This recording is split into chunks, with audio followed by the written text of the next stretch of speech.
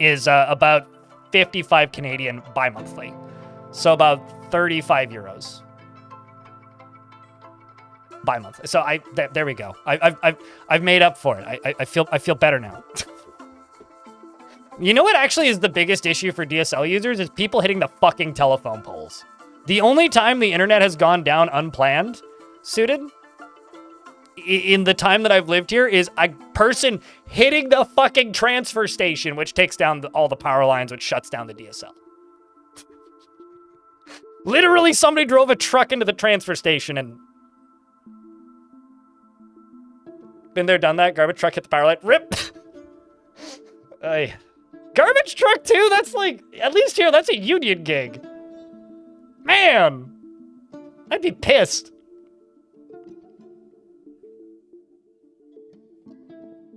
Yeah, I'm happy that you have an option, right? Like, it's good that things that Starlink exist for people who really need it, but I just wish it was a better company. You know? I wish it had a better parent company. And I wish they weren't, like, sending so many satellites up. Like, that's my issue with Starlink in general, is there's too many of those satellites in our atmosphere now. All right, I think I finished enough of my coffee to play some Dwarf Fort.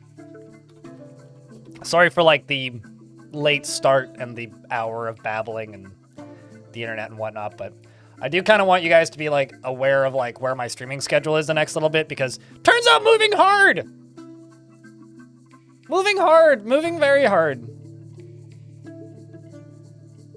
That was me going, did I actually put the record player away? I did. I forgot to do that yesterday, so. Can dwarfs wear chaps? Can't they make, like, split pants or whatever? Like, there's an artifact, no, it's not, it's not pants, it's armor. It's, like, split greaves or something that basically have the description of chaps. I don't know, do humans make chaps? Are chaps a thing in Dwarf Fort?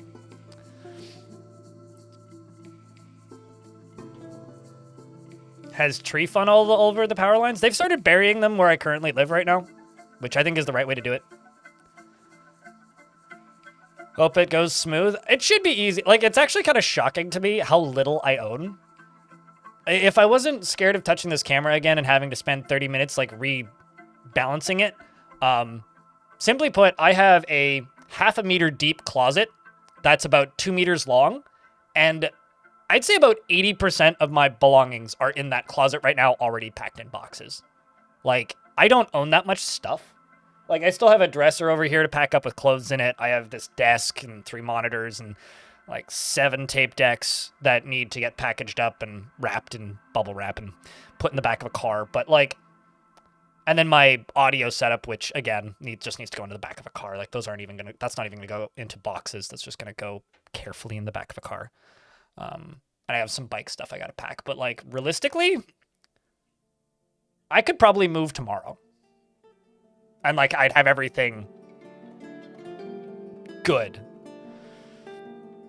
Just donating things you weren't wearing so you didn't have to move them. I will be honest with you, I'm gonna do that when I get there. Yeah, the bicycle's right in front. Yeah, the bicycle's already wrapped in, like, please don't scratch me stuff. But where I'm moving to, I'm going to be walking distance from a thrift store, so I'm actually gonna donate stuff after I've moved. And ironically, I've bought a TV because the place that I'm moving to has a TV mount already on the wall. And there was some, like, post-holiday sales because 2025 models are all coming in for TVs. So I bought an LG TV. It was like $600. It's like a 55-inch TV, nothing crazy. And it's like, so I've already purchased, I'm gonna have a box for a TV sitting in my apartment for, like, almost 2 weeks. So that I'm gonna open it up, make sure it's not damaged, because sometimes they get damaged in shipping and storage, and then put it into the moving truck and then move it there. Rather than ordering it when I get there, because I'll have my dad and my brother-in-law at the new place to help me mount it. Free coffee table? Mate, I've been eating meals on my bed. Like, I have nowhere left to sit. Everything is packed, basically. The reason I'm so like ready to be done moving is because I have Friday, then I have Saturday, Sunday where I'm camping, then I have Monday, and then I stream Tuesday, and then I have Wednesday, partially off, where I will spend a good chunk of it across town at the doctor's office. And then I have Thursday, Friday, and then after that I'll just be streaming straight until I move. So basically I have 3 days left to pack before like I will be streaming daily. Power Tools and Beer, by the way, it's good to see you. All right, let's play some Dwarfs. Twitch chat, you guys can say hi YouTube if you want. YouTube chat, don't forget to like the stream. Twitch chat, if you haven't done this yet, please leave a like on the YouTube stream for me. It costs you nothing and supports the channel. And also will, you know, tell YouTube to tell people to watch more things. YouTube, I'm also going to put a goal up here at the top. Don't worry about it too much. It's just there because I've been told from several places that YouTube promotes streams that have active goals. So I will place a 3-hour goal here and just let her sit. You can ignore it if you want. Doesn't really matter. That's it. And I'll have you know I type in the celebration responses myself. I don't use their AI nonsense text prediction to generate it for me. Although maybe I should just for the memes. Hello, scumtube. Yeah, you know, we're all friends here. And let's play some Dwarf Fort, shall we? But yeah, all of this babbling about moving just makes me say thank you to those of you who watch the videos and like either have YouTube Premium or watch the ads, and thanks to those of you who subscribe because you guys are the reason I'm able to afford to do all this nonsense. So thanks. I mean, you bounce back and forth. So shit got bad. That's the reality. Shit got bad. I was getting real tired of my military. They were all very depressed. I never did a particularly careful job or cautious job selecting my military. And so they were all real upset. So the next 2 to 3 years of in-game time is going to be spent fixing this. Because these dwarves have been teetering for a while, and we just lost a couple dwarves. A couple dwarves. Although several of the dwarves that we lost were not happy in the slightest. So we've got a lot of red faces to deal with, got a lot of bodies to deal with. Most of the deaths happened down in here. We lost a bunch of dwarves. There's ghosts. That's boat. And the good news is the minecart setup worked pretty flawlessly. But we are in the process of cleaning all this up. Can you have a new beard? Sure. Can I give it a slight variation on your name? I did also just get a migrant wave, so.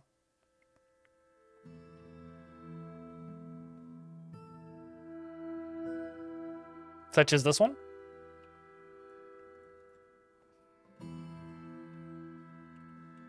How about just Dom? As in, like, Fast and Furious. Can viewers be dwarves? Certainly. However, in order to be a dwarf, you have to do what Dominok just did, which is redeem one, or you have to be a tier 2 subscriber and nominate yourself.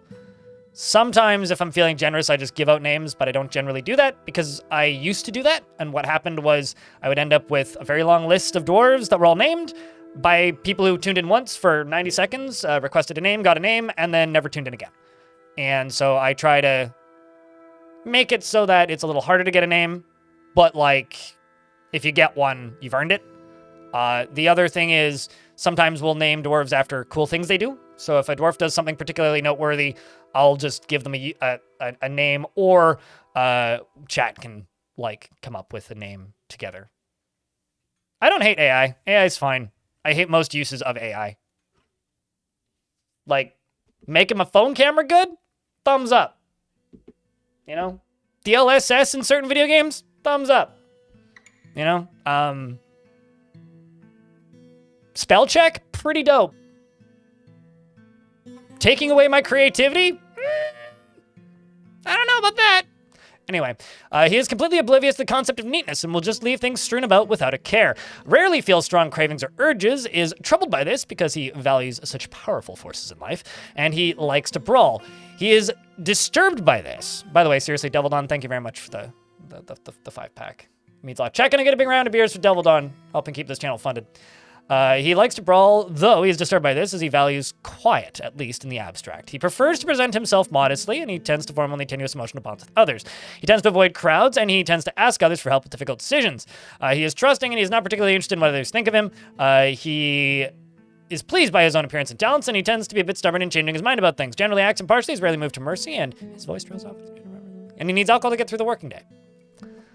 He dreams of creating a great work of art and personally values tranquility as one of the highest ideals, does not respect the law, finds those that deny their impulses somewhat stiff, and doesn't respect a society that is settled into harmony without debate and strife. And he doesn't care if others take the time to master skills. Dreams of creating a great work of art and personally likes tin, turquoise, and armadillo leather, osprey, bone, and sheep's wool. Color ash gray, gems, backpacks, boxes, and large gems, and crutches, and reindeer for their large herds. Giant skunks for their distinctive striping. And the words of the Umber Mountain and the sight of the mirth of lyrics, and when possible prefers to consume salmon and dwarven wine. And giant kangaroo's milk, and can't stand hamsters. Lincoln Rel, thank you very much for the 5-pack. Help, and thanks for helping keep the channel funded. Appreciate you. We have a pet goat who is not alive, no longer with us.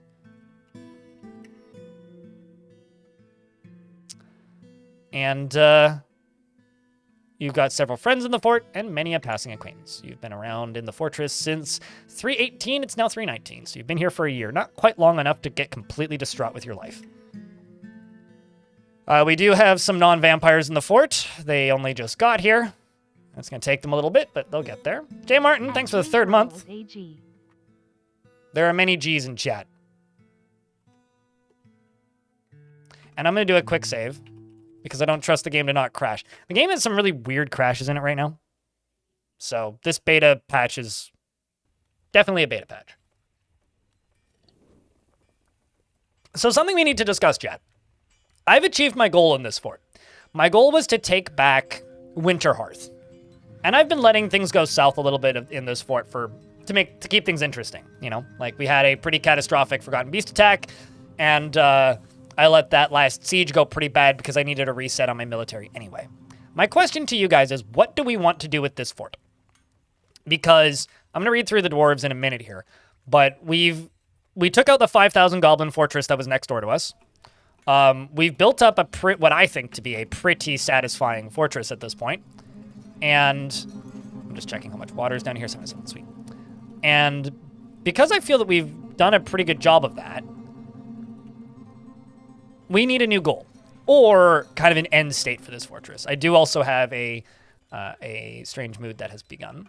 But before I do anything else, I'm just going to grab this and we're just going to roll through these.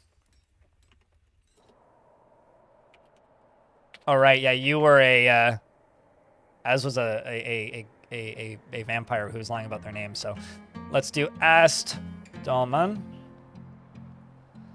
Let's do Geshud.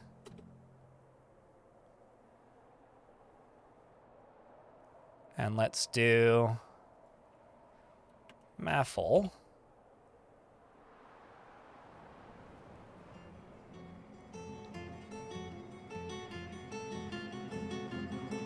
I'm also going to queue up some slabs. Just 10 of them. Let's see how many of my dwarves are dead. Okay, so my captain of the guard and hammer are both dead right now. I do still have a mayor who's still the same. As for dwarves in the fortress, we have Narcs. We have Merlin buff. We have Dom. We have Orc with Bow, Stormwolf, Stellantis, Whitcode. I also need to see where the new dwarves are. Mercury is in the fort. We have Jack Nurick. We have Richer XI. We have Darius Cardrin, Fallout Rain, Quendelf, Mogwai, UGDPY, Amethyst, who's still around, surprisingly, Transplanter Sage, Bone Dolphin, Ilmirin. Guilty Judge. Anon 4. Zalvi. 404. Nika Harper. Devilish Potato. Insane Killer Edict. Mako Darkfire. Mortified the Penguin. And Bobtron, the child. Mortified the Penguin was kidnapped for a good long while. So that's the fortress currently. Can we stage an adventure from here for the next fort instead of dooming the fort? Do I have any adventurers still alive in the fort? I don't know if I could do one in this fort. Yeah, I don't think any of my adventurers are still alive. Except for the... Okay, there is one.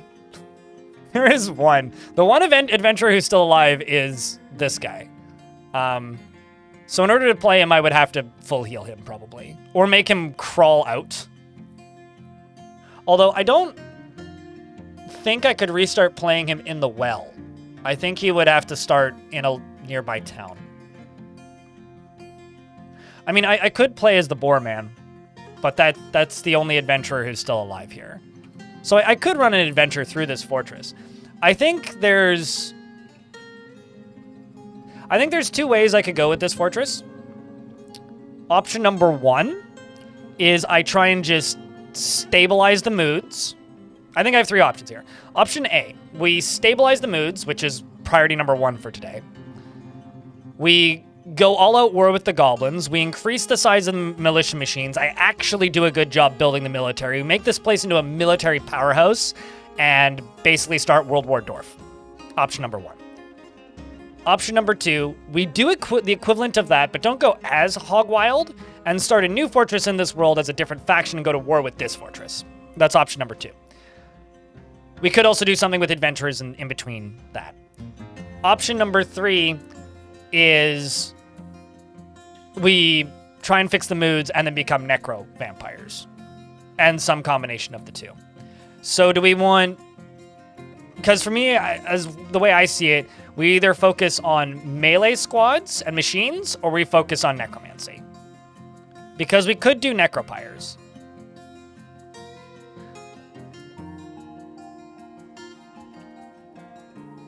But regardless, I don't think I'm going to do much beyond this fortress. After this fortress. If that makes any sense.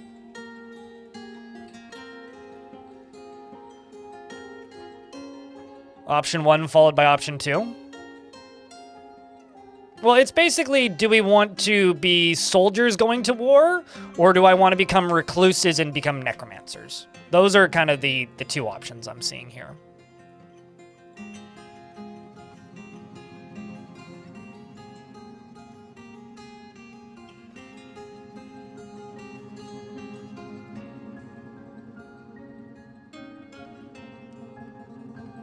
Let's do green, glass tube.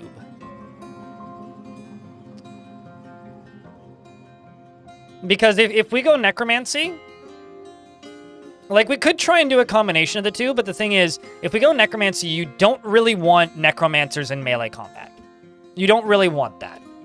So that would kind of limit it. If we go World War Dwarf, what I could do is I could actually enable the cavern creatures again.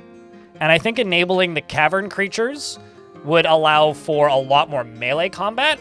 So it would allow us to be able to go after creatures that are, you know... I'm going to pause a lot of jobs here for a second because I've got way too many jobs running currently alongside of the... let's leave those paused. I've got way too many jobs running outside of what we need done. So there's some specific things we need done, and right now I've got way too many jobs running. So the dwarves are doing too many extracurricular activities, and just pausing all these is going to go a long way to help sort a lot of this.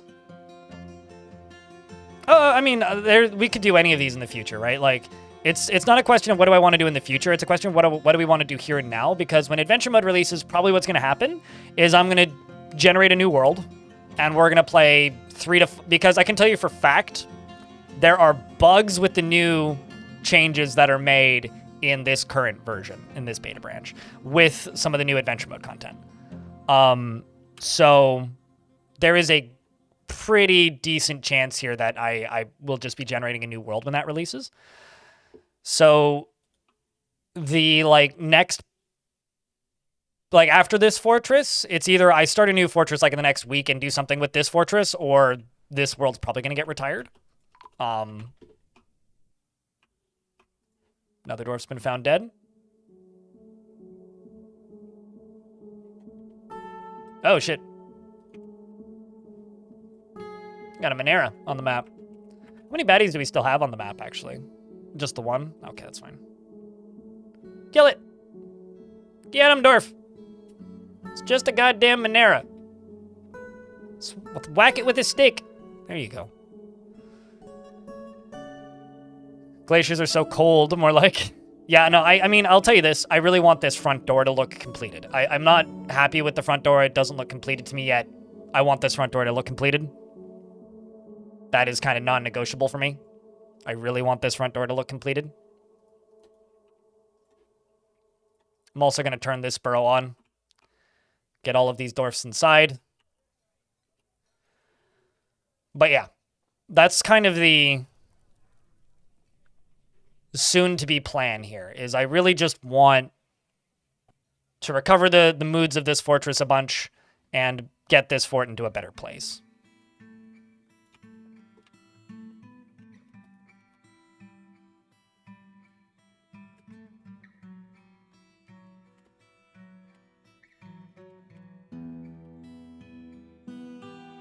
But I think beyond this point, it should be pretty clear what needs to be done, right?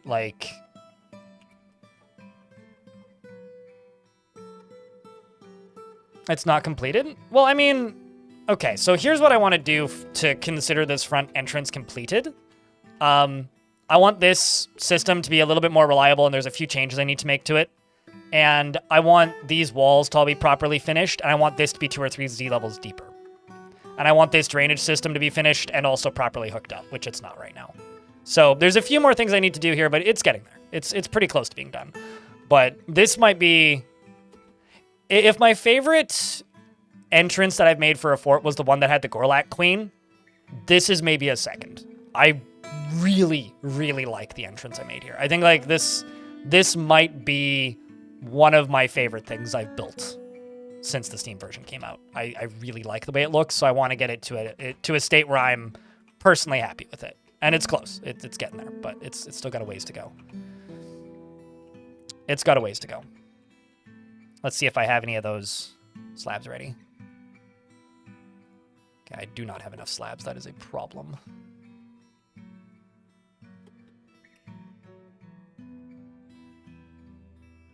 Let's get these done first.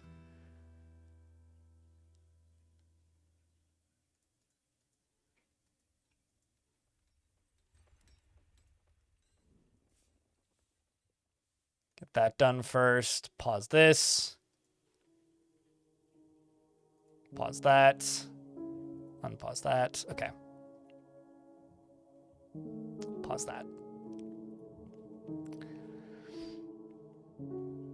Necrovamp scribes hoarding all the knowledge. Scribes hoarding all the knowledge. Yeah, I mean, if we want to go down the necromancer route, we could absolutely do that. Basically, if we go necromancers, one of two things needs to happen, right? So, basically, do we want vampire soldiers or do we want necromancers? Because if we go vampire soldiers, we can absolutely do that. But if we go vampire soldiers, the amount of melee combat I'm going to be able to do is limited. Or we could just do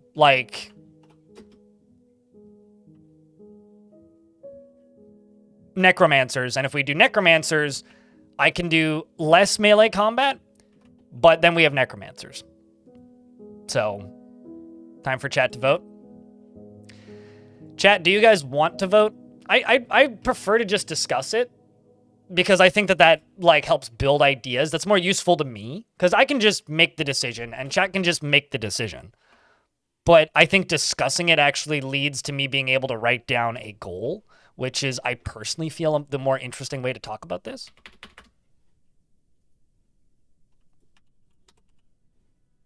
This is a committee, not a democracy, maybe.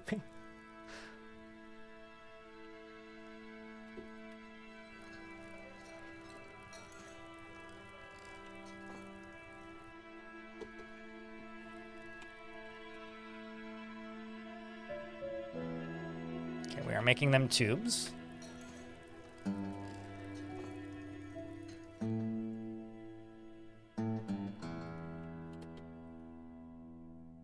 I mean, we're kind of already in a vamp war. It's the question of, do we continue going down the route that we're going, or do we pivot to necromancy?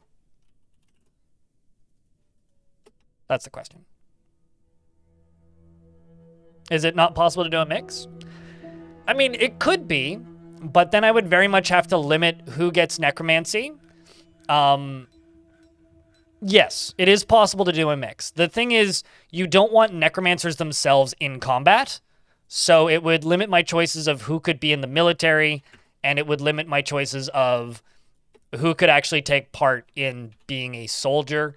Whereas if I go World War Vampire, I can basically make everybody into a soldier to a degree. What does the leader of this fortress want? Death, probably, of themselves.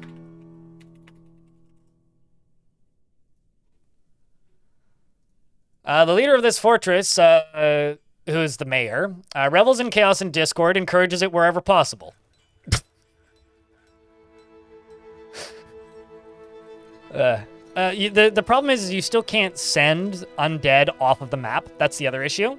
If you send an undead character like Dwarf off of the map, they usually don't come back. So that kind of limits your options kind of a lot. Okay, what are most of the dwarves doing right now? Picking up equipment, dressing wounds, attending meetings. You're making slabs.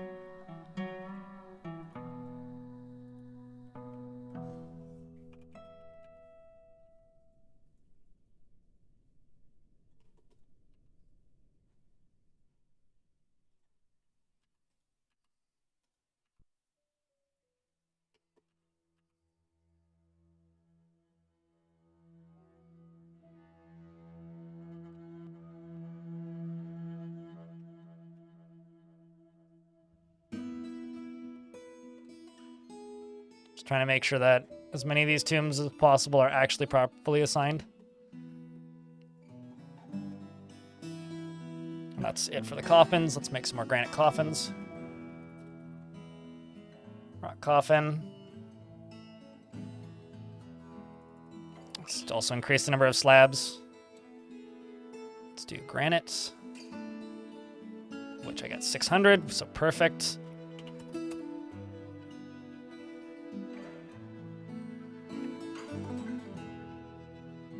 World War Dwarf. Would necromancers in combat be less dangerous with a vampire fort because zombies wouldn't be hostile to your vampires? No, because the issue isn't the danger to your soldiers necessarily. The issue is the danger to the frame rate. Like, I'm very much a proponent of, like frame rate death no longer is a going concern. Unless you make a necromancer army. It'll diminish the possibility to send raids because we'd likely end up with soldiers that are vampire soldiers, essentially.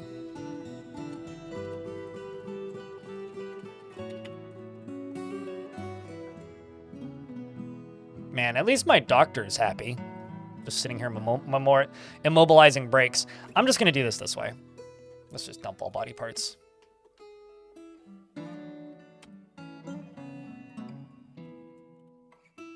Plenty of dumping items is now happening.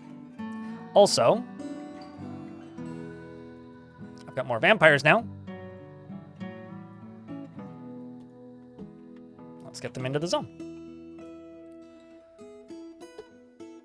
Let's also just chuck corpses. Let's go up to here.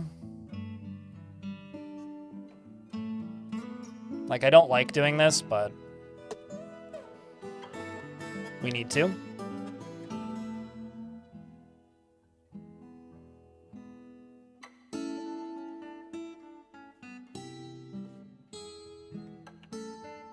Imagine a world where FPS death is not a thing. It kind of, well, it's recoverable, right? Like, okay, so the only thing that truly scares me about necromancy is, like, just from like a that would kill the fort kind of thing, is were creatures. And if you've never seen a were creature necromancer explosion, essentially what happens is if a dwarf gets bit and they lose an arm, okay, and they lose a hand, and they lose multiple limbs. Let's say that. Every single one of those limbs becomes a fully fledged converted were creature. So you kind of have to remember that. So I've literally seen like 5 dwarves collide with a were creature, and then suddenly there's 40 undead were creatures. I've seen that before. You want to see that? Sure. It's maybe the fastest way to end a fortress. And then all of those creatures become were creatures again the next full moon. So all of the limbs and everything. You think the mayor specifically wants that to happen?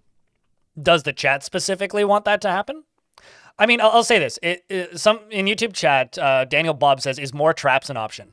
If we go necromancy, more traps would be the necessity.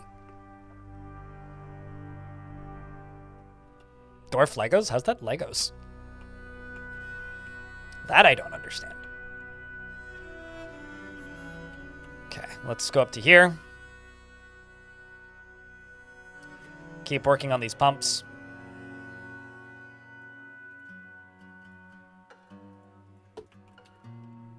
I'm also going to need a set of pumps like right here. So that's like, ooh, actually I could do like right here.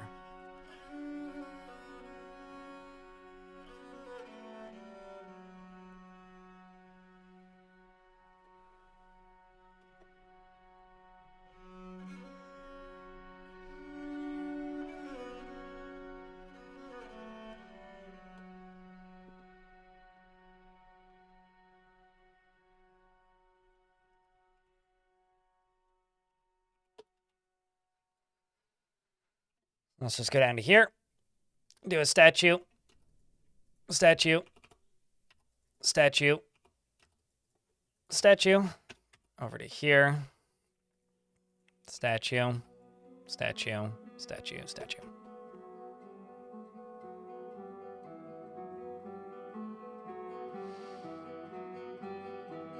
I mean, okay. Here's 2 options. Option A is we say fuck the necromancy and we go World War Dwarf. Option B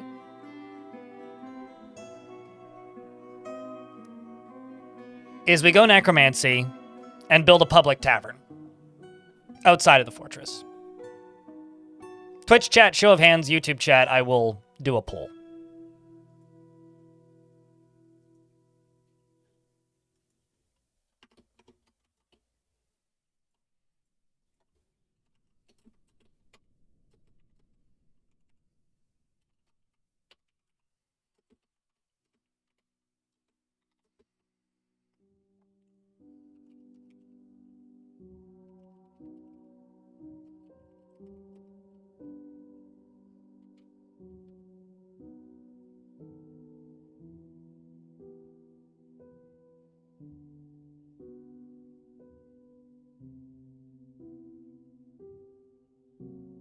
Once again, option A, World War Dwarf. Option B, Necropire Tavern. I'm not going to count you saying World War Dwarf. Just say A or B, chat, Twitch chat.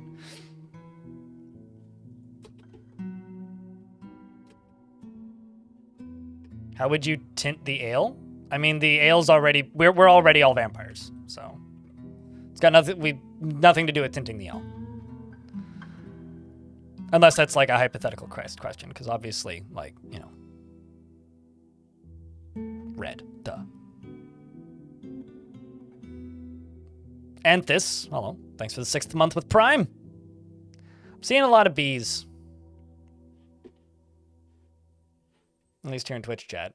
Also a lot of A's.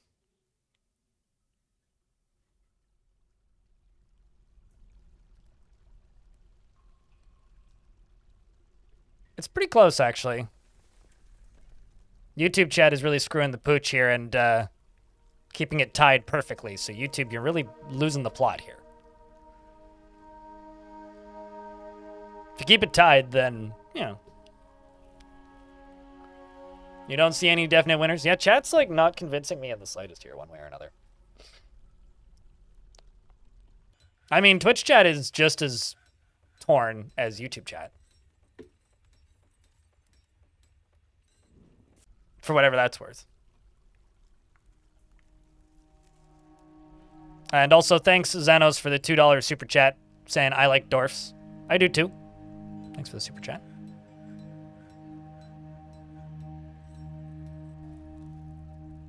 You don't know a proper way to document your case? Screenshots? Reddit?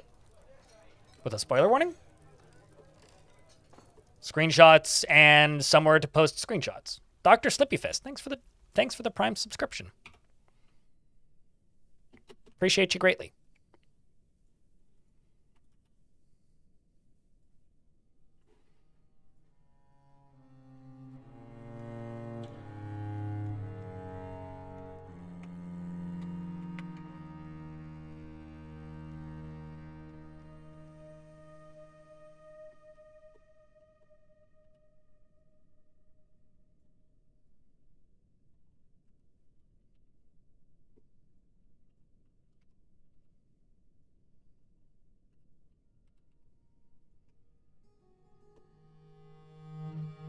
So I was online and new to the channel of the content. Well, cheers, mate.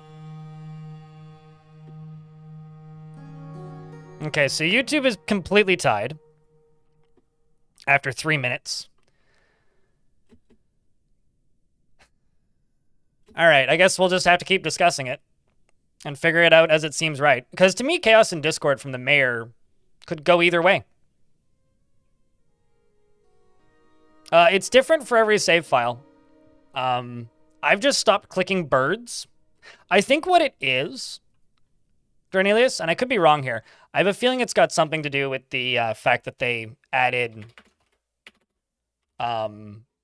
baby portraits. Like, I think baby animals crash your game. I think that might be what it is. Like, animals, like certain animal portraits just break it. Which is kind of funny, actually, but... Are you telling me that we must kill Chaos? Is that what it is?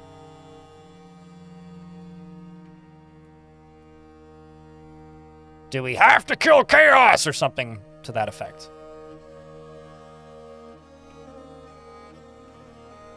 I just have to thank video games for making that into one of the dumbest bits in video games ever. And I have to thank video games for allowing it to stick around for a little bit, because... That was a glorious, like, month when everybody was saying that they have to kill Chaos with no context.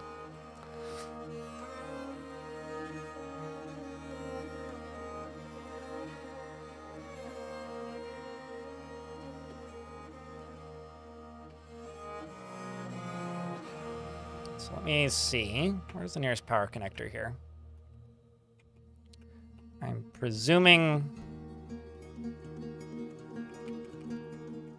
Yeah, it's over here, right?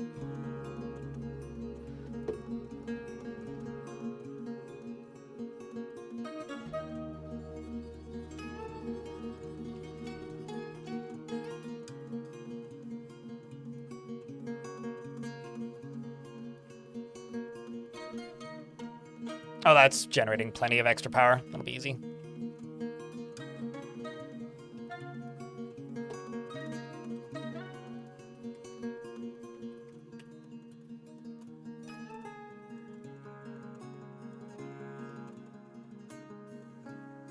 I don't even know if this is in the burrow. It is not.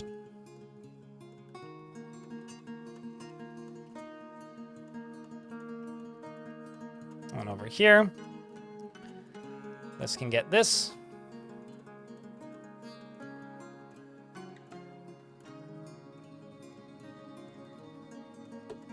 Waiting for this final piece to get hooked up. How do windmills work? You put them completely above ground, far away from ice. If they're too close to ice, they freeze, and they have to be above ground. And then if there has to be no roof pieces covering the center piece, and then they spin and they produce 40 power each. I'm using them because I always use water, so I wanted to change it up. So it's just a platform, a windmill power. I think I can also make this into a square because of how I've got this built. It looks okay. And that'll be more direct. Yeah, I tend to use water for basically everything. I don't use infinite power generators though, because they're just too cheesy for me. They are too cheesy for me. Chat, do you have any plans on what you're doing for your current fortress? Maybe I can work off of your guys' goals here to kind of suss out maybe what we might want to see happen here.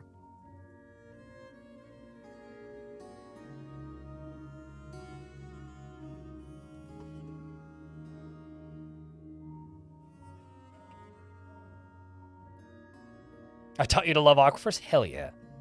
That is like one of the best things I could do for you. Your only goal is no entrance? I mean, self-sufficiency is very easy in Dwarf Fortress, so that's not a bad first goal. Although I don't know how you would get new dwarves into the fort then. It is all about the engraving guild and making a lot of statues. Yeah, okay. I also have an idea on how I can make this look much more interesting because I'm not even remotely short on materials.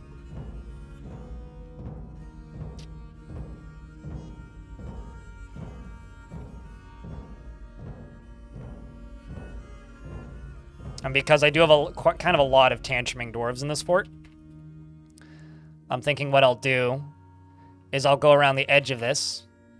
I'll place down blocks, and I'm actually going to cage these off and have a singular wall bar able to be lowered with a lever just to lower the chances of tantrums breaking these.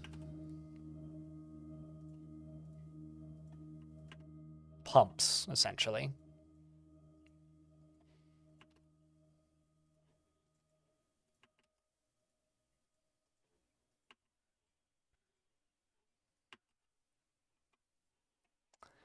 And now that I've got these floor pieces queued up, if I replace them with wall pieces, doesn't matter the material, it'll be the same material. It'll still queue up as andesite.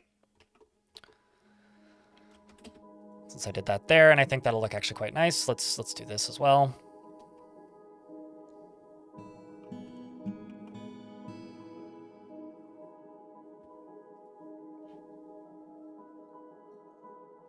I don't think I did one for Endok. What was your last name? Endok Ulin?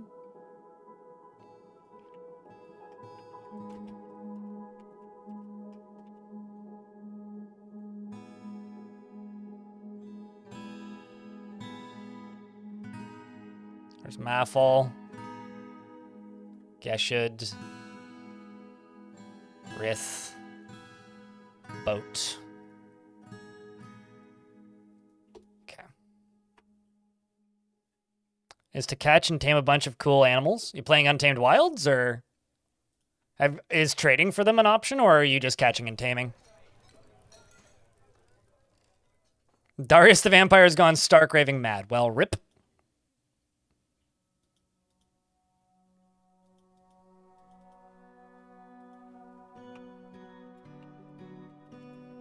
Sorry, Darius.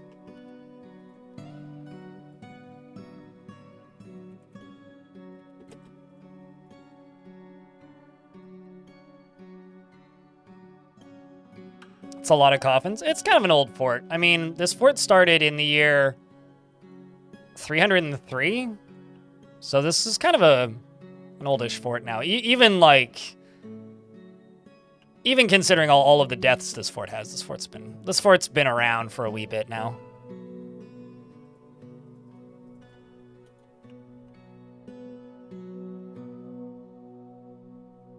You love when you can tame giant ravens.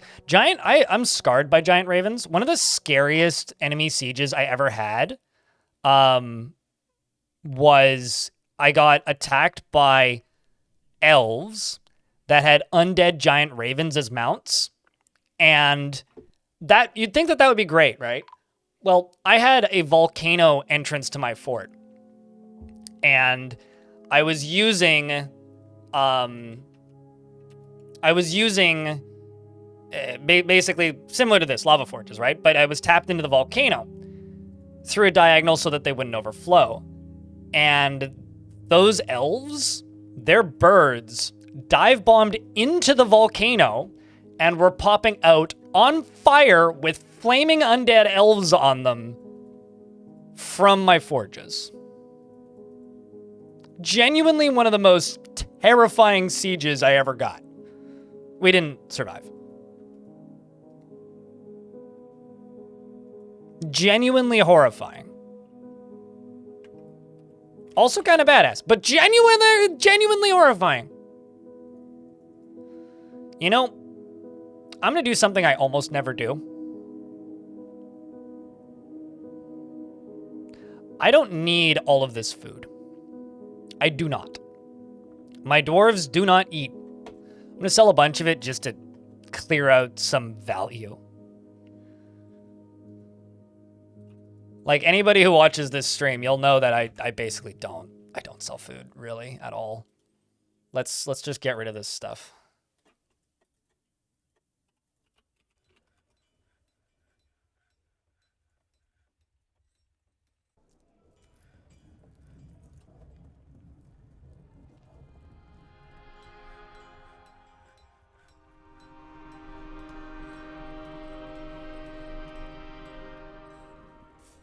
Is this area in the burrow? Yes, it is.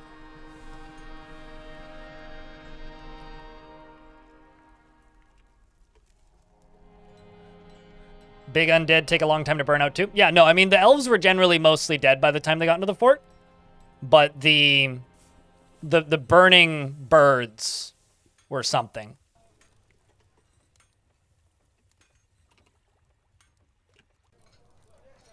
Oh no.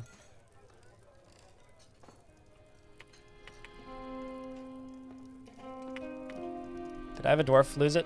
I think I did.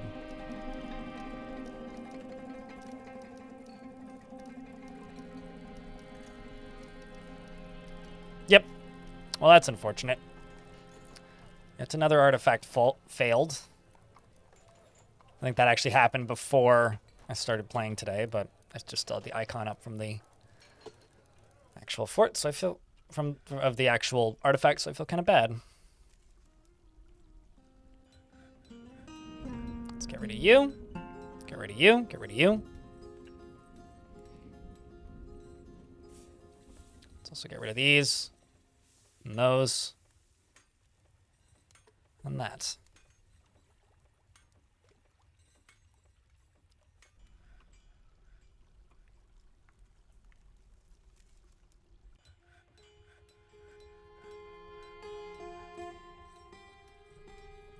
Unhappy vampires? Oh yeah, we're trying to work on it.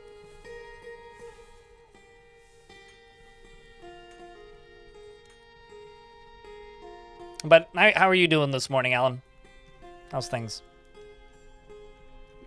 But yeah, no, recreating like those kind of epic movie sequences in Dwarf Fortress is difficult. Something I really want to do this year, but I'll probably wait until we have a gap between patches.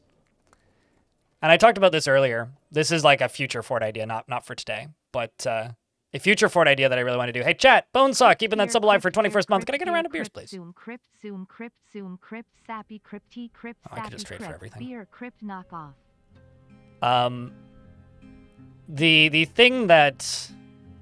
Okay, we'll just trade for everything.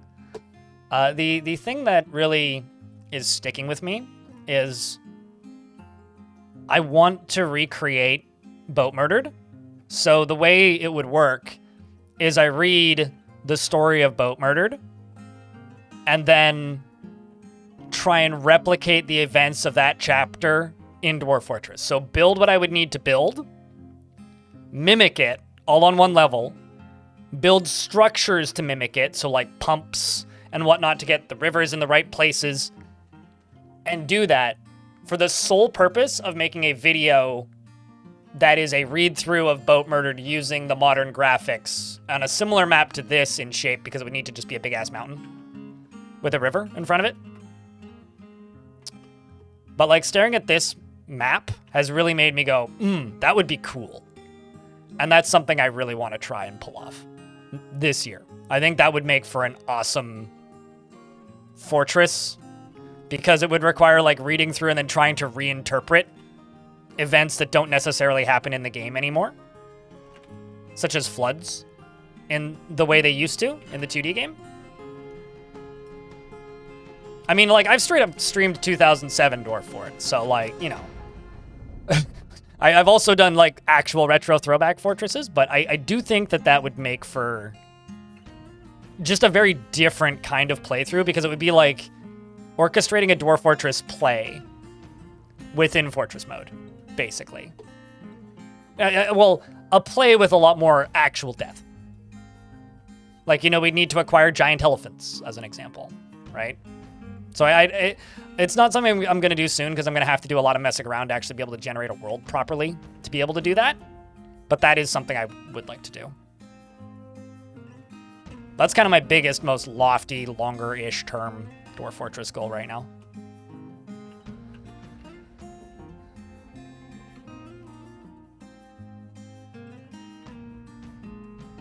I'm just trying to get conversation going at this point.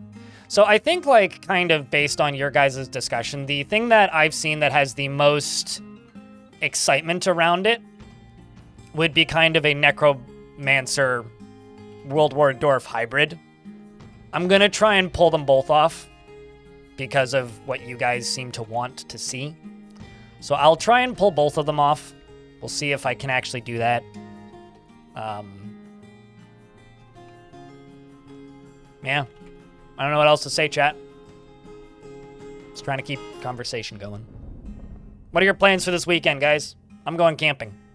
And hopefully actually writing a blog post this weekend.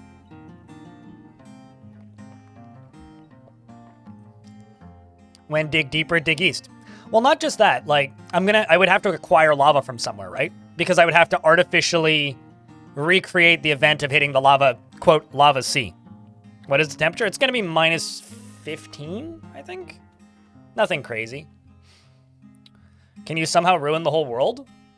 Retiring this fortress would probably ruin this would make this faction annoying as fuck to play. Ruining the whole world isn't...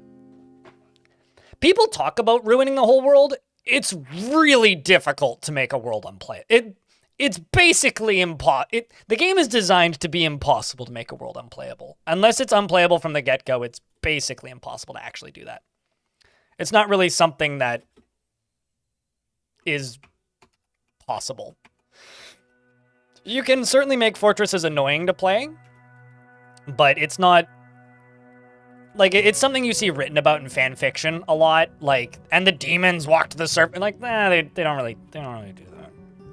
Game doesn't really work that way.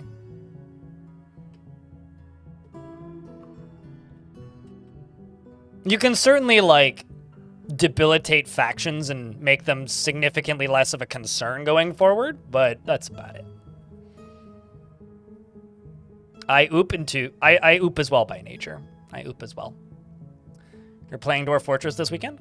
Any major goals for the forts, or nah?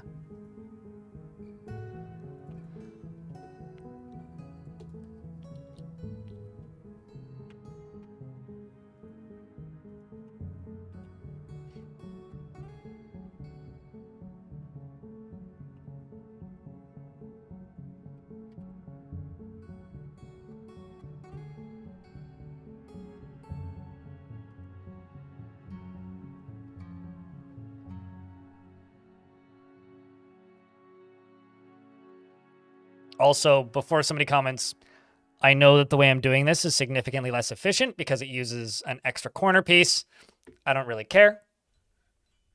I usually use the excuse of, oh, it's for a switch piece, so I can turn the system off. In fact, I might actually set it up that way, but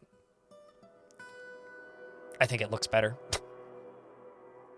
I'll be using way too many in these corners as well. Although maybe I'll use that as an access tunnel. Oops, that was the wrong piece. Potentially.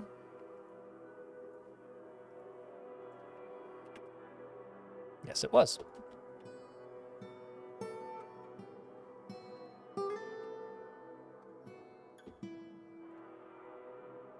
Yeah, we'll use it as an access tunnel.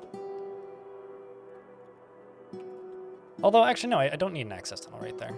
This is where we need to go.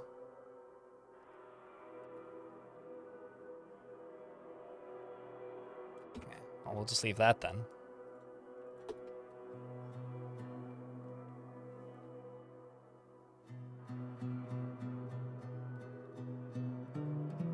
Gears of War spin once more. I mean, we're almost hit. We're not too far from immersion, or what is it? E-Day? Immersion Day? Whatever they're calling that new Gears of War. I know that's not what you're referring to, but they are making a new Gears of War. Remember when people cared about Gears of War? Remember when that was a major franchise? How times have changed.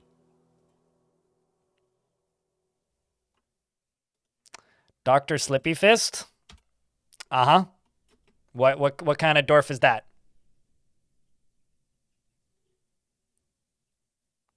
Why must I name him that? That seems like a fisting joke. I'm not super thrilled with that idea.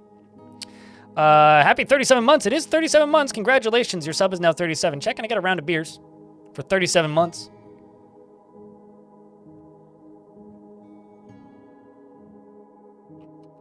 I do look at YouTube chat. I just don't read in response generally.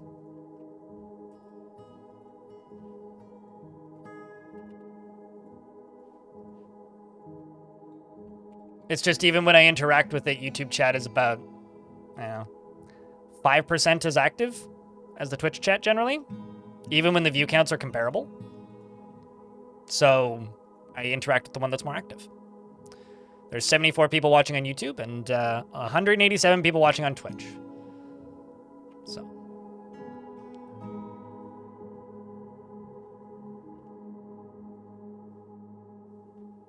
Twitch chat shows up on the stream because YouTube doesn't have anything that's... How do I put this? YouTube doesn't have anything in their TOS against having Twitch chat on the screen, but Twitch has things in their TOS about having other chats on their screen because Twitch can't moderate it. Which makes sense, to be honest. I would take it off if YouTube, didn't have that.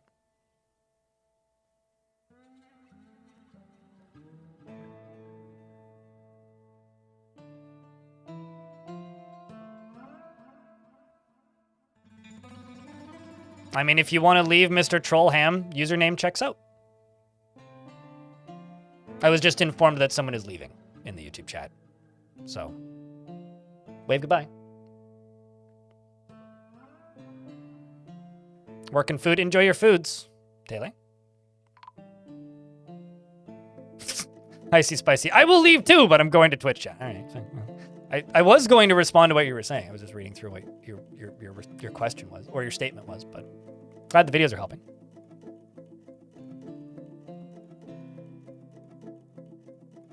Did I eat anything good today? I had a boiled egg and toast.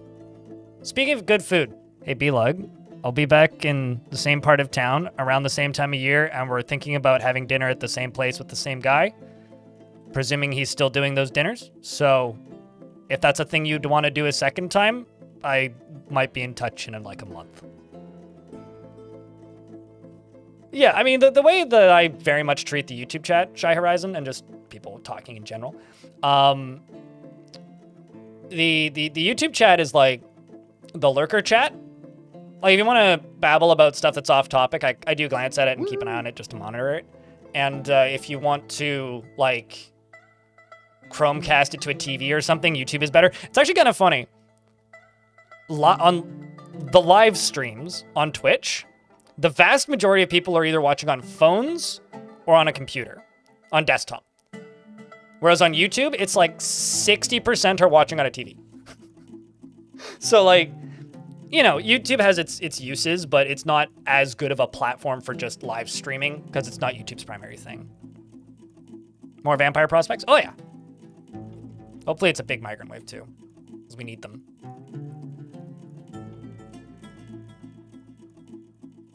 We desperately need them.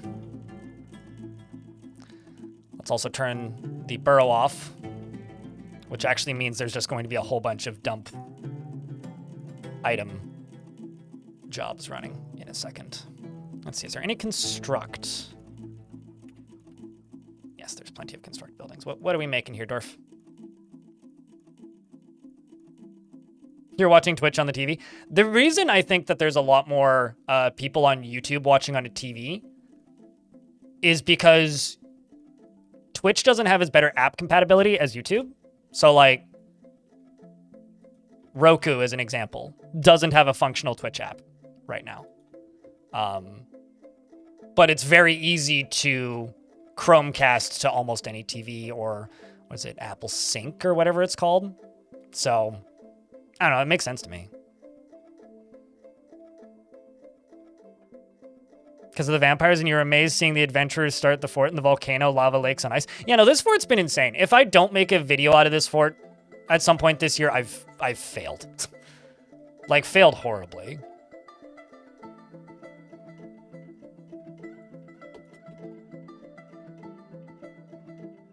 Because I have to make something out of this fort at some point. Oh, that's why these weren't getting put away. Got it. That makes sense.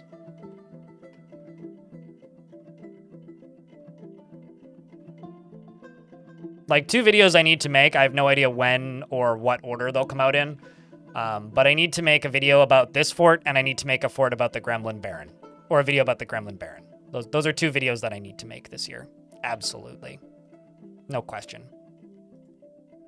Let's just say I don't know when that'll happen, because if I had an editor who could edit full videos for me, then I could get things out more than once a month or every other month. But especially right now, like, I'm having a hard time getting tutorial stuff done for adventure mode because I really wish adventure mode came out like 2 months ago, or like in 2 months. Right now is like the worst possible timing for me. So, is there another species like a gremlin that's interesting to have as a noble? Gorlax? I had a Gorlak queen, but that was before I started recording on this screen, right? So I use a filter on OBS that allows me to record a separate scene, which doesn't have my camera, doesn't have Twitch chat, and doesn't have any notifications. And because I can do that, it allows me to be able to edit those forts into videos the way I do. Otherwise, like, my camera's there, and then, like, the amount of editing I can actually do is severely limited. But because that is no long that this is how I record my stuff now, I don't need to worry about it. And when I had that Gorlak fort, I still had my camera on it. A pure Gorlak fort? That would be very difficult. You would have to do some... I mean, you could do it, but that would require a lot of convincing people to join with adventure mode, and then you'd basically have to do, like, a no migration fort, which I don't want to do. That's not something that's interesting to me. I've done that before, and that's not fun. At the core of all of these challenges, or themes, I guess, for me, is they need to be at least fun to play. And that kind of thing is not. And also not require a bunch of just direct cheating. As in, like, using DF hack to spawn stuff and whatnot. And to me, that would require both of those things. It would require either DF hack to spawn stuff or a lot of fucking tedium and a lot of time. Like, I'm not going to spend 500 hours on a fort. Like, that's not something I'm going to do. What if challenging but interesting? Sure, but I'm just going to tell you right now, the way the game is currently built, making a fort with nothing but Gorlaks in it is not challenging or interesting. It's boring and would take forever.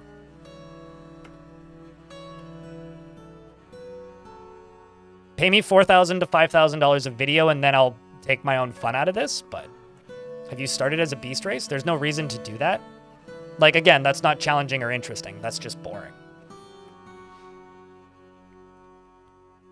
Because the only way you can get them to join your fort, you're probably in an ad, but the only way you can get them to join your fort in vanilla is by playing adventure mode and walking around and convincing them to join and then waiting for them to make babies, and I ain't gonna fucking do that.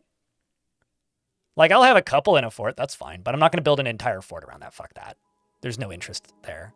It's exactly the same game, but with a different skin on your characters. And modding the game isn't something I really want to do. Playing as, like, animal people isn't even remotely compelling to me.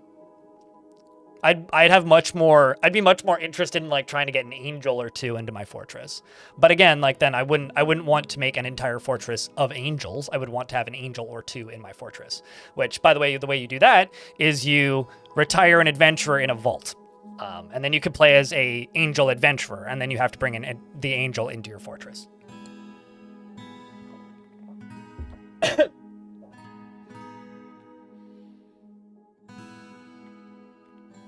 I have no idea what that question means. What do you mean, have I ever tried to make something in general?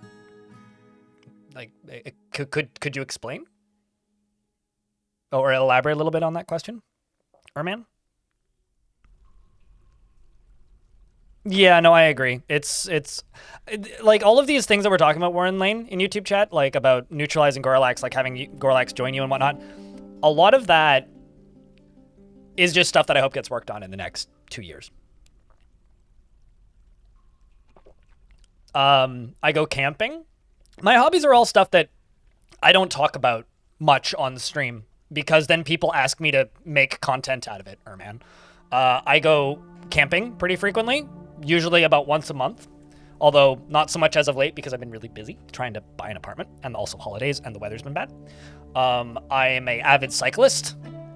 I garden a shit ton, indoors and outdoors, although again, not so much this winter because I've been busy.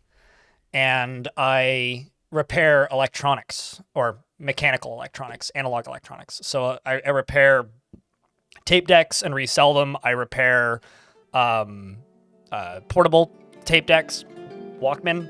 I've repaired a couple of record players, but it's not really my forte. I'm in the process of rebuilding an amplifier right now. I've got about half of the capacitors desoldered, and I need to solder more in. Max and Fett, thank you very much for the 10-pack of gift subs. And Gronzi, thanks for the 12 months total. Appreciate you. Chat, can I get a big round of beers for those? How's the move going? It's going. Slow and steady. How's the housing move going? I could move tomorrow, but I don't get to move until the 1st, so. And like, you know, I have a bunch of dormant potted hot pepper plants that shouldn't be able to grow here that I managed to keep alive over the summer and get a good harvest out of. I pickle things, I make fermenting, I bake. I got all sorts of hobbies. I barely play any video games off stream.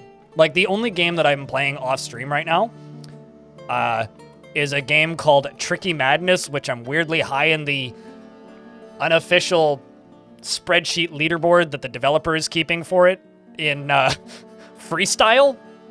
It's basically an independent SSX Tricky or 1080 snowboarding.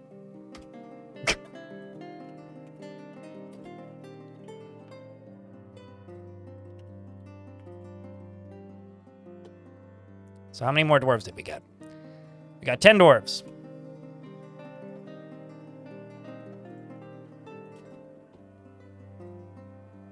They're gonna go drink. There we go. By time trying to learn game dev, you've leveled up in a different direction than I have, friend. Okay, so you're now a vampire. That's one.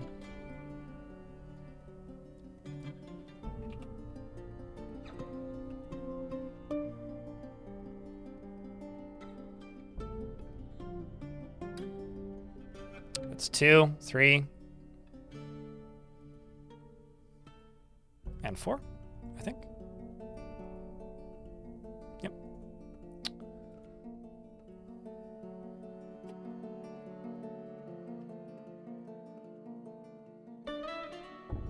It's gonna take a little bit here, but, you know, we'll get there. Oh, that's not good. A were-lizard named Really has come. A large lizard twisted into humanoid form. It is crazed for blood and flesh, and its eyes glow Certrus. Its sepia scales are small and set far apart. You will know why you fear the night. Ruh-roh. You know, indeed.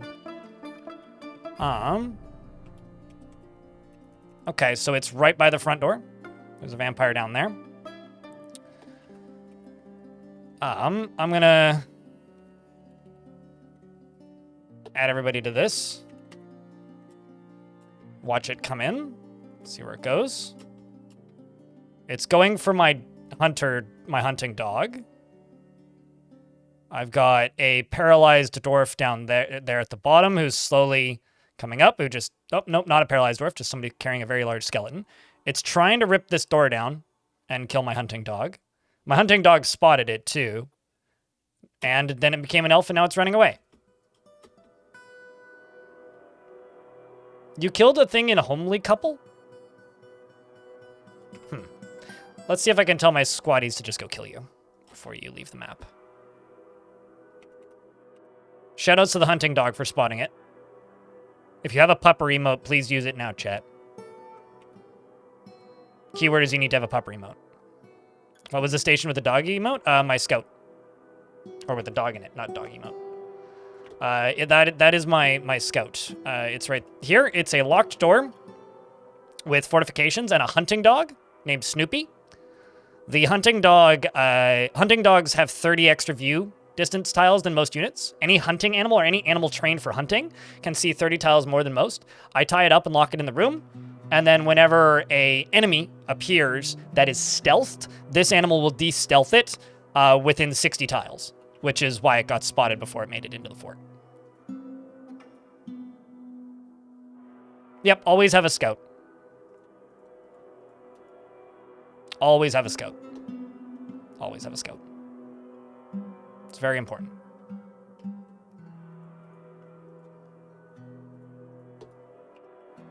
And let's go over to here. Check this. Don't have any more vampires.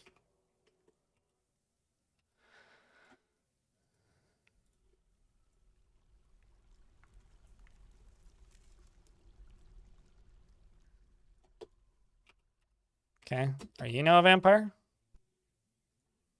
There you go. Have a sip.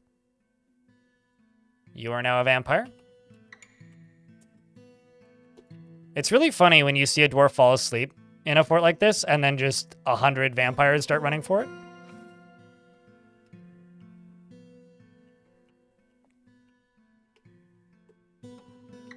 But yeah, no, that pupper basically, maybe not saved the fort, but certainly helped.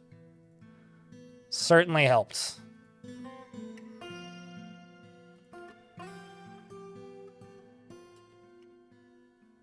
Yeah, we got tons of bodies left. Or tons of tombs that need to be accounted for. But yeah, no, that's a very recommendable strat, is have an animal that is at an angle where it can see enemies approaching. Very recommendable strat. Because it's not really cheating, it's working within the game's rules entirely, but it's working within the game's...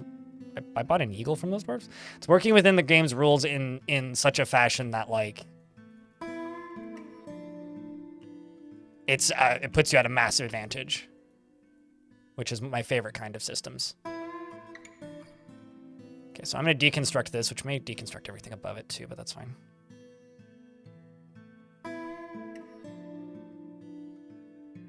That's grim.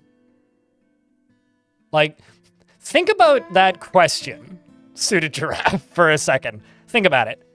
And then realize, like, what that implies. That is exceptionally grim, mate. Like, was that originally a Brothers Grimm story? Rutrow indeed, Trevinoid. Rutrow indeed.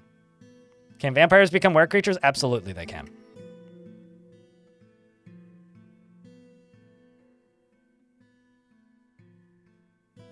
Brothers Grimm. You know, Grimm Tales.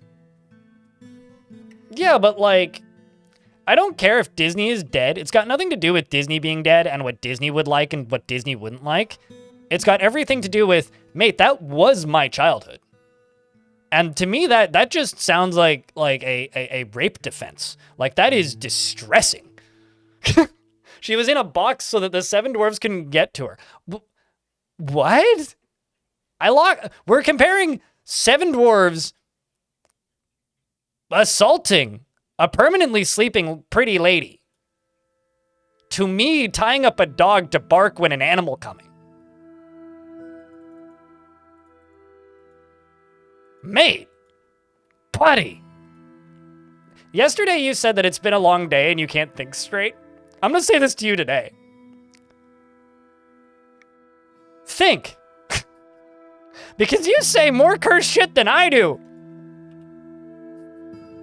Come on, man. No, I'm just giving Suited Giraffe a hard time here.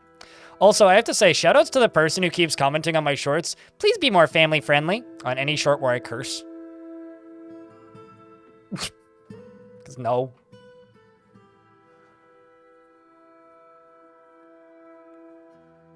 I'm not a family-friendly channel, and I will never be a family-friendly channel. The first one they did, the first one they commented on, I did curse. That's not the first one they've commented on. They've commented on several now.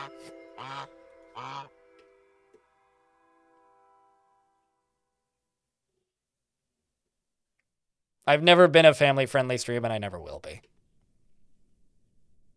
I really like the way this looks. These? I think this looks really nice.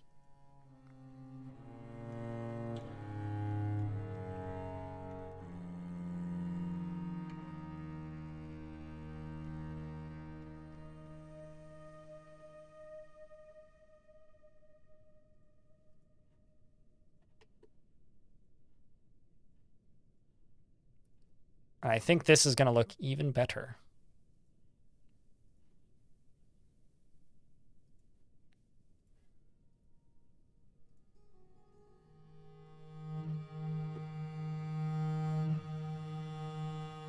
When you were like 14 and a concerned parent asked the YouTuber to censor all swear words of his videos reactively? I mean, I'll tell you this, right? If you want family-friendly videos from me, and this is not a joke. If you want family-friendly videos from me that are like, maybe not child-friendly, but like, you know, you could watch it with your 13-year-old and probably be okay. Most of my movie videos. Like, realistically? What are those mist machines? Yeah, that's exactly what they are. Like, you could probably watch, like, Godly Tombs and be fine with most kids. I'm maybe being a bit generous here. I'm not a parent, so you do what's appropriate for you and your family. But, like, I don't know. I think, like, Ghost Candy would be fine for a kid. Kind of in the same way a Tim Burton is fine for a kid. Oh, come on, man. People go on about Dwarf Fortress being, like, this ultra-violent game that no child should ever look at, but, like, if you actually feel that way, y'all are pretty fucking pearl clutchy. I mean, it can be dark, for sure, but, like, have none of you ever watched Adventure Time? Like, kids' TV shows are pretty fucking dark, man. I mean, even the combat descriptions are fine.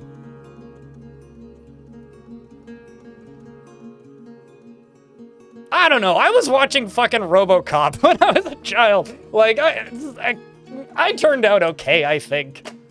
Come on.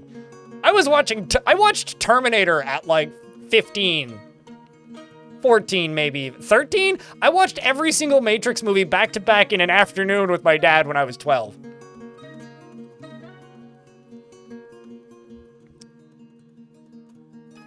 Ren and Stimpy was in fact nutty. Terminator has boobs? Dude, that's the least of your concern. Terminator has Arnold Schwarzenegger cock in the first 5 minutes. Like, there's hanging fucking dick in that movie. Genuinely fantastic movie, but...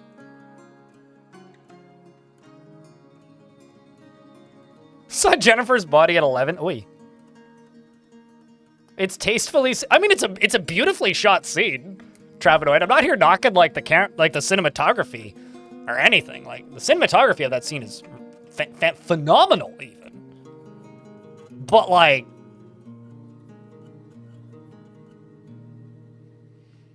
Why did they give... they probably watched Star Trek and made them fully functional. Uh-oh. Thieves? Snatchers?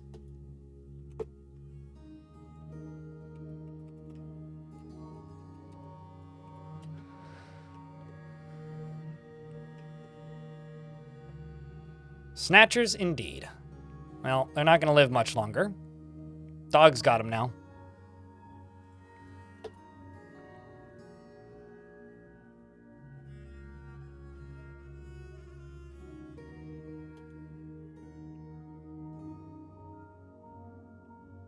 How's you?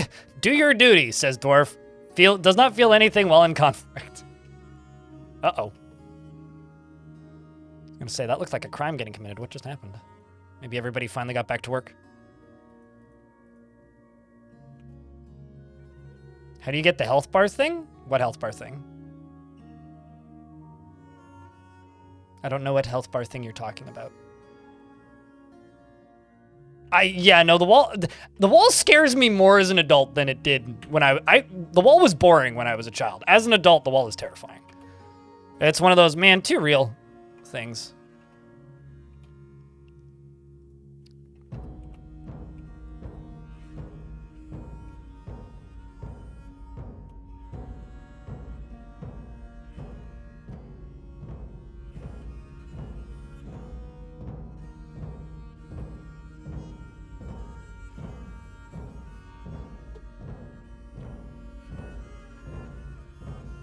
You know, now that I think about it, I also watched Jurassic Park at like 12 or 13 or something. It's kind of funny how quickly I accelerated as a little kid, because like I went from being utterly fucking terrified of like Peter Pan at age 6 to being like watching Jurassic Park. So The Matrix did something to me, man. Hand hides, metal bars. What else do you need? Oh, raw green glass. That's definitely what you need.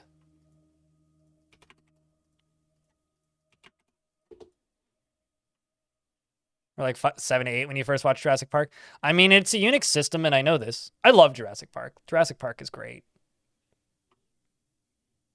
Oh, yeah, okay. If you're talking about the little up and down arrows, yeah, that's not a health bar. That's indicating them lying up, and that's them indicating that they're lying down. If it's blue, it's indicating that they're either being thrown, jumping, or flying. And it's in the beta branch is how you get it. So I have a pump operator who hasn't been eaten yet.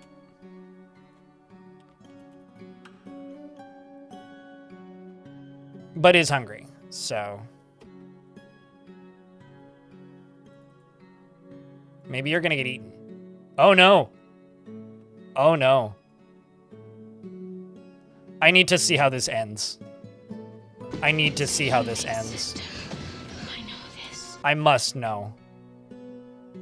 How quickly does this dwarf die? Oh, so chat, I have a question. Do I lock the door? Or do I let this dwarf sleep? Do I save this dwarf, yes or no? He is a competent hammer dwarf. He dreams of raising a family, personally thinks that friendship is important. He is moved by natural beauty and is troubled by this. He is somewhat quarrelsome and he's bothered by this. He's quite confident in his abilities when undertaking specific ventures. He's slow to anger, is offended. He takes offered help and gifts without feeling particularly grateful. He likes a little excitement now and then and is conflicted because he considers tranquility preferable to tumult conceptually. Likes to brawl and is disturbed by this since he values quiet. At least, in the abstract.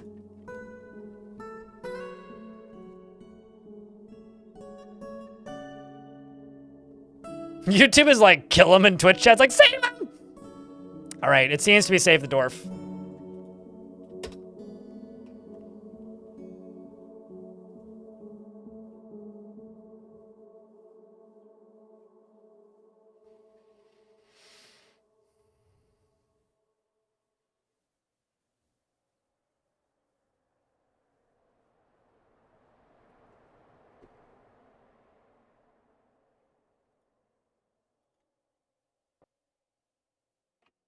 Let's follow this strange mood for a minute.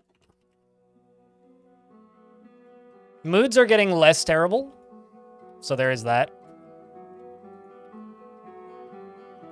My mayor's asking for scepters.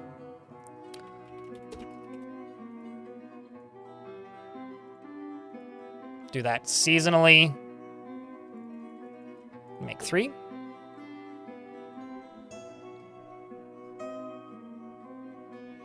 Well, we had 45 maximum Angie dwarves. We now are down to 39. Why am I making food? Because I've got to deal with my livestock somehow, and I get leather out of them. So, it's mostly just me butchering.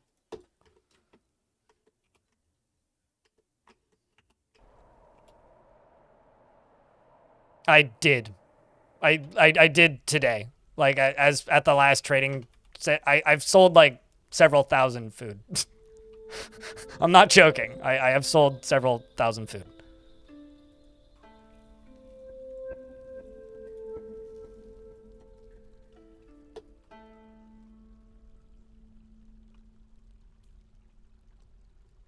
Oh, food was nerfed considerably, but is still, like, ridiculously overpowered. Food trade good-wise.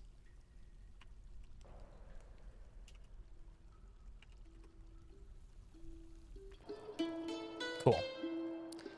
You is up and moving. Once you begin a mysterious construction, we will grab the other dwarf who's sleeping and let him out. Why is there a chinchilla in my fort?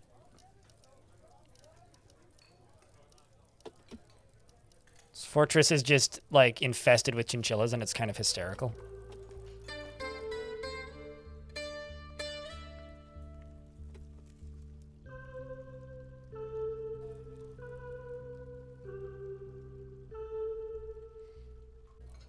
You forgot how good they look? I think they look good if used sparingly. If you build an entire fortress out of glass, they start to look old real quick. Which I definitely did in a fortress not too long ago, and it kind of burnt me out on them for a while. But I'm coming around on them again.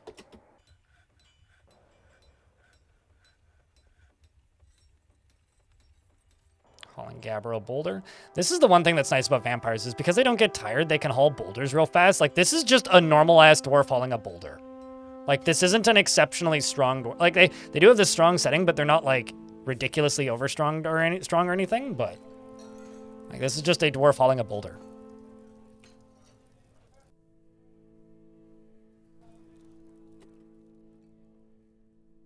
Mini monster. The Axe Lord can be heard. Mini monster. Let's,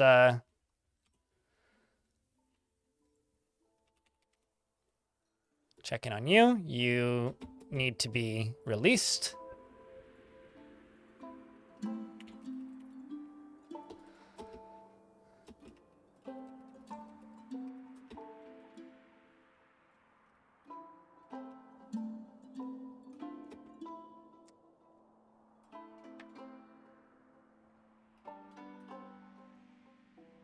Where are you going? Oh, you're grabbing a mug. Okay. I don't think... Well, actually what I could do is I could do drinks.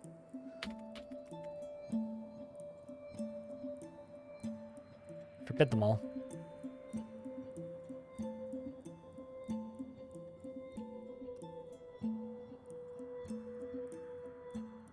That's terrifying.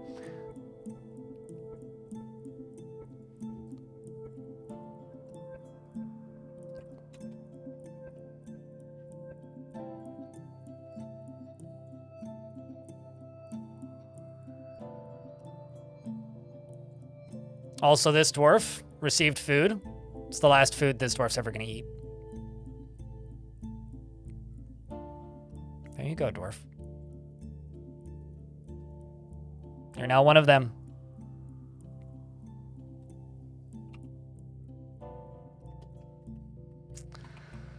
Okay. Come one now or be eaten. Yeah, I mean, that dwarf got a second chance. That it's debatable that they deserved, but they did.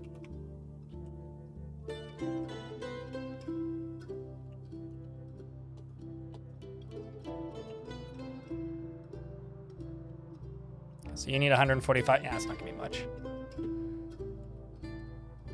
Construct object.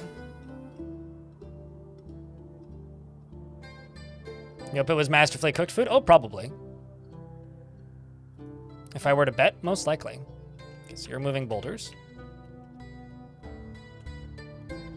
I mean, it was a satisfying meal, so... If nothing else, Dwarf is happy about it.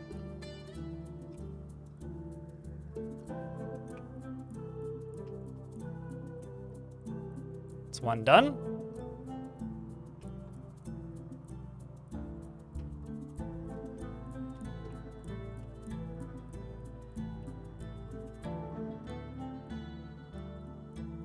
I think what I'm going to do is I'm going to finish this last construction, and then we're just going to lock them in tavern time for a little bit. Vampirism is not spread via bite. It's only spread via the poison well. No, they do not, Grant. So Grant in YouTube chat asks if vampires have happy thoughts from eating people. They do not. In fact, they actually kind of have negative thoughts about eating people. It's exactly the same as any dwarf killing. So they get usually most dwarves are horrified after watching someone die. Also, this is my last living adventurer in this fort, who I really wouldn't want to play again because they're too small. It's just a beetle person after all.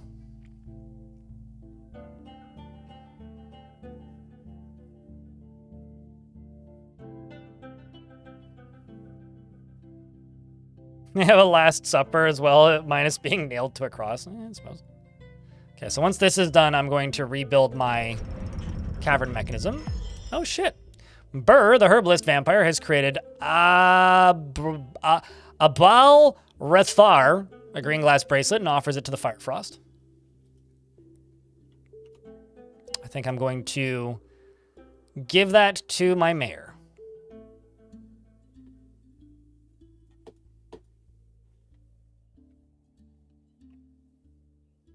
Everybody's in this fort some flavor of angry.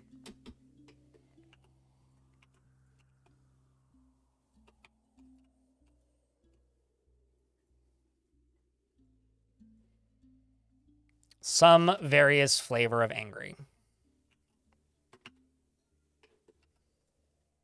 Let's unforbid this, and unforbid that.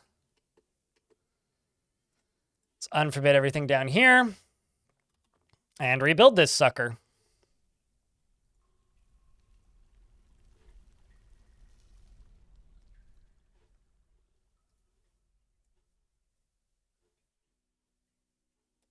That one's still there, that one's still there, that one's still there. This one needs one. Actually, in order to make this cause more chaos, I actually need to deconstruct these.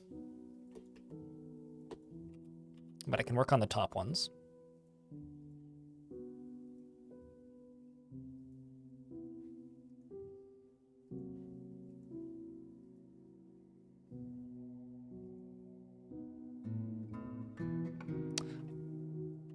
Also need to make sure it's being made out of the right materials. Yes.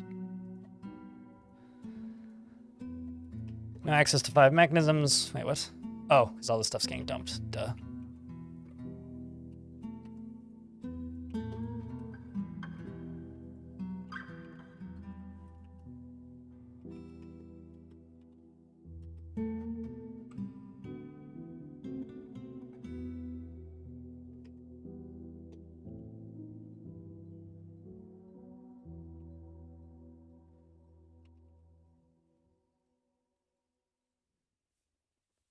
Okay, well, we'll just let them work on this. Their mood is going up, but I have less. I'd say the mood is about the same still, actually. Looper X Trooper.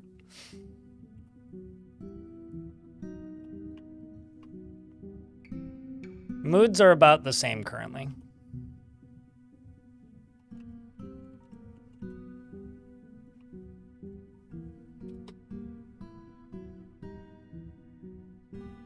But yeah, if you want to know how to like create a vampire infestation like the one I have. Just there's a short that Suited Giraffe made on the YouTube channel. It's my most recently uploaded short. And it's doing quite well.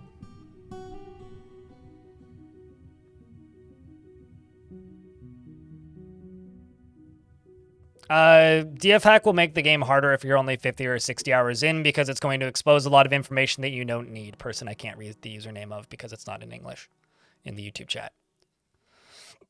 That's just my opinion, but I do personally feel that you will have a harder time learning this game if you try to learn it with DF hack enabled.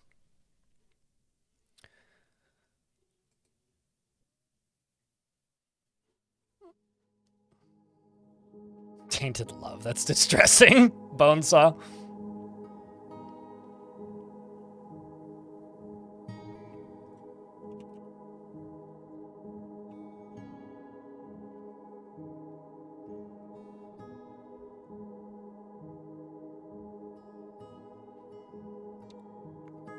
So Bonesaw, I have a question. Since the character Bonesaw was created for a specific Spider-Man movie, have you watched that movie recently? Do you still watch that movie? Or is it just a name that's stuck after you saw that movie way back?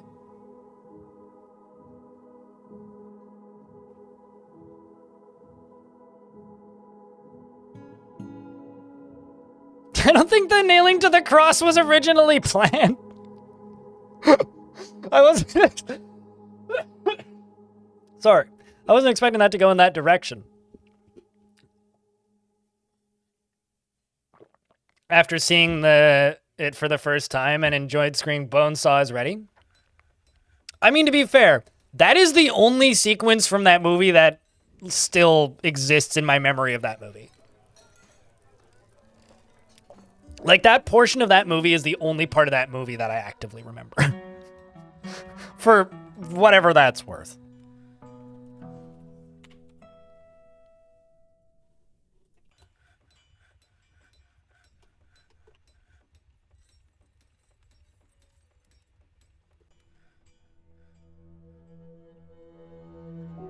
Like, truly, that is the only thing I actually remember from that movie.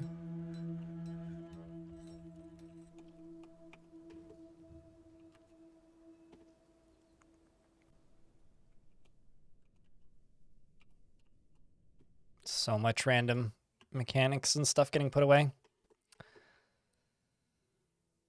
Like, what are we here doing? What are we storing?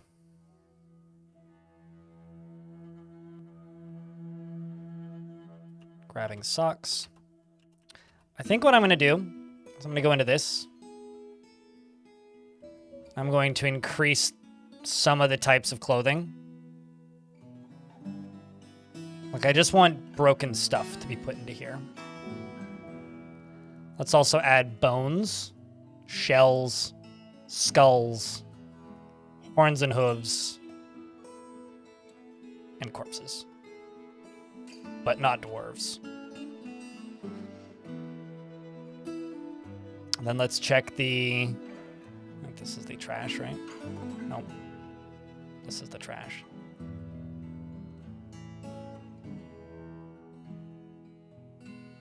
I'm just going to unapologetically load everything into this minecart. So anything that ends up in this stockpile gets loaded. So pretty quickly you should start seeing dwarves heading south.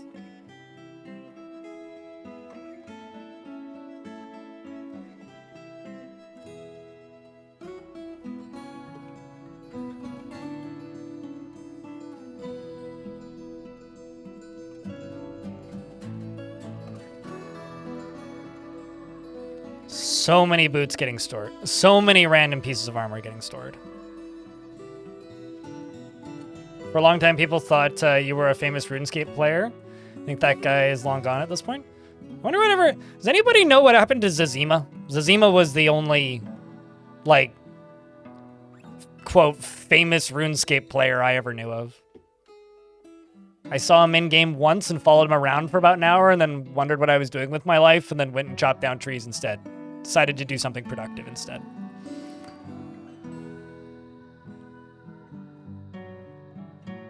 Why are there no fire imps or lava spires coming into your fortress with so much lava around? Because the lava is going through filters Reason number 1. Reason number 2, this is only a wilderness biome. You don't really see those outside of Untamed Wilds. Also, what the fuck's a lava spider? You mean, like, magma crabs? Never heard of a lava spider before.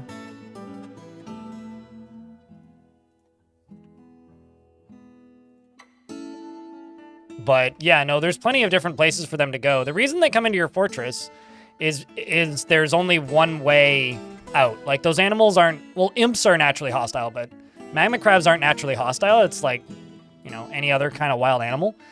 And they only enter your fortress if they're trying to get to the surface. And if there is an easy, direct route to the surface that doesn't require them walking to your fortress, they will take that route instead. And there's multiple ways off map if that's where they're trying to go. That doesn't require them going through my fortress. So, clever fortress layout is part of it. Okay, so this whole thing's up and running. Which means I can now dig through this. I can now dig through this.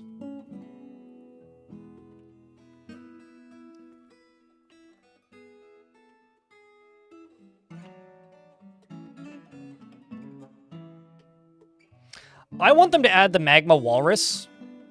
Max and Fat, there's a bunch of like, not fan art, like proto images, like ideas that they sketched down in a sketchbook for Dwarf Fortress monsters that never made it into the game. And one of those creatures is a magma walrus. And I would love to see a magma walrus make it into this game because that thing has a funny looking design. And I'm all for funny looking designs. I am pro funny looking design.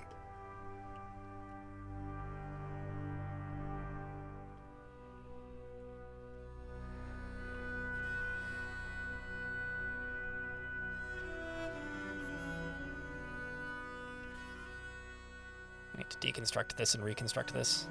Same with these.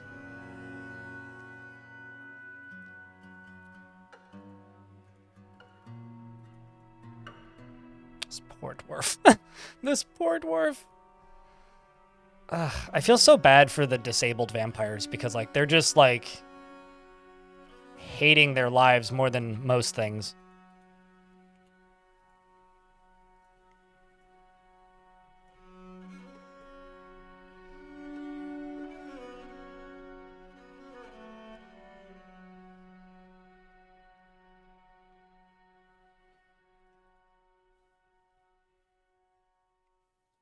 The Mega Walrus? Yeah, exactly.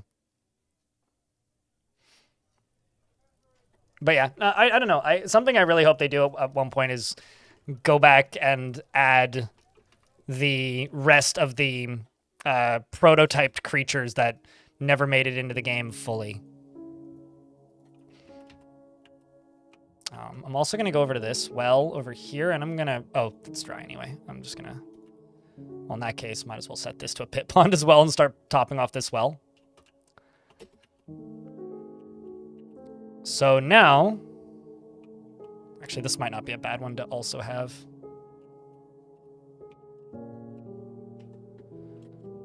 A pump in.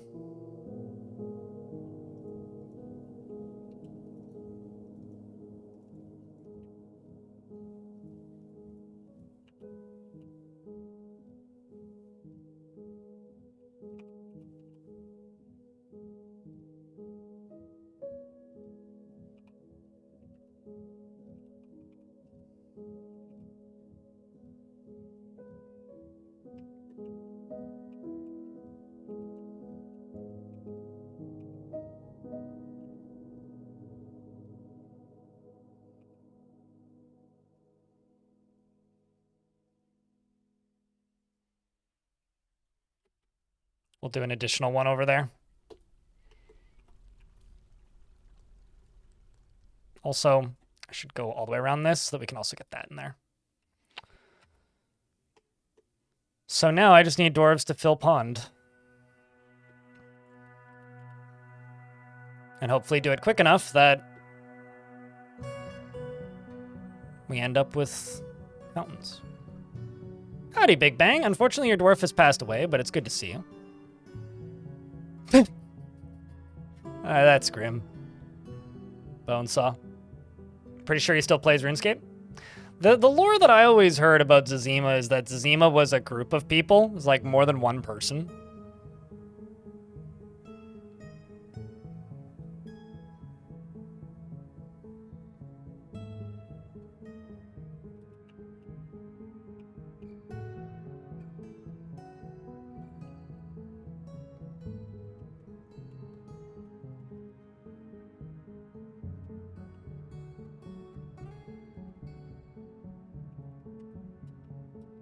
Okay, so you're gonna go fill pond. Can I get the pump operator that is saved earlier? Can you remember what they looked like? Or what their name was? Actually, hold on. They probably still have that bedroom claimed. Iteb.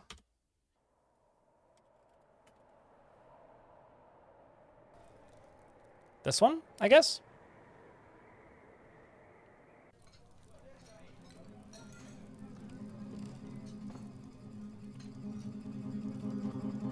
Maxon Fett isn't particularly ambitious, is moved by art and natural beauty, and is troubled by this. Since he dislikes the natural world, he has a noticeable lack of perseverance. He is somewhat quarrelsome, and he is bothered by this since he values friendship.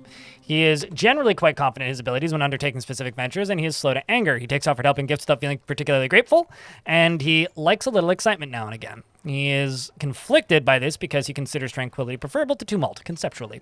He likes to brawl, and he is disturbed by this since he values quiet, at least in the abstract. He needs alcohol to get through the working day, and he is a hardened individual. I think this one might not be a bad military dwarf. He personally thinks friendship is important, values tranquility and a peaceful day, and doesn't think one way or another about leisure time. He likes bronze and turquoise and green glass in the color yellow-green, buckets and geese for their formation flying, and the sound of the amethyst silk, and when possible prefers to consume tomatillo wine and dwarven syrup, and hates mussels. His lover is Logum, who doesn't live here. He had another lover at some point in his history. He's killed a soldier of Olinsdot in filled guilds. That's a odd, like, upsetting name.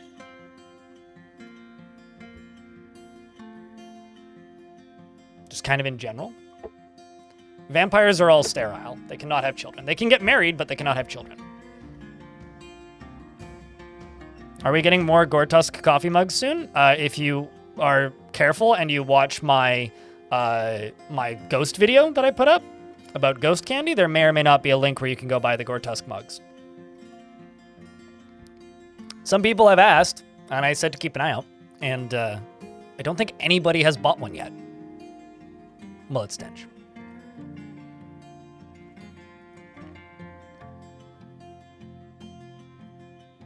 But yeah, overall, I think that this dwarf is probably set for success.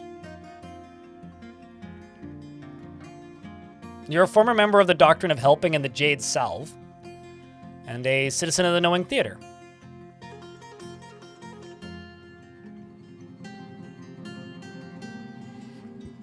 Cooperation doesn't really...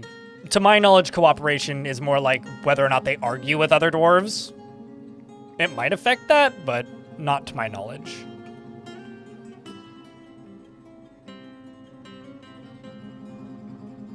It's certainly possible it could affect it, because lots of things affect lots of things in Dwarfort, but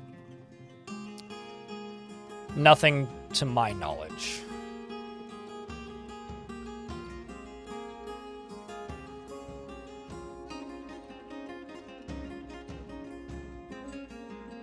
There we go. That just gets us more fill pawn jobs.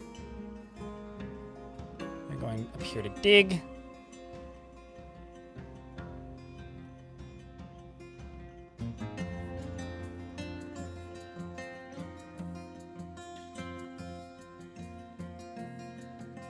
I mean, it's not a vasectomy if you just, like, if all of your sperm suddenly die. Vasectomy is intentional. This is just... Think of it like unplanned rapid aging.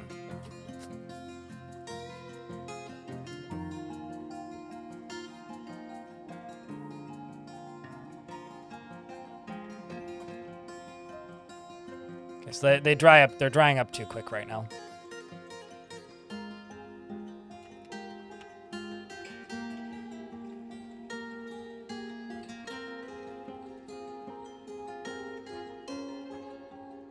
I like you when you're less unhinged. Suited Giraffe. I've tried to tell you this a couple times now, but you don't listen. So hopefully one day you'll choose to be less unhinged in my chat, because then it makes you easier to talk to. But I feel you. I get the need sometimes.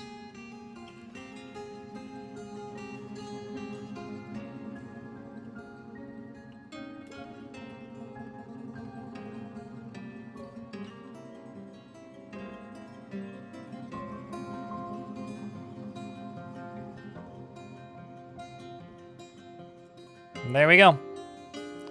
We can now begin fixing this fortress. And a ghost appears right here. Well, that checks out.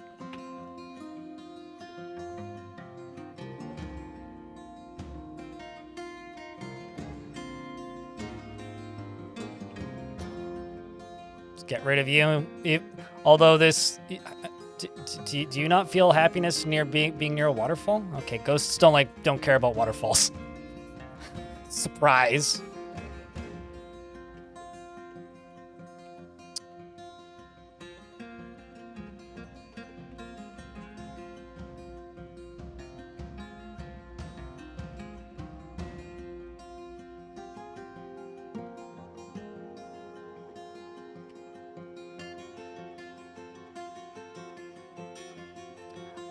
To my knowledge, that happens if you build the coffin before anything is buried in it. But yeah, it still happens.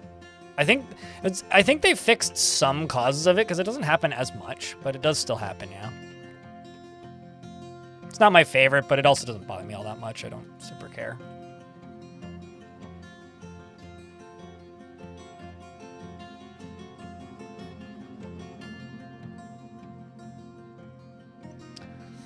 I mean, there's many discussions that should stop before they start, but that's never gonna, like, actually make chat stop before it starts. You know? It's the unfortunate reality of the universe called the internet. If somebody just wants to bring up an uncomfortable subject and then continue talking about it, they're gonna do it. There ain't much you can do about it aside from saying, hey, you know, like, I like you more when you're an enjoyable member of the community instead of somebody I want to smack upside the face half the time. But, you know, sometimes people just want to be smacked upside the face. And some people are into that, you know? Maybe I shouldn't be putting people in a position? What? In a position to feel shamed. Who am I to say if you cannot have a getting bopped in Twitch chat fetish? More power to you, even. Vampires are immortal. And also, then you'll just get my weird humor thrown at you if you are an unhinged oddball in the chat room.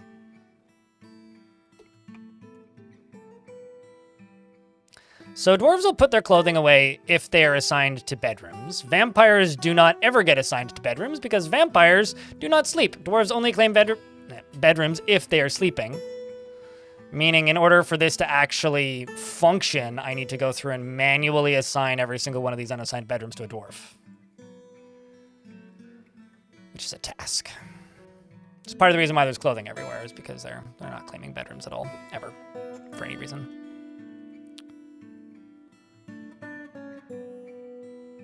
This is another one of the annoying realities of vampires. Is I just want you to put your fucking clothes away, guys. It's not that complicated.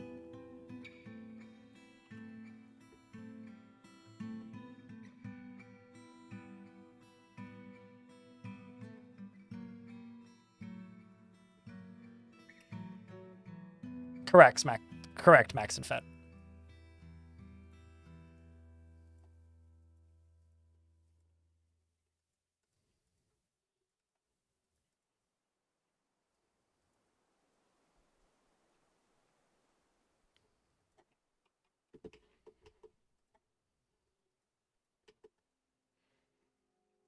I kind of doubt I even have enough bedrooms to go around anyway.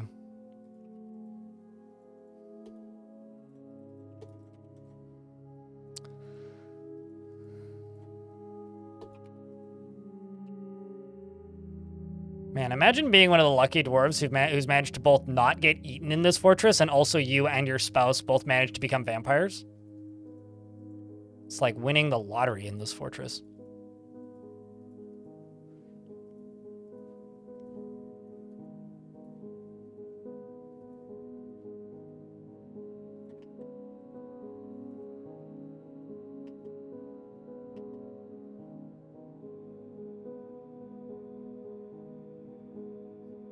Well, these topside bedrooms all ended up not assigned to anybody, pretty much. Is it bad that I'm considering just like removing the bedrooms from the disabled dwarves who don't have any use of their hands, purely because then, you know, they don't have any items to claim anyway. So how are they going to claim items to put them in bedrooms? They don't have any items. They can't. They can't use their hands. So thus it's like a non-concern. That's fucked up. Just like removing bedrooms from the disabled dwarves. It's like, well, you can't claim items, so you don't need anywhere to put them. Okay.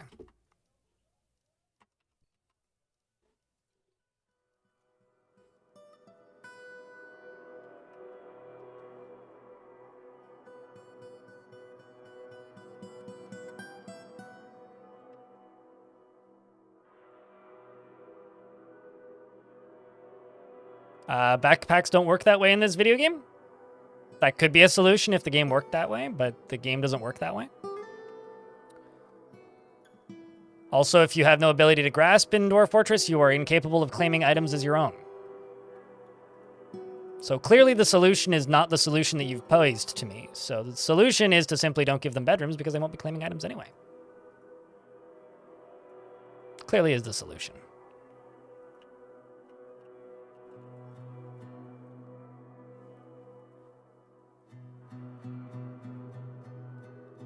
And if I seem easily irritatable today, or if I'm like more sassy than usual, it's just because I'm short on sleep. I'm not actually pissed off at anybody. I don't know why a bunch of people are injured. There must have just been a small tavern brawl or Cole tantrumed and that did it.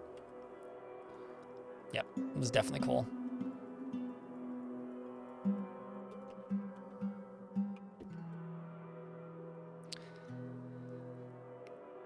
Okay. Let's just let things run for a little bit here. I'm glad somebody does, because I don't love me.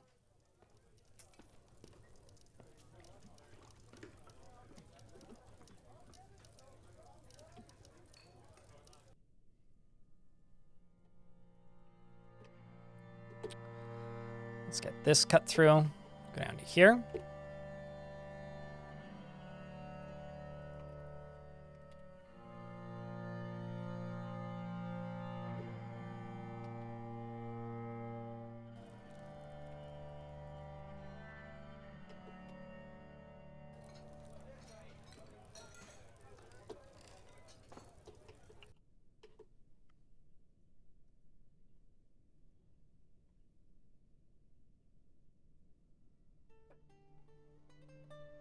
All right, let's... Yeah, like I said, I'm gonna nuke some of these squads. Specifically, I'm gonna nuke these three. I'm gonna nuke this one. Leave that top one. But it's also, like, not a squad that I'm actively using, so... Mini monster's been put to rest. No dwarves are in the burrow. Lots of dwarves are walking through this. I'm going to set this right here as the primary walking zone. So they will primarily go through that centerpiece. The reason I'm doing that is to encourage them to walk through the fountain. This dwarf is very happy right now. So now we sit here and we hope that these dwarves get happy.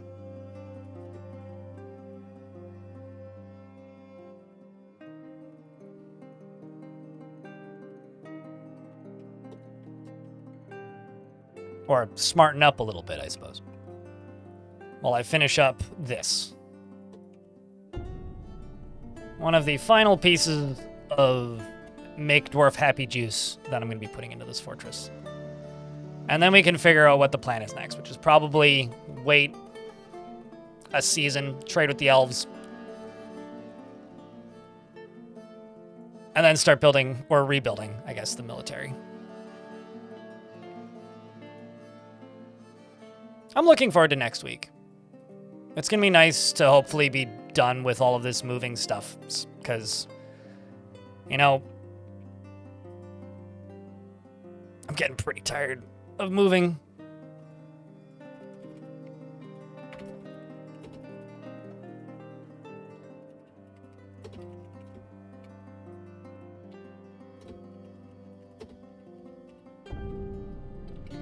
How much dwarves do I prefer to have in a fort? It depends on the fort.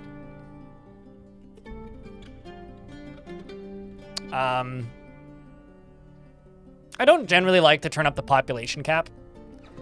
I know that there's kind of a general obsession in video games of having as big a population as possible.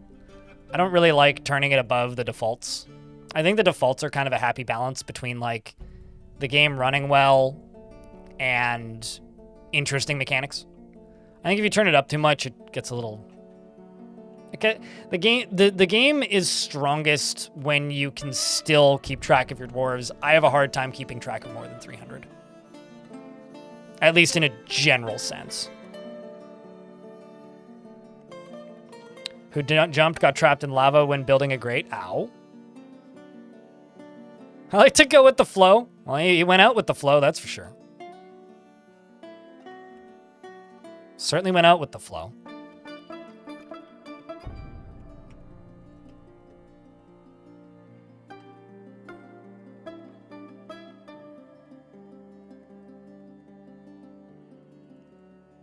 That's tube. And you're making a corkscrew.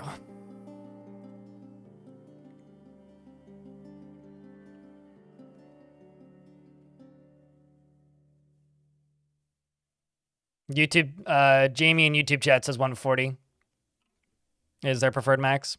I almost exclusively played various ASCII tile sets, Jack Thompson, between 2009 till about 2019. Well, yeah, I think it was about 2019 that I modified Krug Smash's tile set and started using that.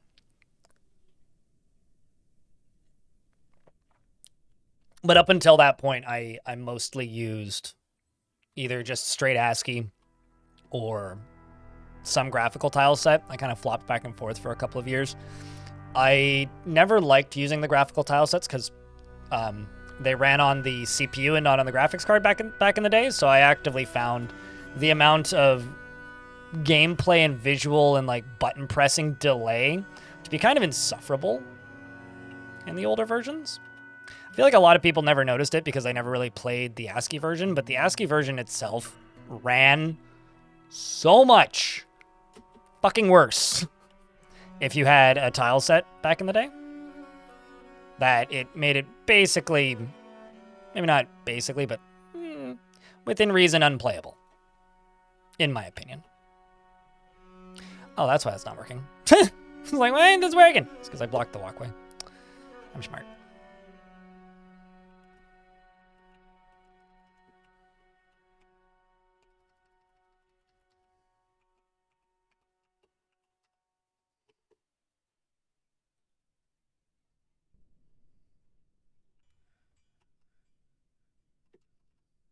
I'd love to know why that cow hasn't been eaten yet.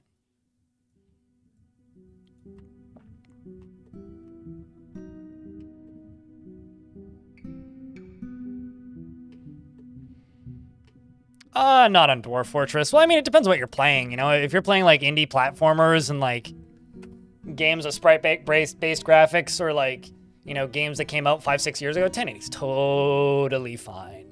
Totally fine. It got unplayable pretty quick back then on your PC. 50 dwarves and a 3x3 started to lag a lot, and I needed to pause to do any type of mouse input. Well, I mean, the game didn't really have Well, it had very partial mouse input back in the day. If you were using mouse input back in the day, yeah, you'd run into a lot of problems. Fortunately, most menus in the olden days, there were some DF hack scripts that made the game extraordinarily crashy and laggy. That would allow the game to be unpaused while you were making inputs with your keyboard. But most inputs paused the game back in those days. But like, people who've only played the game since Steam release don't fully appreciate how much better the game runs now, which is why I kind of roll my eyes at a lot of people's complaints about the game's performance, which is like maybe a bad thing, but like Dwarf Fortress used to like crawl down to like 20 FPS by like 120 dwarves for me. And like, it was playable because 95% of the menus paused the game anyway when you open them. You have a good night, Dulkin. Sleep good, dude. There is a small chance I may still be awake and streaming when you wake up, but we'll see. Everything kind of ran badly on your Asus tablet, on your Asus tablet with an Atom processor. I'm not even surprised. I mean, League of Legends will run on a potato. Like, the thing about Dwarf Fortress, right, especially when it comes to performance, is like, it doesn't run well on anything, but it'll run on almost anything. So the fact that it runs, like, for what this game is and for how old its code base is, it's kind of miraculous, like, just how compatible it is with such a wide variety of systems, considering, like, you know, if you look at games from 5-6 years ago, and you look at their compatibility, and then you look at Dwarf Fortress and you look at its compatibility, it is kind of a miracle that the game runs as well as it does. Like, obviously, you know, you always want games to run as well as possible, and that makes a lot of sense. But, like, I can't be the only person who's just kind of impressed by the fact that Dwarf Fortress will, in fact, run on just about anything. And before somebody pipes up in the chat and says, "Doesn't run on Mac," well, that's your problem for buying a Mac. Go yell at Apple. Sheesh.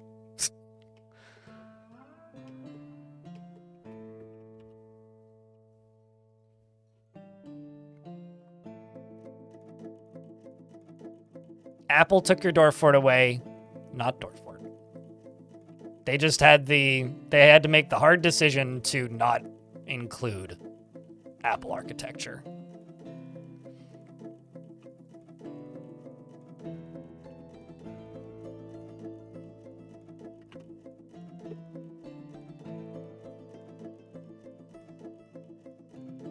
I think you're at the point where rolling your eyes is very justified when people mention their forts dying to FPS death nowadays. Don't just take it seriously and give... Nowadays, I just don't take it seriously. Give the multi-threading improvements and work that has been done on vision and pathing.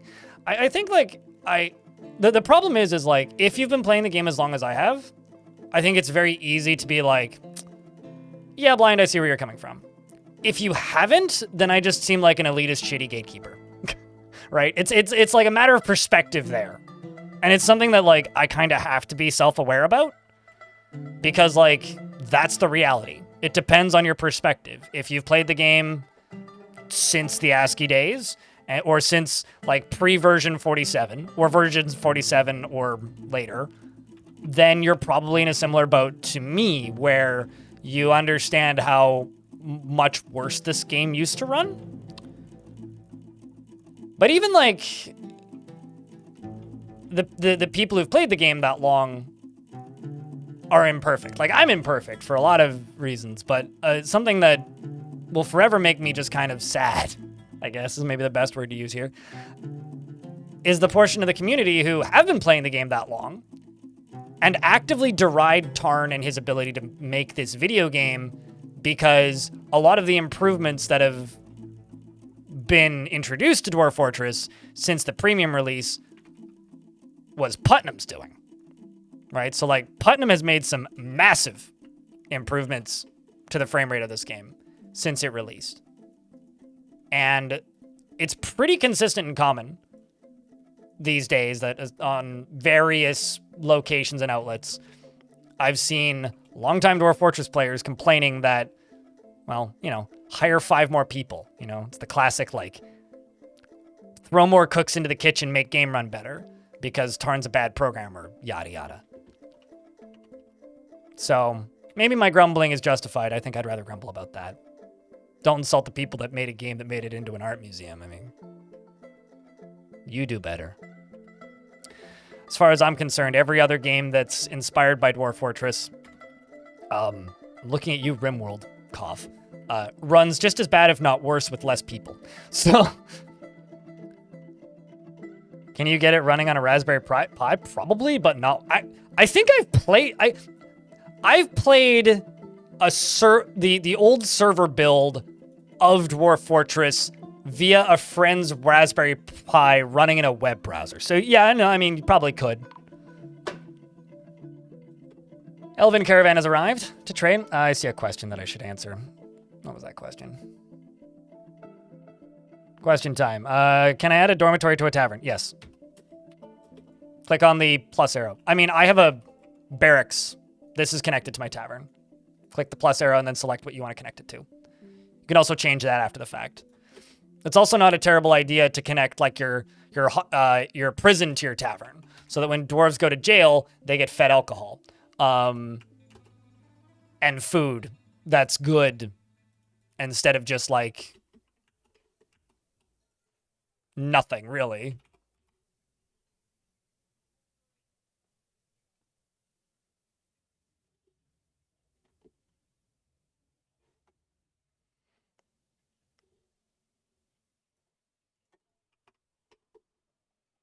It's not necessarily a bad idea to, you know, connect your tavern to a lot of different zones. You have a pie too sitting around here somewhere? Well, it's time to fuck around with your pie, man. You'll be saying this one time at band camp in no time. Oh no. Oh no. Oh no. Chat, are you like me?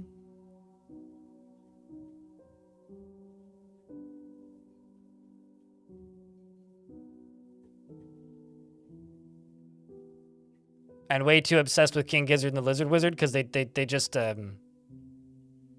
announced more shows. And also a new live album. Oh boy. Oh boy. Well, there goes that wallet.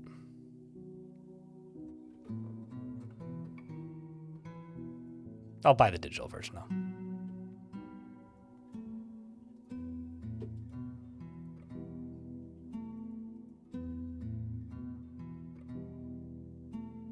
What have they announced?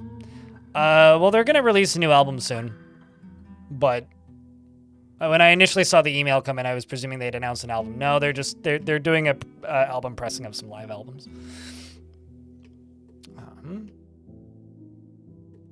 Whenever I see an email from King Gizzard, I start sweating because it's like, oh god, what do I have to buy now?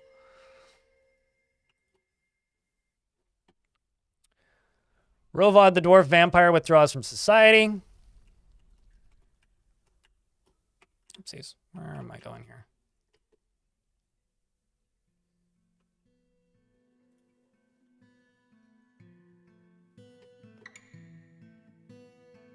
Correct, Andromeda.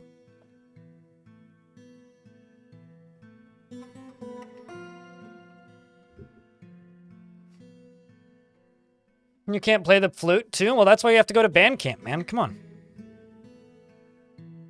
Also, you don't need to be able to play a flute to stick a flute up your, you know.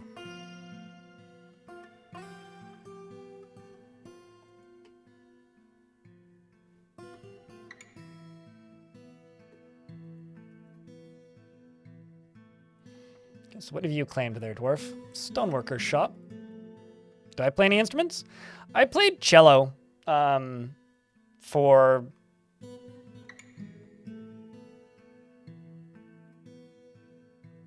12 years? Or actively took cello lessons for about 12 years. There's a guitar right there. Like behind me. I have about $2,000 in mostly used synthesizers in boxes ready to move. And once won an award for musical composition in a youth contest and got a piece of music played by a very large choir in Vancouver, accompanied by a chamber music group, which I can't remember the name of it. I have to go look it up. Still have the newspaper clipping somewhere. I also finished university level music theory at one point. They're bringing feather tree egg yolks. Great. I need cut gems, game.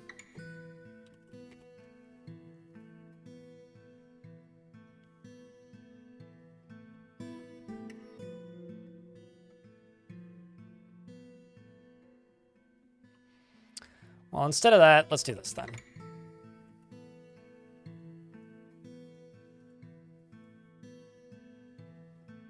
Cave spider silk.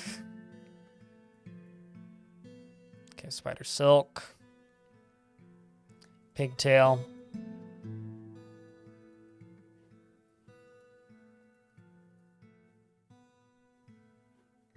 Pigtail.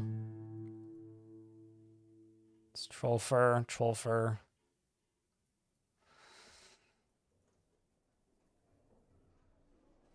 Spider silk.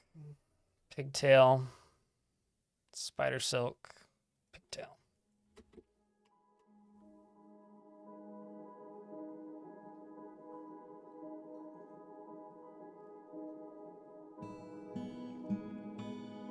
I could read music before I could read. I don't actually know if that's a good thing to brag about, but it's true. Ah, speaking of music.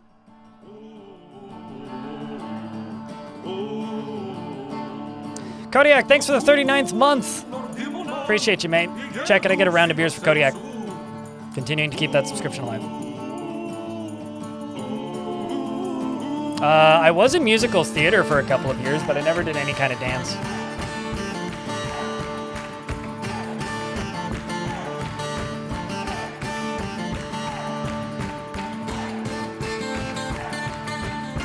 But yeah, I don't play cello anymore because having to stab my fingers for diabetes makes holding down strings difficult.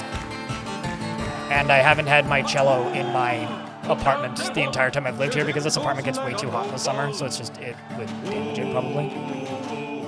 So maybe this year I'll actually have access to my cello again.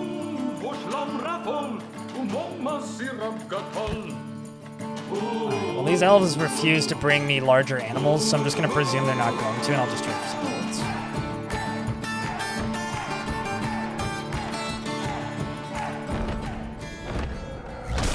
You threw off my groove! I've thrown off the Emperor's groove. You've thrown off the Dwarf's groove, Mr. Cyclops. Kikrar, the giant humanoid monster with a single eye in its forehead. We were having a party here.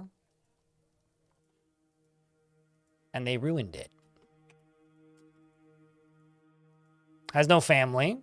Is the enemy of a lot of things. Has got 31 kills, mostly goblins and elves. It did. It showed up and roared. It's like you're listening to like your good jam, and then suddenly Corpse Grinder walks onto stage and he goes, "Bah!" Something about shooting blood from your cock. Anyway, so we got the first dwarf who's now fighting, which is Rith, who missed the Cyclops, dodged the Cyclops. Pretty effectively, actually. Dwarf is stressed. The creature is bleeding. The dwarf is currently just... Okay, so the dwarf bit it. Do you have use of your hands, dwarf? Okay, so this dwarf can't use their hands, right? So they can kick it, which they're doing, and they can bite it. So they've bit the vampire in the head. And after kicking it a couple times until it fell over, kicked it in the... Roundhouse kicked it in the head. Kicked it in the knee. And then bites it in the head. Now is shaking it around by the head and still shaking it around the head. Bites it in the head and shakes it around by the head. Bites in the head, shakes it around by the head. Bites in the head and is still shaking it around. So this dwarf is just like flexing their neck. What is your biting skill? Adequate. I have a hard time believing this. It is now unconscious. The dwarf is continuing to bite it. Adequate, Carolina Cowboy. Only adequate. Let's see if you're continuing to bite. Okay, now you're kicking. Biting. Latches on firmly. Misses a bunch of times. Bites. Kicks. Bites. This dwarf can't use their arms. And then some other dwarves show up. These ones aren't armed. That's fine. You right here, you're also biting it. They're basically just biting it and kicking it to death. So eventually it'll die from bruises or bleeding. Its name's Lycott, right? It has in fact lost some teeth. This is taking a while. The game's just unpaused. This is real time. Okay, somebody showed up with an actual weapon. Hallelujah. Did you kill it? Yes. Okay, so Dwarf just shows up and thwacks it in the head with a silver warhammer, jamming the skull through the brain and tearing the brain. So literally just runs up, fully clad in armor, whacks it in the head, breaks its head open, and goes, all right, guys, I'm heading back home. Done for the day.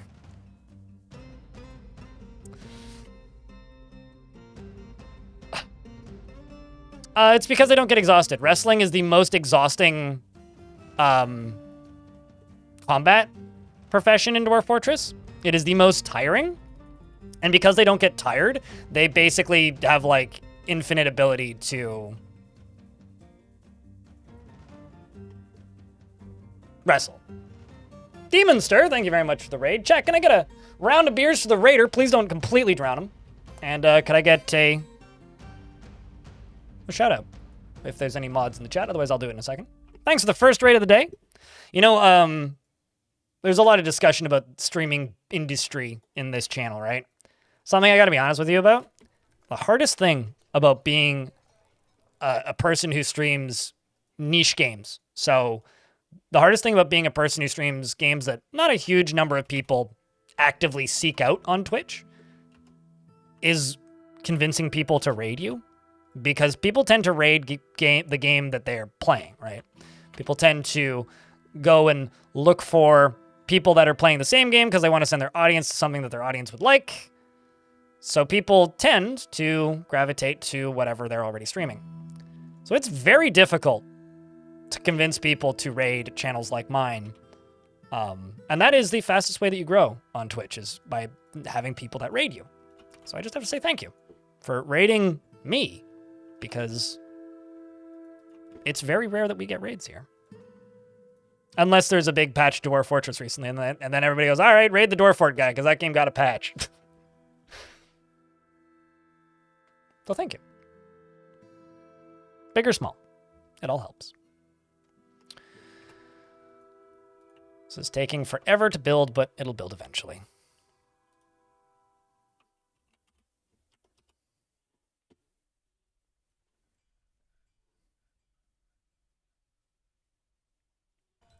Yeah, and I'll be completely blunt with you, Carolina Cowboy. Doesn't matter who it is. I've been rated less than 5 times this year. And the only person with more than like 10 viewers to raid me was Drid.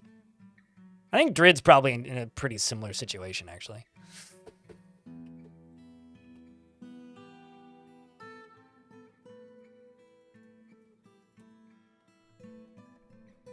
So, you know, such is life. But, you know, there are people who stream Dwarf Fortress semi-regularly. 2025, not 2024. I'm talking about 2025. I wouldn't say this year. I would say last year if I was talking about 24. The thing that you need to realize is when I make a statement like that, I'm making a statement like that for a reason. Being like, well, there's this one person that streams this game. Yeah, sure, it doesn't change the fact that I raid into this directory a lot to try and boost this directory, but it's very rare that people raid me.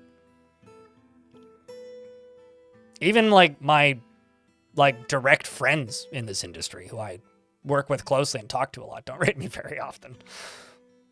It's just kind of the reality.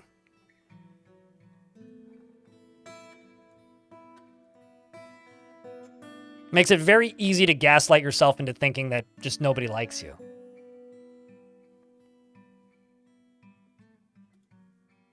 Oh, that's bronze, not copper. Shit.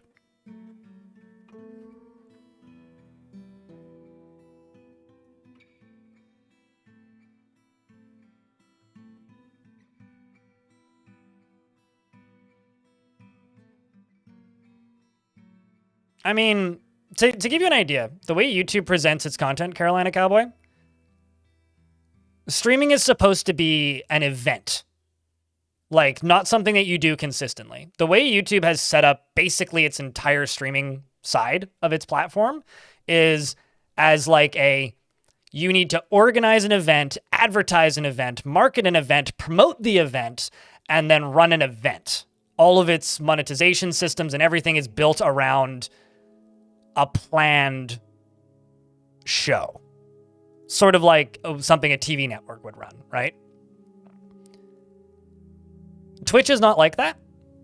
And because YouTube is like that, you do not get the same kind of community building as you do on Twitch. Twitch is mostly about like working together with other people in like a networking sense and growing that way. YouTube is more about playing to algorithms and min-maxing search optimization, which I fucking hate. So some migrants have arrived. I'll have to lock them in the room in a minute.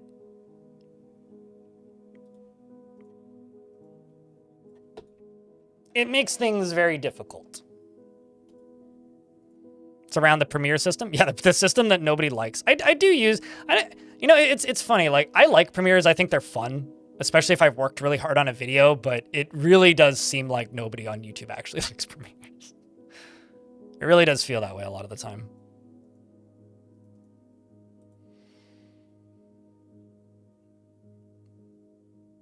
I'm just trying to make this look nice.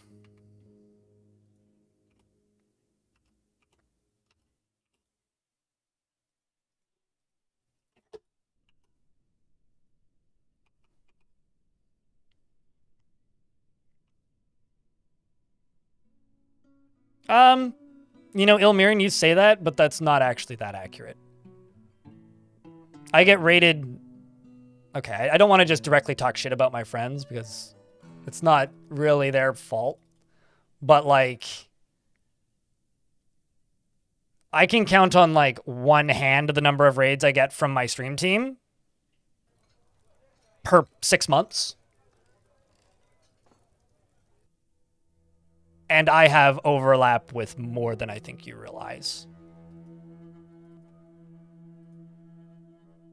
So, I'm not trying to directly call out my friends here, though, so thanks for making me do that. It's not super cool. But it is just kind of a fact that I don't get a lot of raids. Okay, so that's going to be where we're going to dump Ziwata.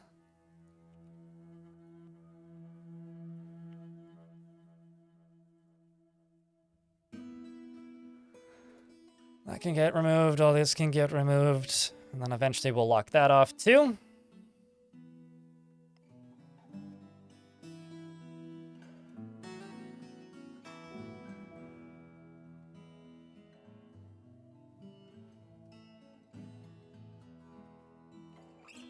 I mean, when you're talking about like the stream team, Ilmirin, out of that entire team, I am the least part of it at this point, which is partially my own doing because of the games that I stream, but like community-wise, I have almost no overlap with anybody. Well, very little. The least overlap out of the team. That's partially the team's doing, and that's partially my own doing because of the types of streams I do. Not even remotely family-friendly, as an example. So the result is we don't have much overlap because we produce very different types of content and have pretty different types of audiences.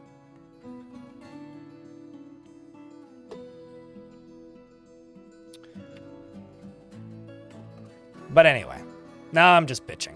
Chat, give me something else to talk about. I don't want to just sit here and complain.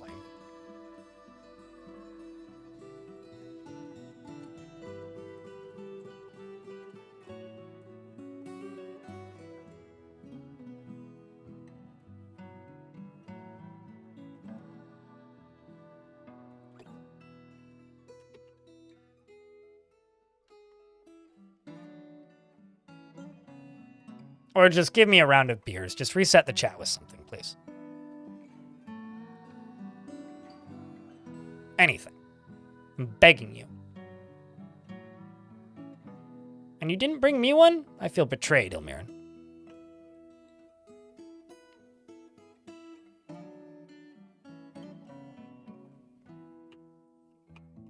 They repressed it last year, so probably not this year. Well, was it last year or the year before? I don't know. They repressed it recently. I probably wouldn't buy Bees Made Honey because I already have my 2 favorite Earth albums. And I'm going to be honest with you. The orange man running the neighbors to my country makes shipping stuff to Canada very expensive. And is about to make shipping stuff to Canada even more expensive. So you know where I'm not going to be buying records from? The US. They press all their records in the US. So without being, you know, too politically direct, I'm not going to be buying very many records from the US going forward. I posted a question about putting a fort and a reputation mechanic. It definitely didn't get answered. Please repost it. I don't feel like scrolling up. I don't want to look at chat up there anymore.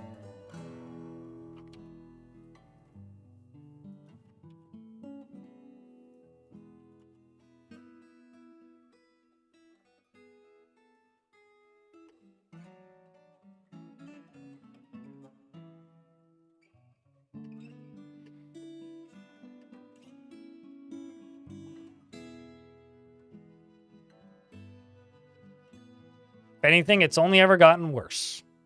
Rockfire. Probably the were panda. Or the were elephant. The were elephant looks funny. As far as my favorite sprite goes.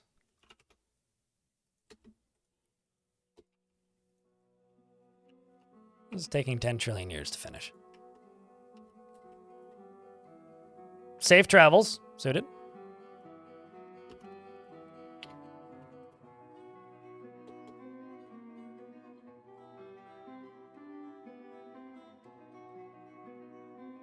Yeah, we've talked about that a couple of times in this fort. I'm undecided as to whether or not I want to do that, because it'll probably cause the end of the fort pretty quickly if I do that, Norakasa. So if I do that, I will... that'll be prepping for the end, if I want to kill this fortress, because there is a lot of were creatures in this world. So if I have a public tavern, I'm almost entirely convinced it's going to kill this fortress.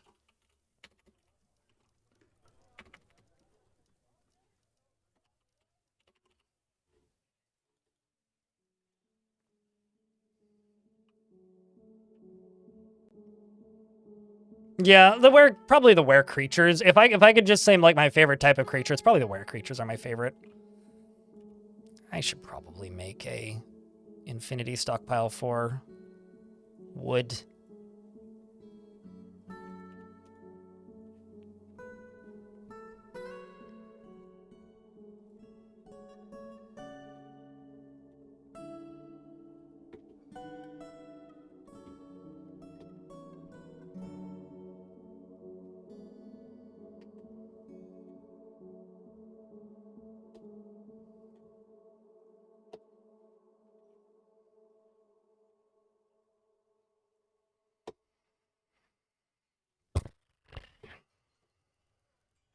I mean, were vampires would end the fort almost immediately.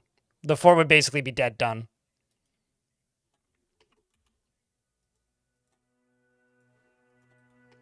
And also, were vampires right in the middle of your screen. Although I think I feel like vampires are similar to poodles, in that people just like theorizing about like mixing vampires with non-vampires purely so that they can just say something pyre. I think people just like saying that word. You know, like necropires or werepires or...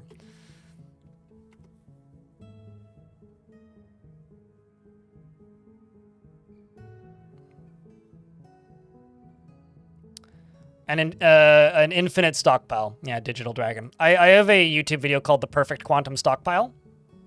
That'll explain how to make them. But basically the idea is you can stack infinite items in one tile as long as all but one are lying down. And if an item is just laying on a tile, it's lying down.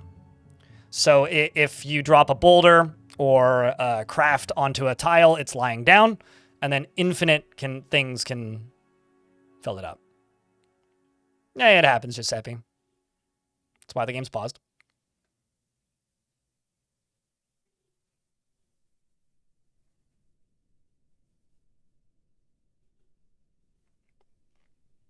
I don't know. They only made one Blade movie, Carolina. Do they need to make another one?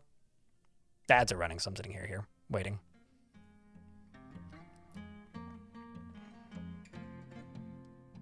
That first Blade movie is great. It's a shame they never made a sequel.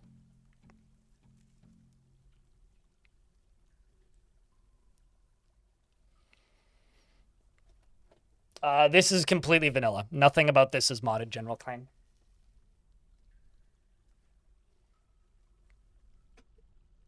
I've never seen Highlander. I know quotes and memes from Highlander.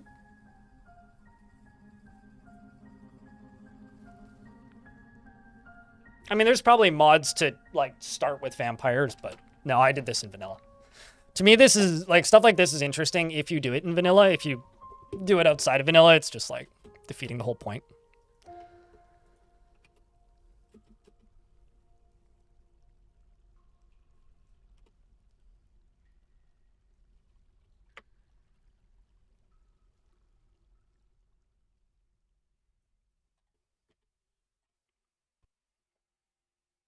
You know what's ironic? There's like one or two bits of Crystal Skull I don't like, but I agree it is not a good movie. There are some bits of Crystal Skull that I enjoy because of how stupid they are. But it is not a good movie. That's like a C- movie at best.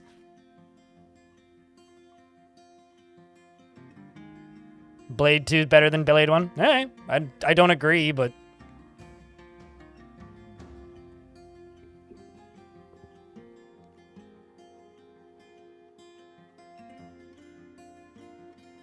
And it was pure caca. You know, it's really funny. Like, I haven't played it, but I've heard a lot of scuttlebutt that Indiana Jones video game is the best Indiana Jones thing since the third movie came out.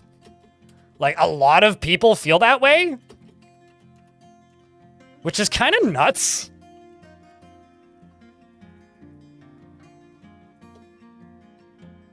Like, it's apparently, like, really good.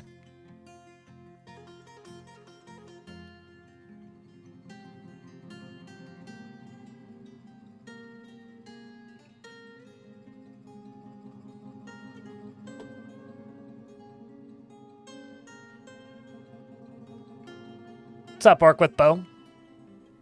How's the fort? Okay. It's doing okay. Do I want to play it? I don't want to spend $80 on it.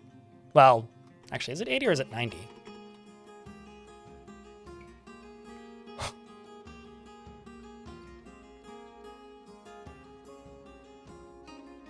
It is 90. So after taxes, it would be 112.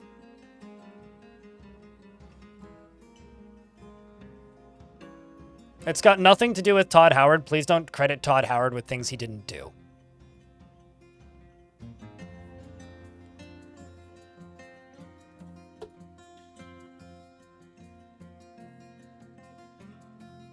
I mean, it's a Machine Games product, which is, like, published by Bethesda Softworks.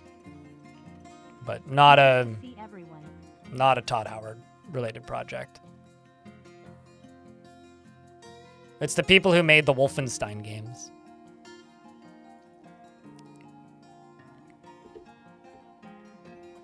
No, credit Machine Game. Here's the... I have a pet peeve with video games. Unless it's a solo developed game or a very small indie project, don't credit the one guy who's famous with developing an entire video game.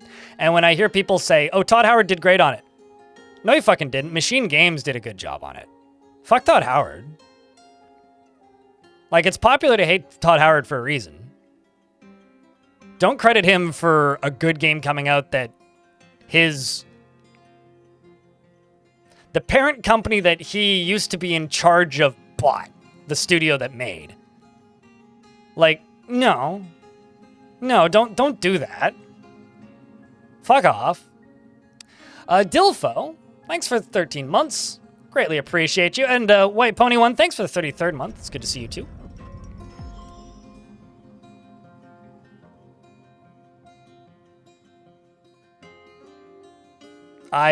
What? When was that announced, Dill? Or are you talking about mods? I've not heard that anywhere. That's kind of nutty. It's weird that they're remaking Oblivion and not, like, Morrowind, the good one. Rovod, the dwarf trader vampire, has created Gush Gasheshiz, a Gabbro crown, and offers it to the Firefrost. I will give that to the captain of the guard. Thanks for the $10, Arkmaster. Arkmaster 5000 cheered. X 1000. Toward a fun-looking game for you, or whatever. I mean, I'm not gonna buy indie. I'm not gonna play indie. It's fine. There is parts of Indiana Jones I would like to play, but the reality is, while a few of you might say, I'll tune in for that, most of you won't. I know that's true, because if I say I would love to continue playing Stalker, which is true, I would love to continue streaming Stalker. I know for a fact that, because the stats don't lie from previous streams I've done of Stalker, instead of having, how many people watching on Twitch right now? I'm just going to use right now's number as an example. Instead of having 197 people watching, based on historical stats, I'd be lucky if I had 110. And on YouTube, we currently have 74. I'd be lucky if I had 25. And I need to pay a mortgage. So there's only so much I can do, man.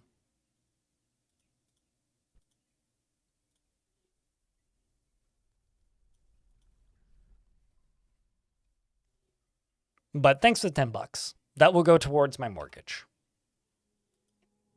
which starts at the end of this month. I'm going to be playing content pretty safely for a while and not taking on any big playthroughs of games that I'm concerned with how many people will watch, because that's not added stress I need right now.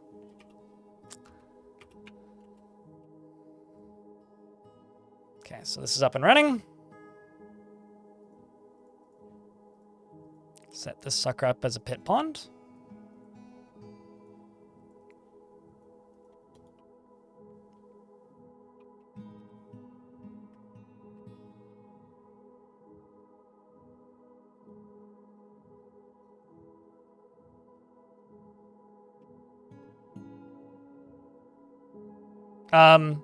Carolina Cowboy.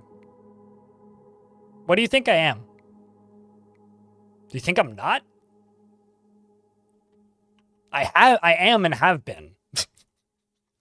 My entire content creation career has been some variation of trapped in a video game, because I've learned over the years that I love this job.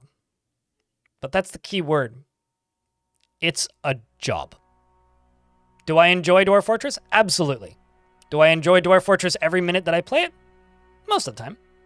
That's generally good enough. There's plenty of games out there that I'd love to play, but just won't, because I know that it won't pay the bills. This is my job.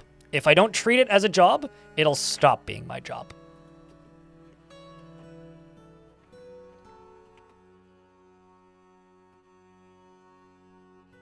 If you ran a business selling shoelaces, would you decide one day that you were going to sell peanut-flavored apple slices, but only market it to the same audience? You spend a lot of money on building this and perfecting this new product, and then nobody buys it. 6 months later, somebody comes up to you and says, would you consider selling My Little Pony branded pretzel bites? Maybe that's okay. My Little Pony flavored pretzel bites. Let's go with that. Let's stick to that instead of throwing a thing in there. I don't even know what that would taste like. Probably not great. That's kind of the reality. It's you make a product, right? And in my case, the product is I make videos and stream live streams of niche indie products, very niche indie games, and then colony builders.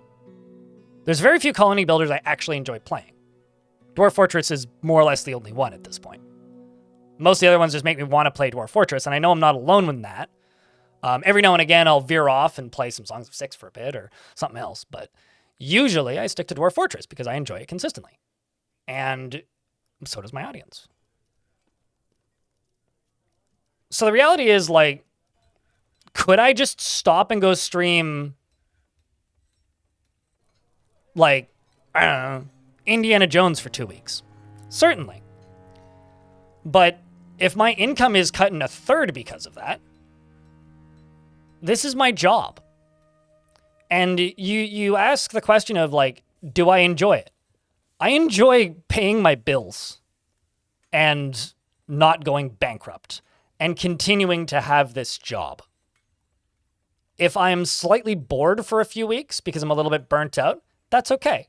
I would rather stream for 6 hours or 7 hours for a couple of weeks and work on other similar work projects. So work on my blog, work on more YouTube videos, work on other related things than stream a game where less people are going to tune in and less people are going to watch, and I'm going to make significantly less money.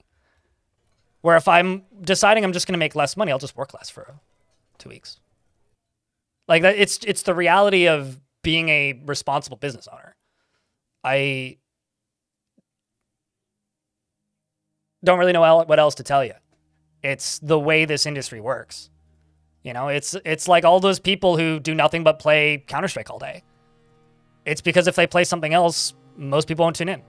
It's like all those people who still are streaming Hearthstone. Because if they play something else, less people will tune in. You know, many people suggest that, Arcmaster. You know what I would rather do? Instead of streaming 4 hours of a different game,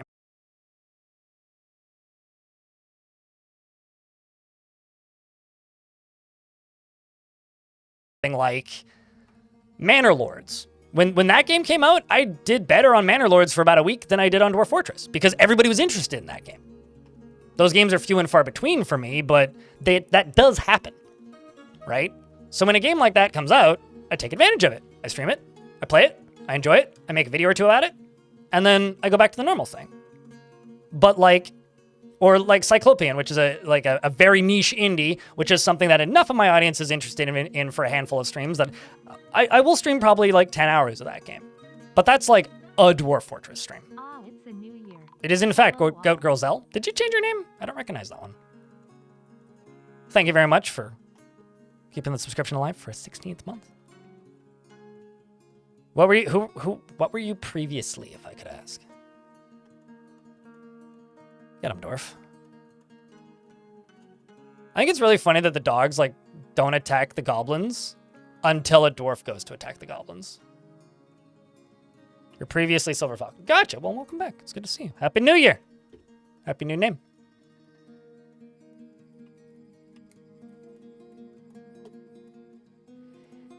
And the type of game that is particularly egregious for this problem, especially for people like me, is AAA games. Like, I had this conversation with FG Squared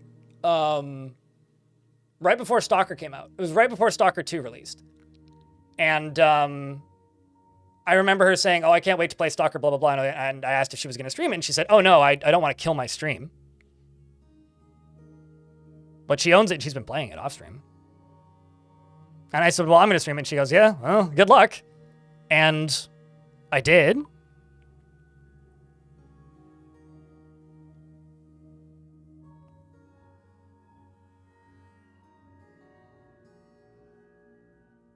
And then the stream cut. I'm trying to think what my sentence was. Because, like, it didn't drop on my end. Normally, like, if the stream drops and it's on my end, then I get a notification stating that it dropped, but it didn't. So I wonder what happened there. Probably a Twitch hiccup. How do I reset that then? Let's try and reset my thoughts. What was I saying when you guys came back?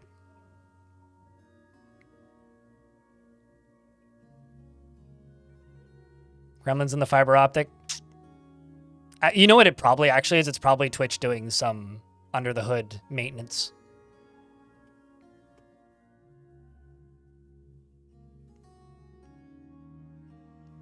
Okay, so let's try and reset this thought a little bit. Uh-oh. Wait, what? Oh, I see. I clicked on the wrong thing. I had a dwarf found dead, completely drained of blood. Gotta lock this door.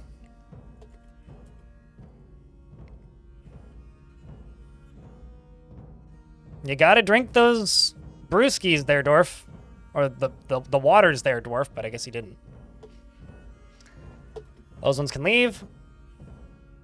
We can get back to things. So, at the end of the day, the worst kind of things for a channel like mine. Did I see your name redeemed? No, I did not. Red Fogel, what kind of dwarf would you like? Do you have any preferences? At the end of the day, the thing that is most important for me is consistency. The thing that is most important for my channel is keeping it going. I've already done this for longer than the vast majority of successful people doing this. Oldest, I can't search by age. Also, they're all immortal. So could you give me a different thing to search by? Do you have a preferred task? Do you want a male dwarf, a female dwarf? Do you want a happy dwarf? Do you want an upset dwarf? Do you want somebody in the military? Although technically nobody's in the military right now because that squad's temporary. But I'm not going to go by oldest because that would literally require me clicking on every single dwarf. I can deviate, but I can only deviate within acceptable margins of risk. Picking up a AAA game is possibly the worst thing you could do as a streamer who mostly streams indie games. Dealer's choice? All right, we'll go with happiest unnamed dwarf.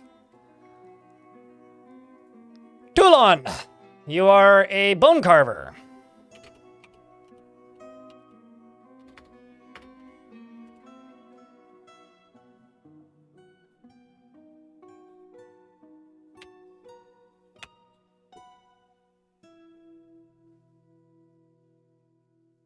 Also, I just realized I never gave Dr. Slippy Fist a dwarf, but I also never heard from Dr. Slippy Fist what kind of dwarf they wanted, unless I'm going nuts.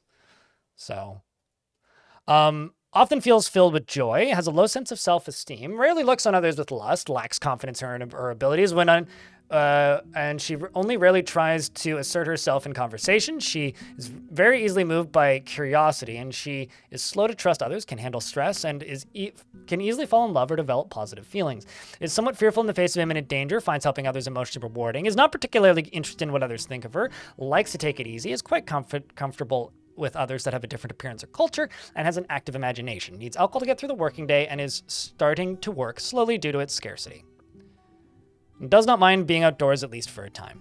Doesn't really care about anything anymore. Dreams of creating a great work of art and personally sees the pursuit of good craftsmanship to be a total waste, respects eloquent speakers, values a harmonious existence, sees introspection as important, and doesn't see the attainment of knowledge as valuable. She likes aluminum and purple spinel, as well as Sangrero wood and crossbows, manta rays, for their majesty. In the words of the saffron of droplets and the sight of the mirth of lyrics, and when possible, prefers to consume white millet beer, can't stand moon snails.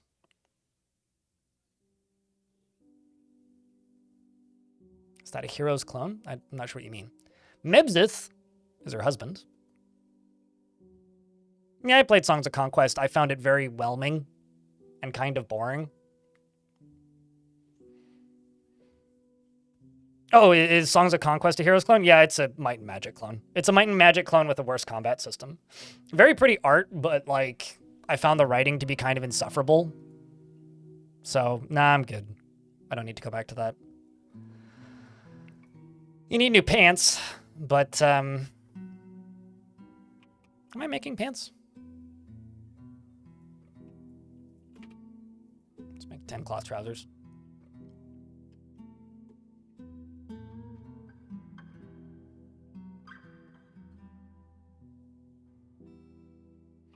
Just caught a little of the game. Yeah, no. I mean, I like I said, I played that when it released. Kiri, you need to remember, Kiri's a variety streamer, right? So she streams everything.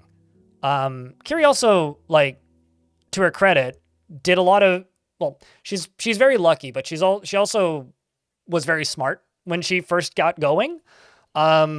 She's from Austria, right? So when you live in not North America region that isn't English speaking, there are some advantages that you can get in streaming. One of the advantages that she got early on was she got basically 24/7 front page access. So she got to stream on the German front page basically every day.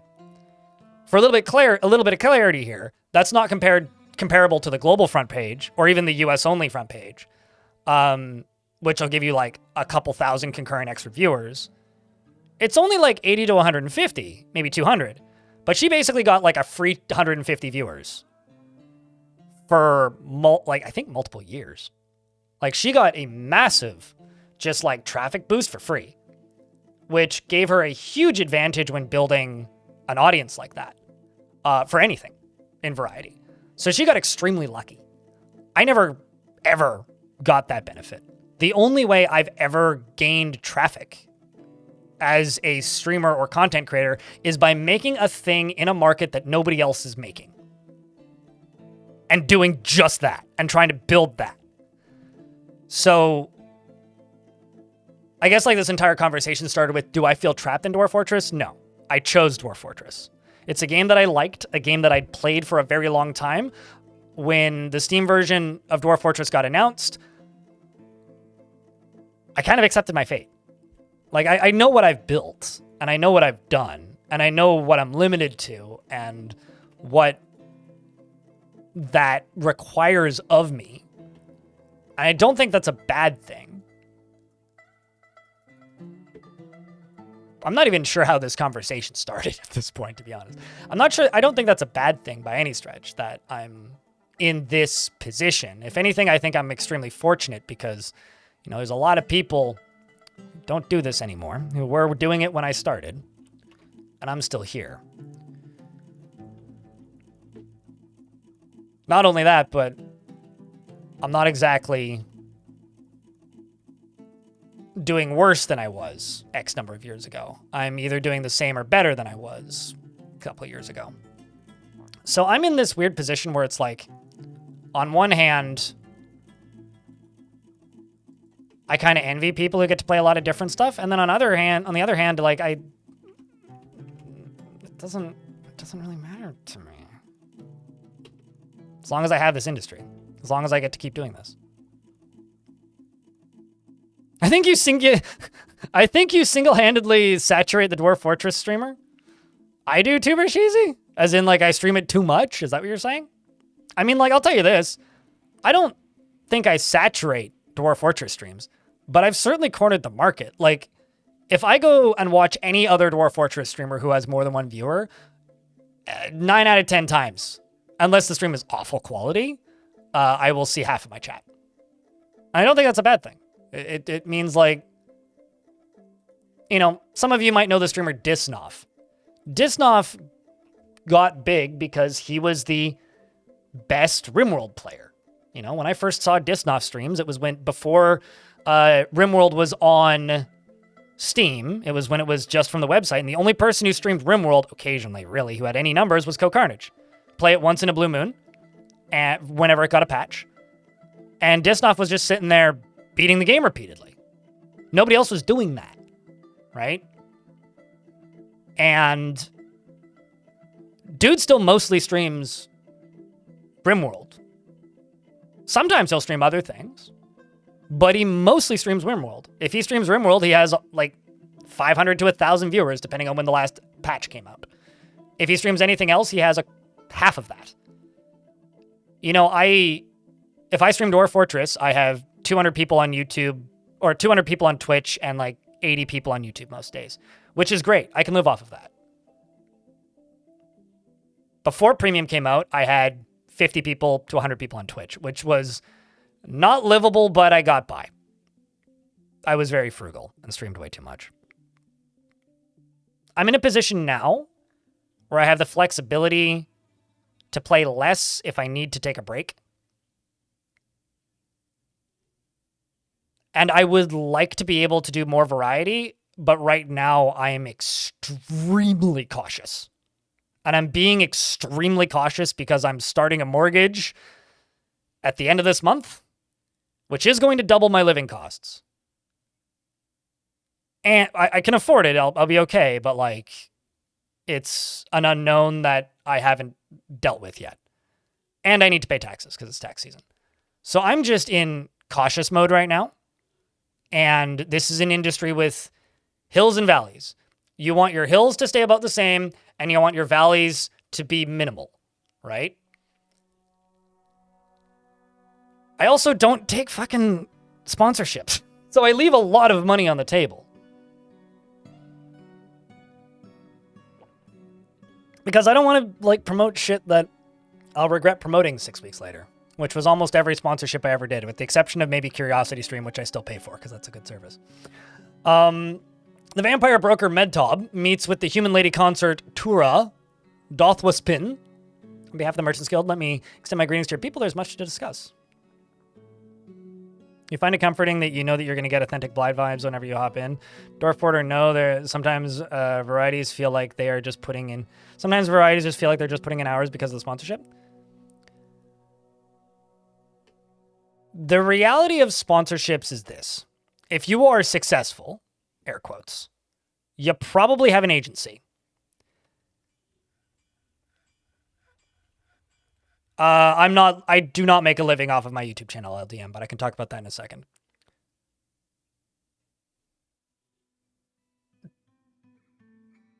How do I word this? If you have an agency, they find you sponsorships. They look at the content that you make and they try and find sponsors for you. Some agencies are better than others. Some give you the opportunity to veto, some do not. But the one thing that they all have in common is if they find you a sponsorship, you kind of should probably take it. Oh, you don't need an agency to get a Raid Shadow Legends sponsorship. If you want a Raid Shadow Legends sponsorship, just go fucking send their PR person an email and you'll have it in 90 minutes. That is the easiest sponsorship on earth to get. In fact, I had to specifically ask them to stop emailing me because I was tired of deleting them. And they've mostly stopped now. It's kind of nice.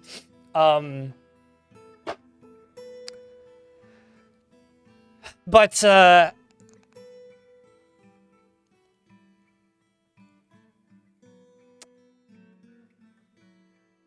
mostly, yeah, every now and again I still get them. I'm trying to like regain my composure here and continue speaking. You expressed interest in Indiana Jones and you were able to enjoy those interests, and I'm fairly certain there's a lot of people that want you to enjoy your interests and that's why they're here. Yeah, but for every single person who wants me to enjoy my interests, there will be somebody that will pop into the stream, Arcmaster, while I'm playing that game, if I were to stream that game, which I won't, and say, playing Dwarf Fortress today?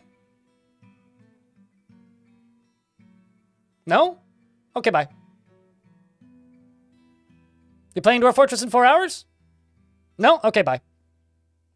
Oh, you already played Dwarf Fortress today? Like, okay, bye. And then they go watch somebody else. And then they decide to give that person their Prime sub that month. That's the reality of this industry. It's the reason I've been playing my Stalker playthrough off stream. No, it's the reality of running an entertainment channel. You know, it's like the metal band that puts out an atmospheric synthesizer album. Do I love that album by Blood Incantation? Absolutely. I had to think about who it was for a second there. Do I like that album? Yes, because I like that kind of music. Is it far from their best-selling album of all time? Absolutely. Are they going to perform it often? Probably not. Because that's not what their audience is. Simply put, LDM in YouTube chat. YouTube, on average, and this is the whole YouTube channel, okay, makes about 1/3 of what my Twitch channel makes.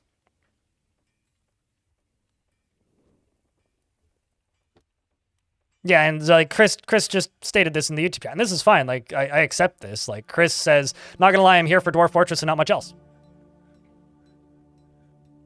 Yeah.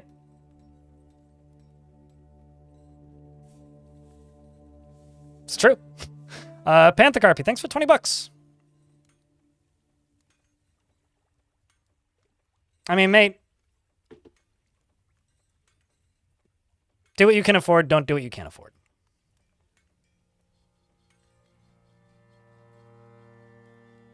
No, I get it. Like, it makes sense. It's fine.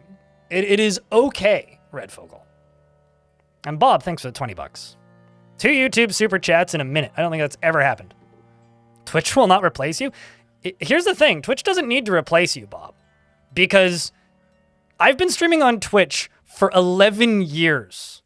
I've been streaming on Twitch since October 2023. Or I've been streaming on YouTube since October 2023. Twitch is the reason your stream exists. There's no competition here. It's not who's going to get replaced and who's going to replace who.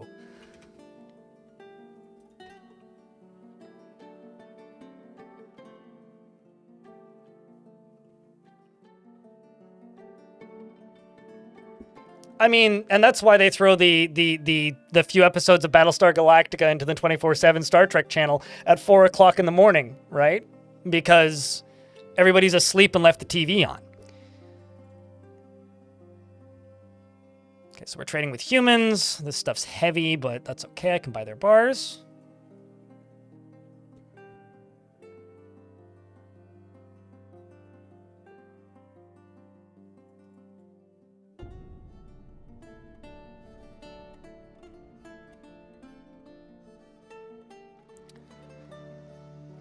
Successfully jumped your car? You jumped over your car? Man, that's a huge jump.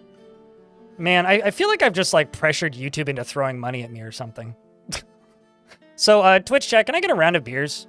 Because I've made, well, not $60 in YouTube super chats, but 3 $20 YouTube super chats, which actually means, hold on, let me see if I can look. Give me a sec. So it's not 60 US dollars, it's... Actually, hold on, let me just do this. Calculator. USD to Canada.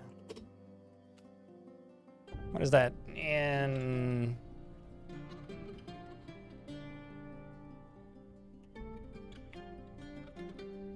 Thanks for the $51 in super chats. Because that's how much I get after YouTube's fees. Not factoring in my taxes, because that's too much work. And thanks for the $19.99, Tuber Sheezy. I think that's the most super chats I've gotten in a stream, ever.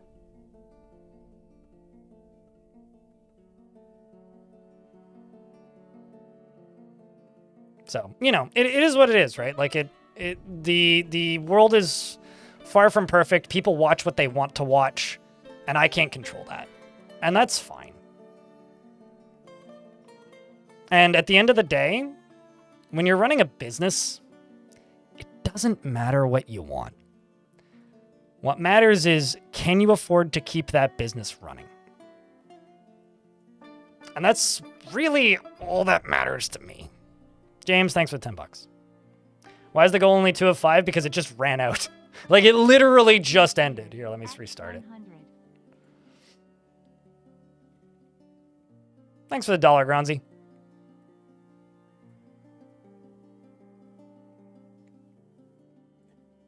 And also, like, as far as YouTube making up a very small portion of my revenue, YouTube is going to make up significantly less for the next 3 months, even though we're about to get a really big update to Dwarf Fortress, which will probably increase the views.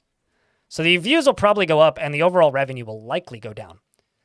And the reason for that is the vast majority of the money that I make every month off of YouTube comes from ads.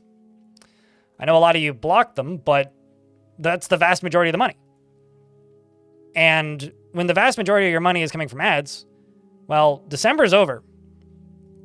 That means nobody's paying for advertising right now.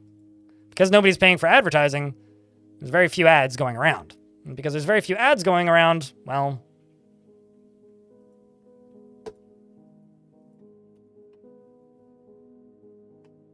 ads ain't going to be good again until, like, March.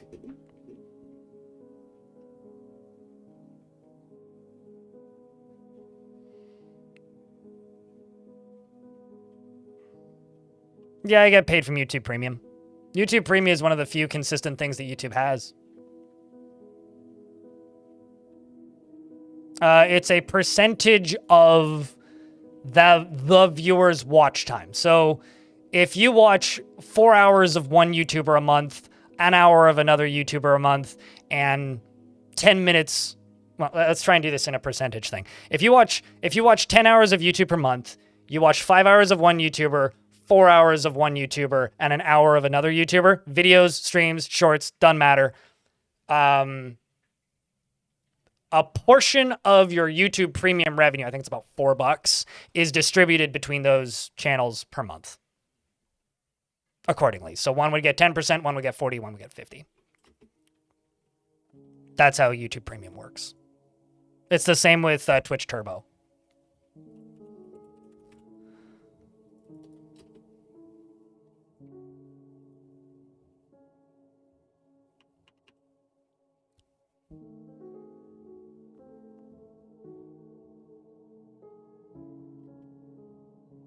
Think about it this way, Zalvi. I'm like this industry is directly comparable to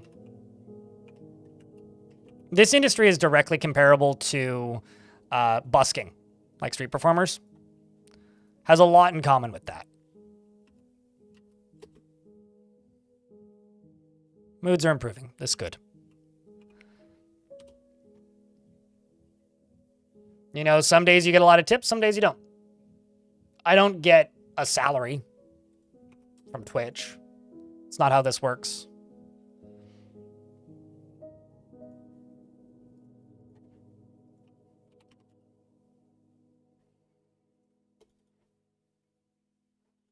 Let's start picking out dwarves that would be good in the military. Martial training. Dreams of mastering a skill. Has a sense of duty. Okay. Thinks before acting. All right. Is slow to anger. Doesn't mind a little tumult in Discord. Doesn't seek out excitement. That's okay.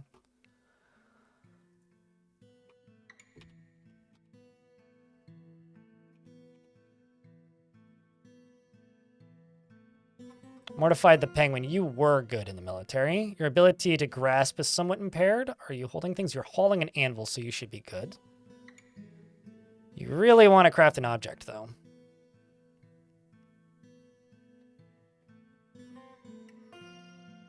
No chance of being run over. You do have a chance of being doxxed, though. Although I think that would highly depend on, I guess, where you're busking. You want to learn something. You want martial training. You're strong and tough. Nervous wreck. Uh-huh. Strong and tough, eh? Nervous wreck. Profound sense of duty and obligation. Finds humor in most situations. Is made deeply uncomfortable by differences in culture or appearance. Norris describes natural tendency with her respect to martial prowess. She is not particularly interested in what others think of her, and she can handle stress. You'd actually do okay. In terms of crafting a masterwork someday, though. No health problems, no evaluated wounds. How long have you been here? Since the fort? Since 6 years. What's your name?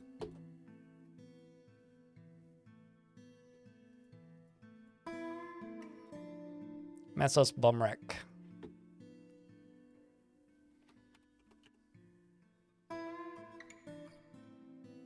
There you are.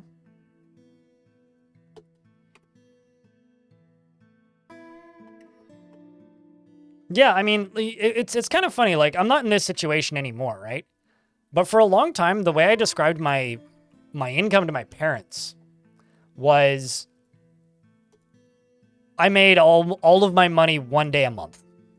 So the majority of my month, I would stream at a loss and make like $1.50 an hour.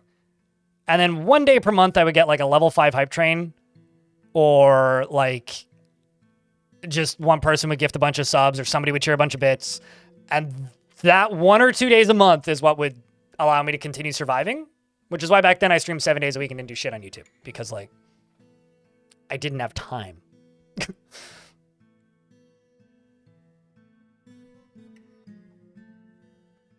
How do you get more for the same amount of premium watch time on the main channel or the extras channel? The extras channel is a weird fucking anomaly, because like part 1 of most VODs make like 20, 30 bucks off of 1,000 views, and the rest of them make like dollars. The part 1s make decent money, but it's consistently about 30% of the revenue of any channel comes from YouTube Premium. It is consistently roughly 30% of the revenue on every channel, consistently. I mean, it fluctuates from month to month, but it's roughly 30% per year. She never becomes angry, and she is shameless. She is absolutely unfazed by the thoughts of others. Dreams of mastering a skill. Wants martial training. Needs new pants. She's assertive. This one will do, okay? Tool ball.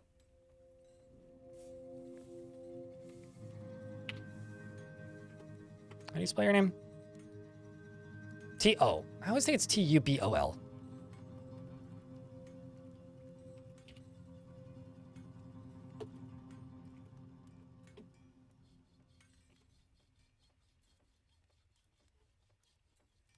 So migrants have arrived despite the danger. Even by viewing the VODs as though you appreciate a lot of your work. Well, thank you. Appreciate that. I wouldn't. Not as a job, Tubersheezy. The only reason I've been able to do this as a job is because I started streaming while working full-time. I made less than $10 that first year. The first year I made $6 from one tip. The second year, I made less than $100. The third year, I made like $3,000. I got a couple people that started tipping me occasionally. The fourth year, I made roughly the same. The fifth year, I went to TwitchCon and I made enough that I had to pay taxes. So it took me 5 years to make enough money to pay taxes. Do not think this is something that you can take a stab at as a job. If you ever tried streaming or content creation, Tubersheezy, start now and do it as a hobby. Do it as a hobby first, because nobody will give a shit and nobody will watch. Or just don't ever bother. Like, my cousin streamed every day for a year and didn't ever break 10 concurrent viewers. And that was during the pandemic, when there was more people watching streams than ever. And probably ever again. Personally, sees power over others as something to strive for, and sees those that attempt to maintain a dignified and proper behavior as vain and defensive, lacks any respect for family, values self-control, values sacrifice, and sees sacrifice as wasteful and foolish. Tough, needs martial training and excitement, wants to fight. Okay.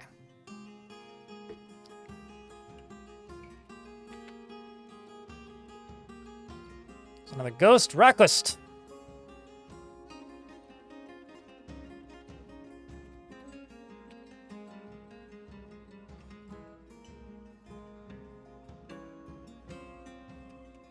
Nobody, the biggest issue with streaming right now and YouTube and Twitch and all those is it's very difficult to just do it as a hobby because everything is designed to make you try and make money off of it.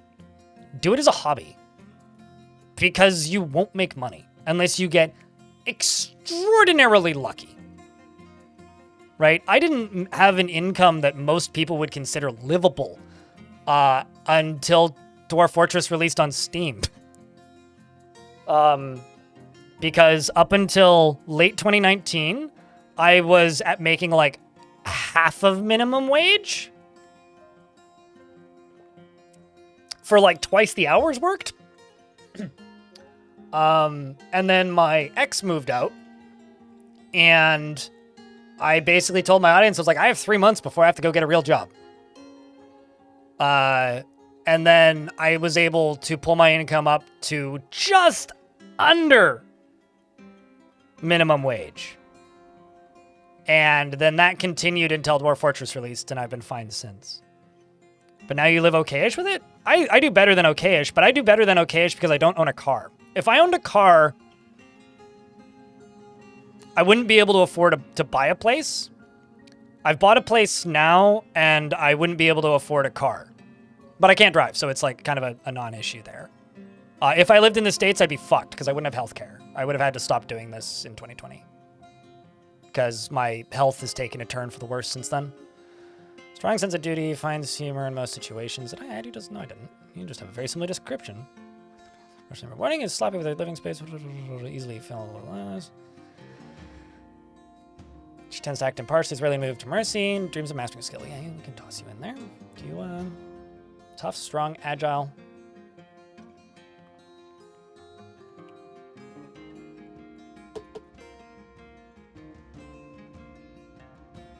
I don't work 100 hours a week. I did. I work 100-hour weeks when I make a video, like a big video, but most of the time I don't make a big video. I stream about 40 hours a week most weeks. Actually, no, I stream about 34 hours a week most weeks, and then I spend about 6 to 12 hours doing unrelated, like non-stream related work off stream the rest of the time. Hold on a second. Stuff doing in YouTube chat with yet another super chat for $20. $20 is the amount for the day, I suppose. I think YouTube is actually winning for revenue on the day. Twitch chat. What I really should do is I should have 2 loading bars. One is YouTube revenue and one is Twitch revenue, and make y'all compete. That's what I should do. No, that's too exploitative. Fuck that noise. Let me read this. Hold on a second. I can't play Dwarf Fortress as much because I'm working on your PhD. There you go. Do something useful with your life. And I lurk in your streams because I vicariously watch your VODs and I help you sleep. Well, I'm glad I can help you sleep. I wish somebody would help me sleep. Thank you for being here, helping you stay locked in the past years. Cheers, mate.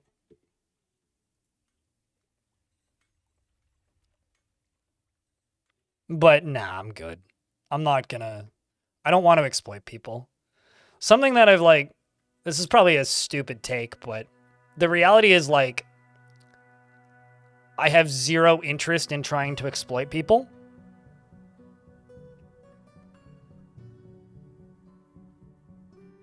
You know, I'll use Pirate Software as an example here. He does Q&As, right? Where he charges. If I had 16,000 concurrent viewers, I would actively dissuade you guys from subscribing. Because I would just make a living off of ads. Dude makes more off of ads in an hour than I probably make in a month.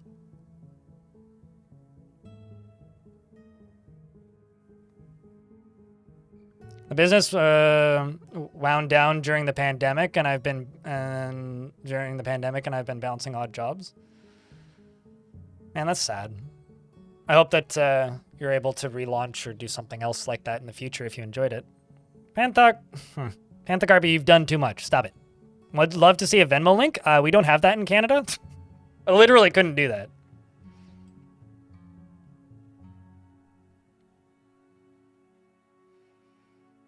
A separate ferret rescue on ads? Really? I didn't know that. That's funny. That's an interesting business model.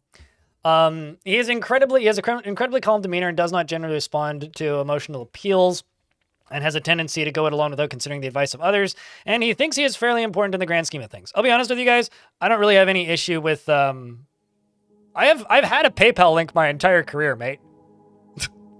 It's the Streamlabs link.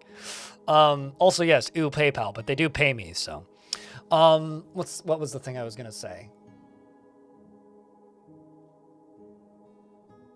I don't mind Pirate Software, but I kind of gained a little active dislike for him when he, shat all over Ross and stopped killing games. Kind of showed his true colors a bit with that one, which I'm not fond of. With the WoW situation, that is the most YouTube title sentence I've ever read in my chat, or at least today, Zalvi, which is, I'm tired about hearing Pirate Software lately with the WoW situation. What? Should I ask? I don't care, so I ignore all that shit. It is in the vid description, Panthacarpy. Literally it is. Or it should be. Yeah, tip me, streamlabs.com/BLINDIRL. That is my PayPal link. It's right there.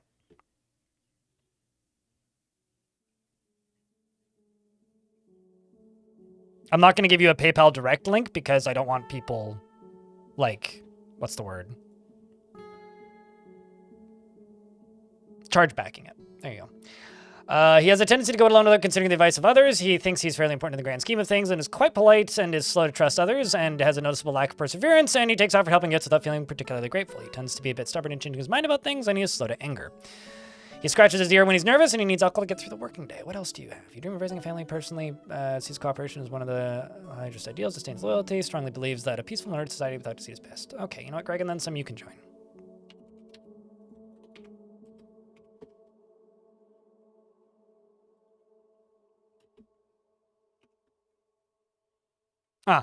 for content and views. Got it. Yeah, that's typical YouTube. Typical YouTube.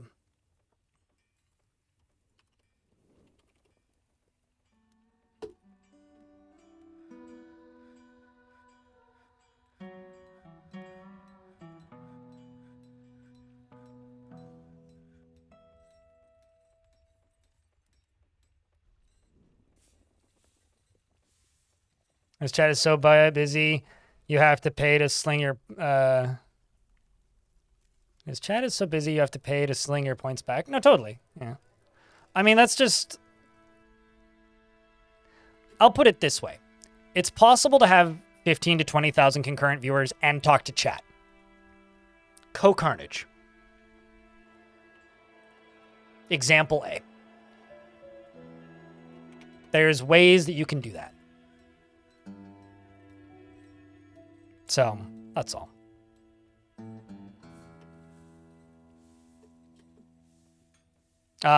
Not to be rude, Dread, what other Dwarf Fortress streamers? There's like 3 of us, and we have very different schedules. Like, Suited just pointed out that Dwarf Fortress Hot Potato, which is true. That's been an annual thing. I'm not convinced it'll happen again. Purely because it was like pulling teeth to get people to participate last time. There isn't that much of a Dwarf Fortress community.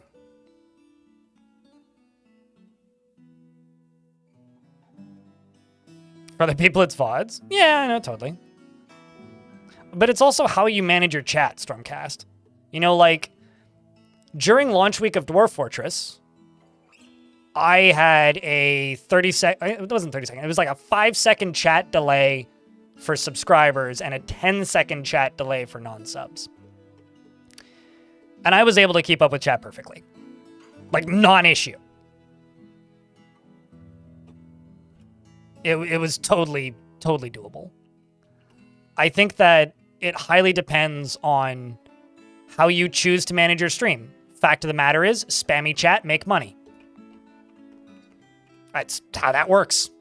You want to make money? Have a spammy chat. You don't want to make as much money? Dissuade chat from being spammy.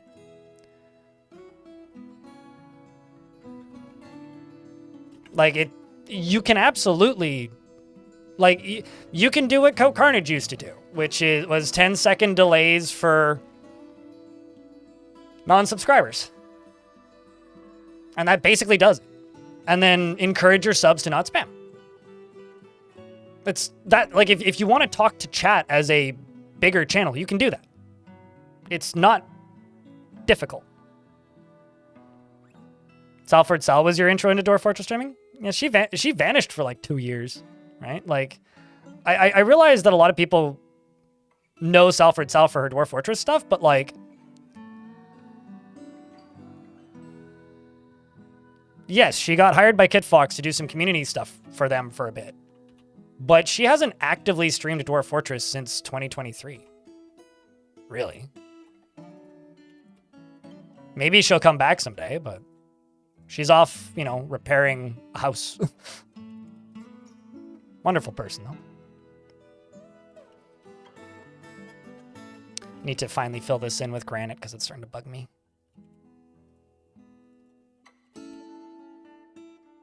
Today's been a very real talky day. Sorry if that's not everybody's vibe, but...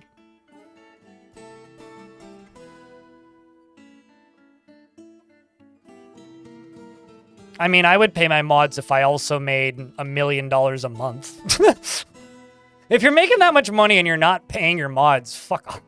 Like, sorry if that's a hot take, but like, come on.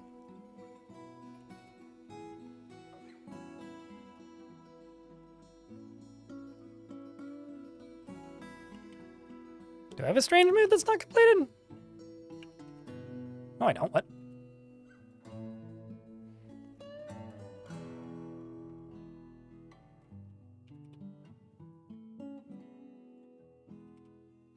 Yeah, I in theory, I don't really have anything against Pirate Software. He's not a bad person, for clarity's sake.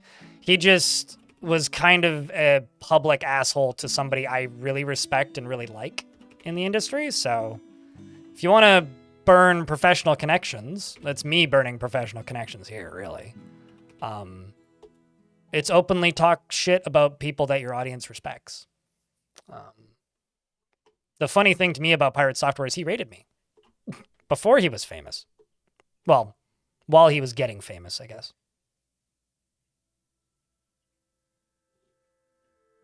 And to my knowledge, like, I haven't seen him frequenting any of the chats I used to see him in pretty consistently, which is interesting. You know, some people are just in this as a way to make a lot of money. And I never end up getting along with those people for very long. It's just the way it is.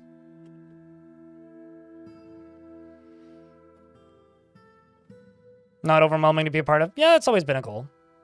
What's up, Budgie? How are you?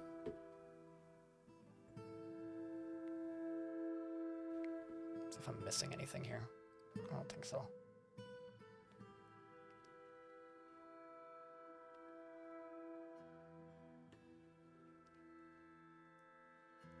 I struggle so much with more than 70 dwarves. Oh, I see why you're talking about one guy about to go nuts because he doesn't have rope breed cloth. Ghost has been laid to rest. We are sorting out the moods. Slow and steady. Slowly building up a new lead squad.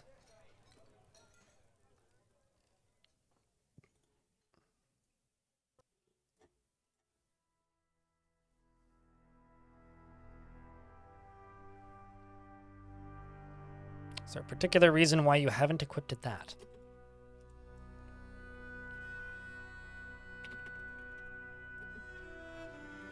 Oh, also, you should always give your dwarves water skins, because if they catch fire, then the water skin evaporates and it puts out the fire. So if you have the stuff to make water skins, you should always make water skins. Pro tip. Oh, shit, I see the issue here.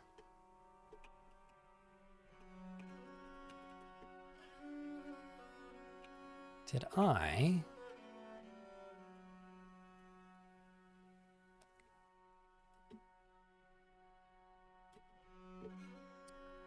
Found the problem.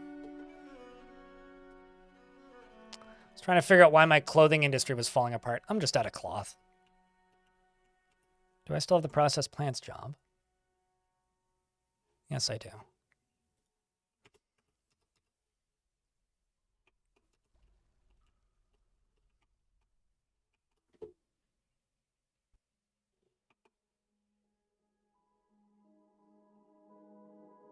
I think those should be alive, though. They should be in season.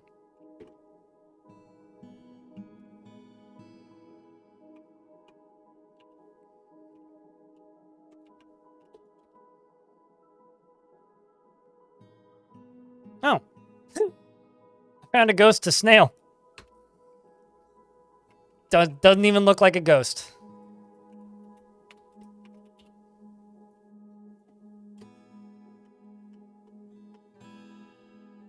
What needs excitement for a dwarf?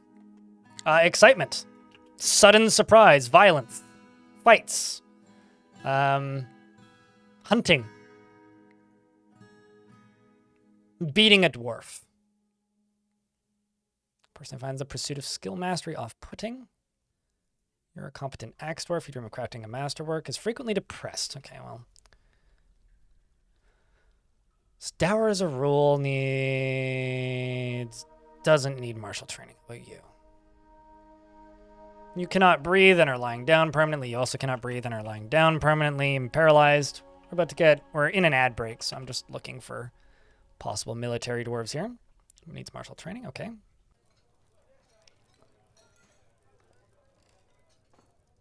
Doesn't particularly care about craftsmanship. All right, Ast, you can join the military.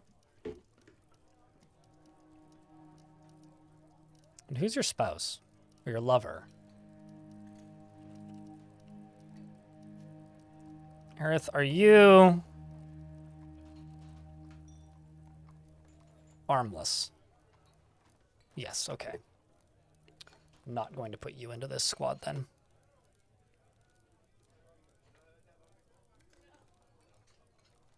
You're strong, good spatial sense. Finds a chaotic mess preferable to boredom of harmonious living.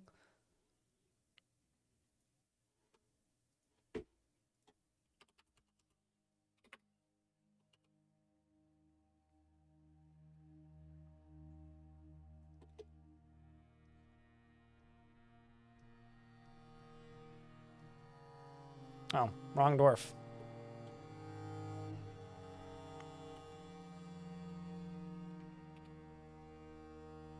Dwarf herbalist, this one.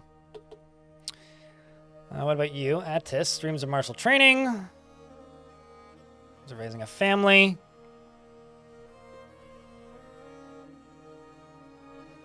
A little tumult in Discord.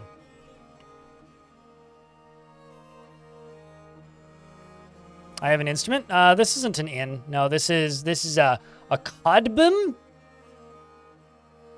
which is a object that menaces with spikes of sheep wool. It is a large stationary metal musical stringed instrument with a ceramic pump that sends water into a chamber, supplying the air to the bell. So it's like a water powered pipe organ. It's a keyboard instrument.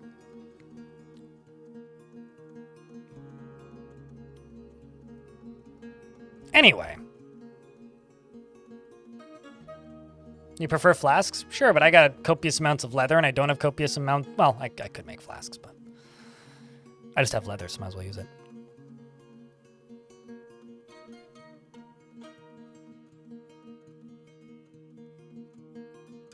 CPU is more important for Dwarf Fortress than GPU. If you have a GPU, you're fine. You need a GPU, but it doesn't need to be anything fancy. Beyond that, it's all CPU. Okay. I kind of had a subject that I was talking about, but I've completely lost the thread. Chat, what do you guys want to talk about? Should I just keep rambling about streaming nonsense? It's funny, because I'm probably going to end today with some variety, though.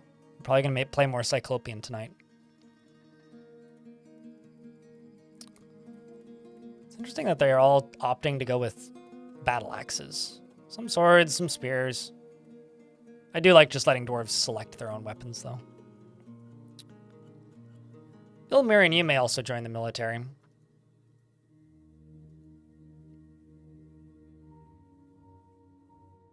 Seeks out exciting and adventurous situations. Stubborn, often lustful. Ilmirian, you're going to run your own squad.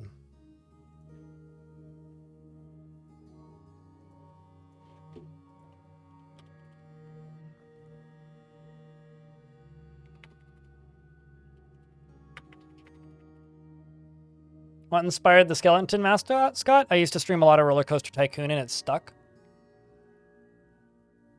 Long time ago. Eons ago. Holy Seduction is one of the religious jobs I have. That's kind of funny.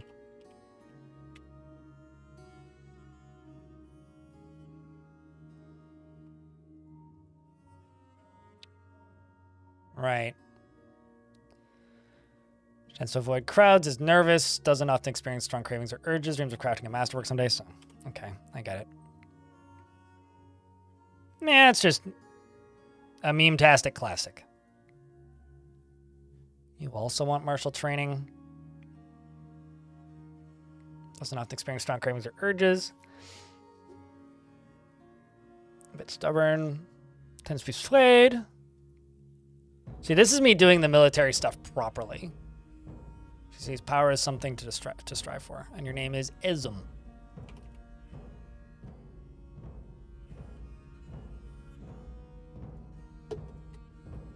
This is me doing, like, malicious stuff properly, instead of the way I've been doing it up until now.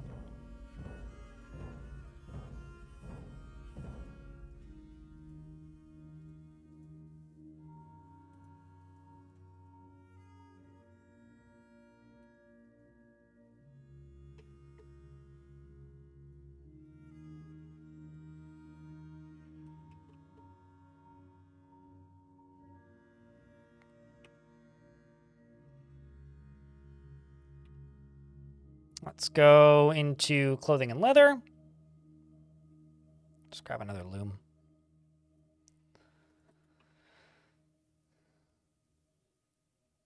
Got no tickets back. It happens. Happens to the best of us.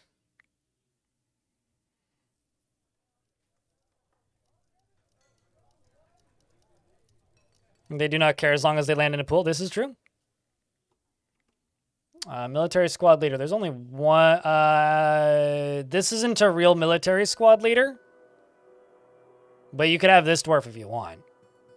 This is more like local squad. I'm never actually going to send this squad out because they're all religious figures, which means they'll leave the squad whenever they're sent out, and it's really annoying.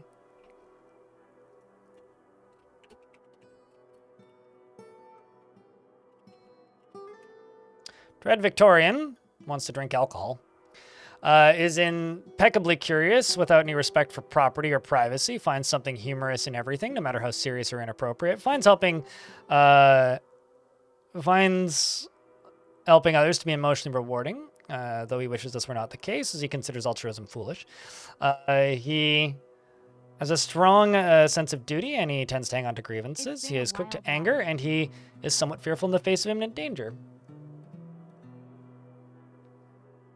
It's been a while. Wild ride. Thank you very much for the 20th month check, and I get a round of beers. Somewhat fearful in the face of imminent danger, and he tends to be a little tight with resources when working on projects.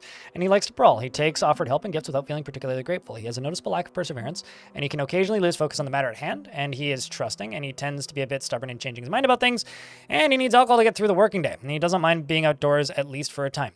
And he doesn't really care about anything anymore. Dreams of mastering a skill, and personally sees freedom and independence as completely worthless. Typical religious figure. And finds introspection to be a waste of time, and sees sacrifice to be wasteful and foolish. Finds maintaining to be silly, fumbling waste of time, and dreams of mastering a skill.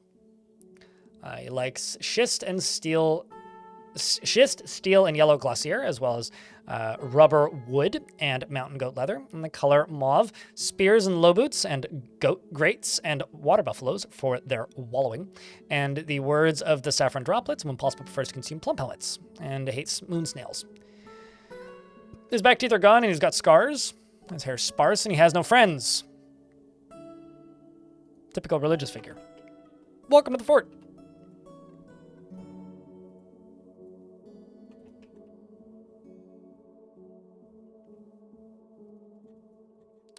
It's now pigtail season.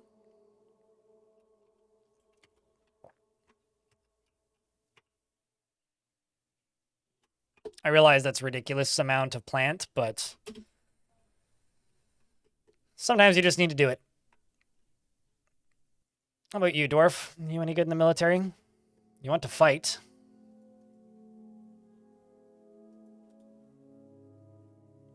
It's a good thing that you only just requested that Dwarf, because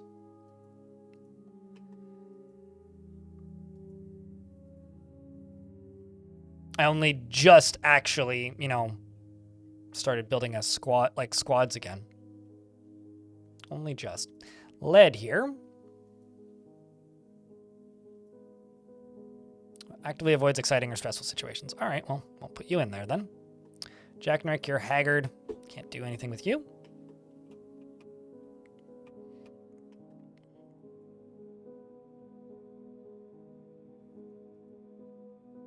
You want martial training and excitement. Oh, you're also holy diamond, so it doesn't matter. Soapmaker, you want martial training. Pervious to the effects of stress. Dreams of raising a family, doesn't really see the point in working hard. Dakist. Dakist.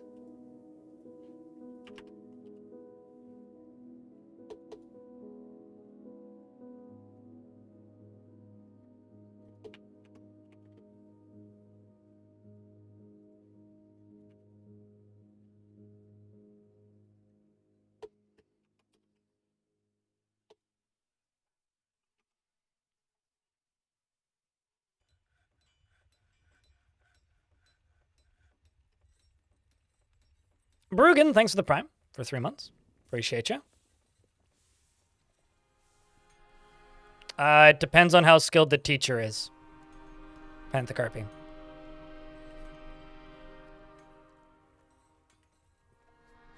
So the first squad, I think it's like 2.5 years or something of just straight training.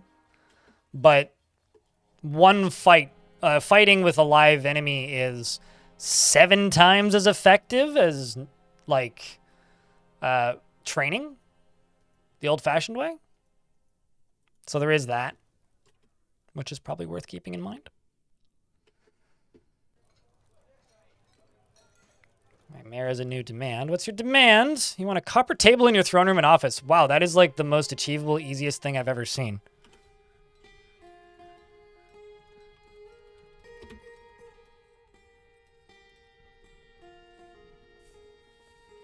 Let's do 2 axes per It's Morbin time. season. Madam Murdoch, thank you very much for the 2nd month.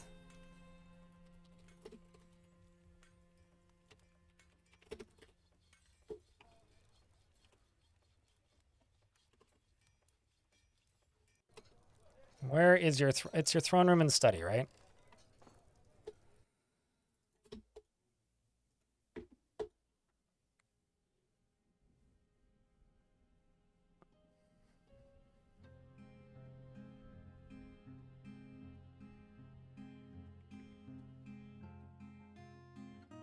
Yeah, but minecart meat grinders aren't considered fighting with an enemy, so minecart meat grinders aren't as effective as they once was.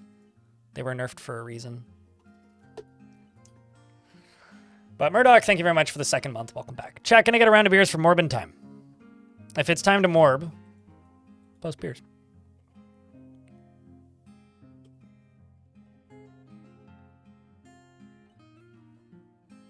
Yeah, I think 250 is the hard default population cap. It's under game settings. You scroll down to here.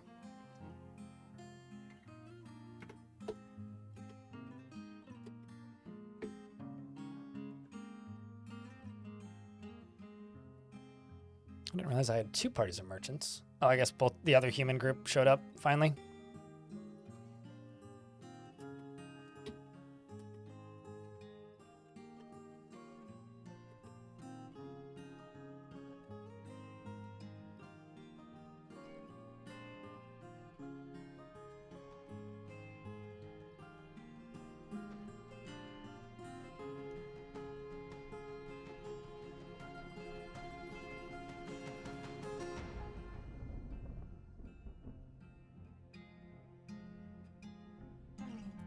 Yeah, it really seems like I'm in an awkward spot where I just don't have enough thread.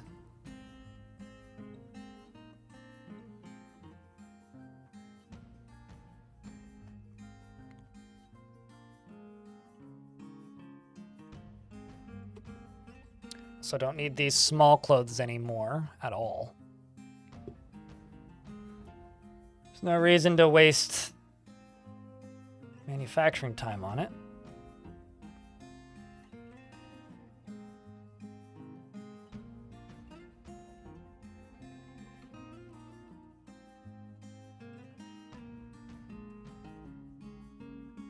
Cloth mitten. Got this down twice. Small cloth glove, that can go away. I thought I got rid of all those, but I guess I missed one.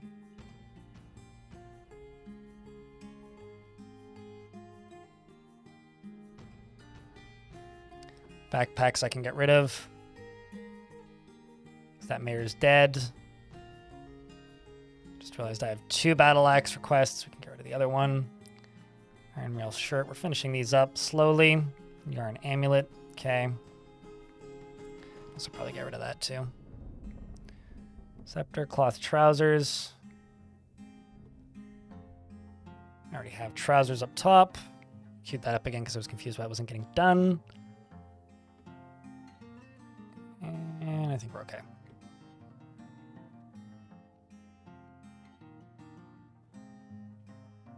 Is there a way to stop brooks drying up in the winter?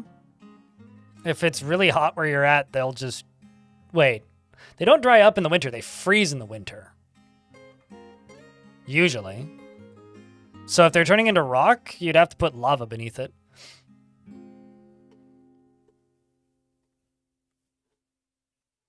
Similarly to how I made my well. Because it's always freezing cold here.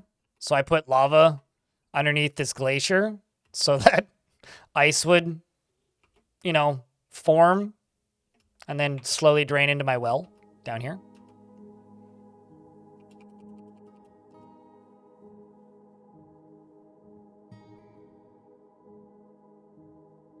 The ponds freeze, but there's no water in the brook at all in mid-spring? Yeah, no, you can't. That's that. Oh, you mean like the ones that you can walk over? Yeah, no, those there's nothing you can do about that. That's just how the game works. That is how the game works.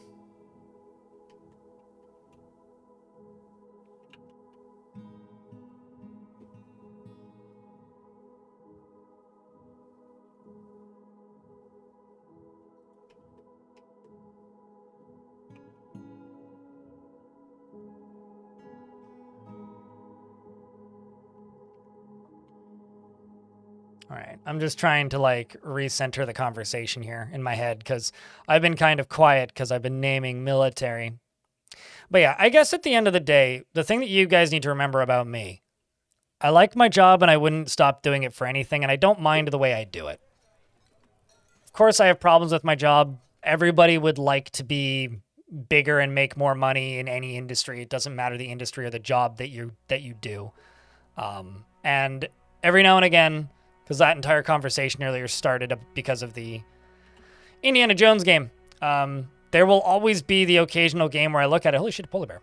There will always be the occasional game that pops up where I go, man, it would be nice to be able to stream that. And to be honest with you guys, me stating that is a mistake on my part, and I shouldn't do that. You want to know why? It makes people, like, suggest that I stream it. And then all I can really say is, well, no, because that's not smart business-wise. And I think that when people think about this industry, or anybody they like at any job, they just want you to be happy, because people generally feel that way about other people. And the reality is, I already have, like, one of the most desirable jobs in the world, so I don't have that much I can really actually bitch about. But on top of that, like, the thing that you need to remember is I choose to do this way because if I stopped doing it this way, I wouldn't be able to do this anymore. And I know that's just the reality. It is what it is. That's all.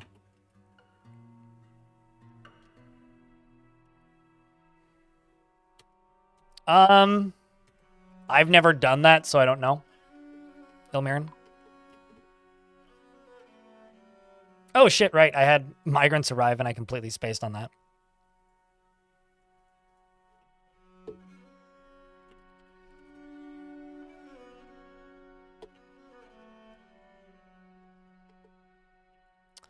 Seems that one of them fell asleep. The well is dry. Okay, I fucked up.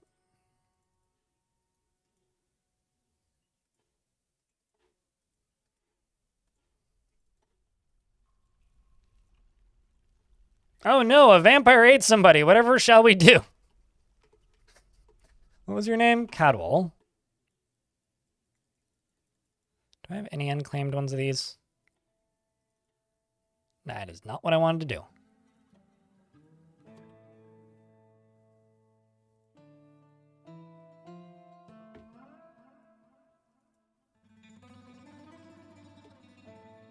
Whoops.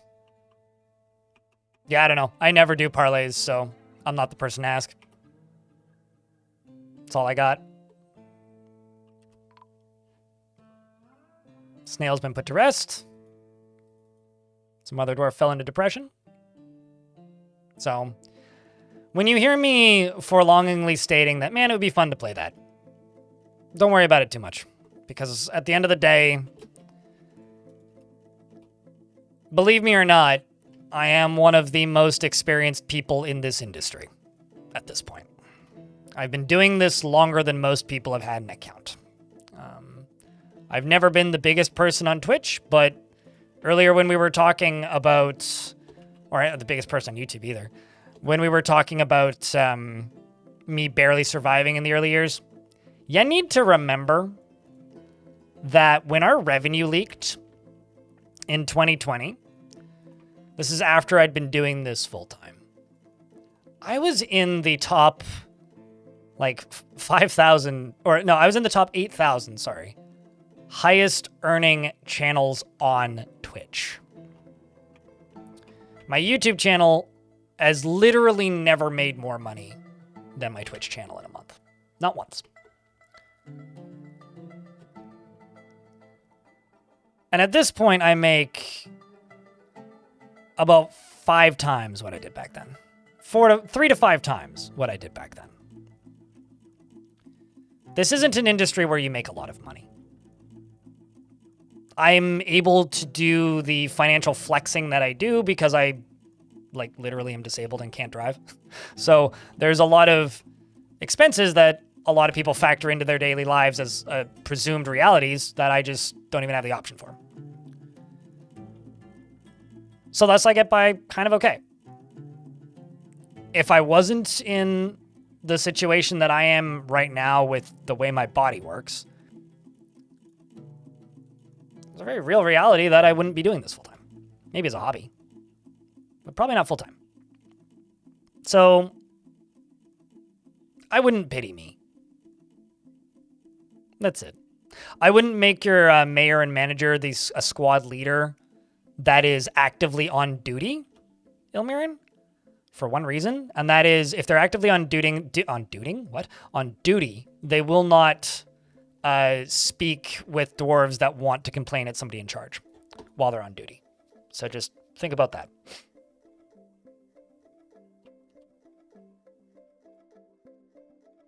So yeah, just realize that, I guess. That is probably the most important thing that you can realize is, like, am I rich? No. Do I get a decent salary? Yes. Am I frugal? Absolutely. Do I get by? Sure. Would it be nice to have an audience that would, where I would have 500 people watching or 1,000 people watching every stream regardless of what I play? Absolutely. But at the very least, I get to play a game whose audience isn't spouting slurs every 90 seconds. Generally. I ban those pretty quick. You know, at least it's not Counter-Strike. At least I don't have to get harassed by various gambling companies anymore. And when I say anymore, I mean that, like, at peak popularity, I was getting offered, it was like $60,000 a month to stream slots. Fuck that. Seduce rich folks? Okay. I don't understand how that's relevant to anything I've said today, but all right then.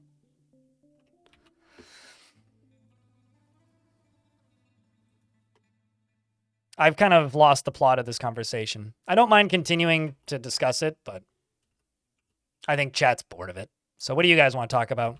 It's got to be something.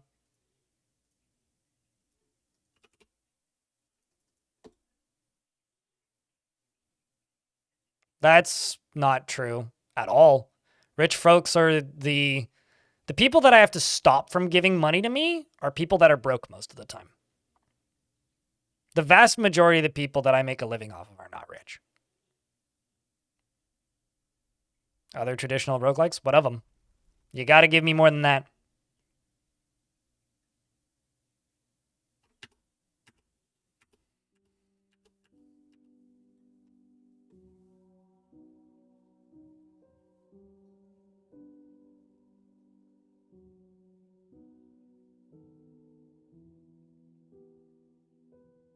God versus Akram? Ban Ilmirin. Yes or no, chat? What do you think? Should I time out Ilmirin for 24 hours?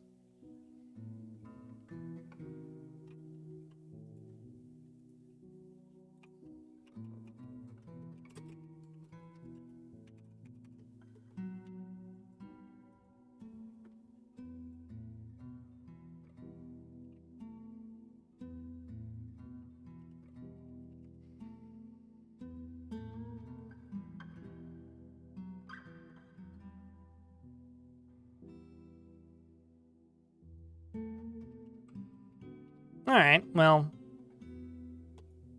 if that's all that Ilmarian wants to talk about, I don't want to talk about that. So enjoy nattering it yourself in your own room alone.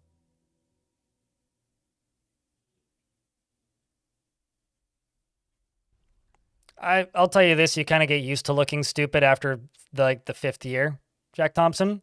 And let me tell you this: I've looked less stupid doing this for a living than I ever did working at McDonald's. Have you ever seen one of those uniforms? If you're worried about looking stupid, try wearing one of those.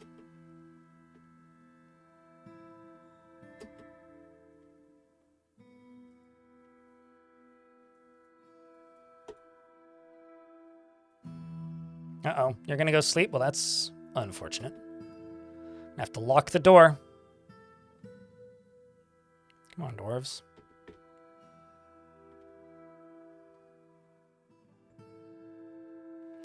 Right now, the Future Wars are in training, but...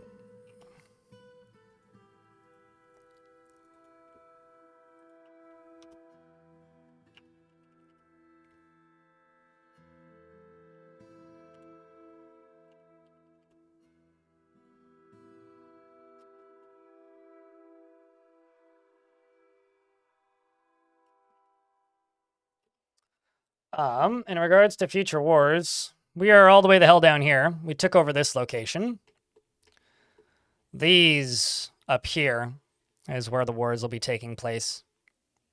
We've got Goblin Forest Retreats to attack, Goblin Pits, potential Necromancer Towers, some pretty strong Goblin Pits and Fortresses, Dwarven Fortresses that have been taken over by Goblins, including ones like this one. I think that's probably what we're going to go after first, actually. That sucks. One sock, two sock.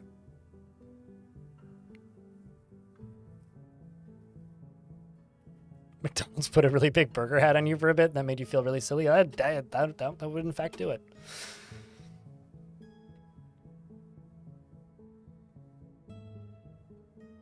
I could care less about dance.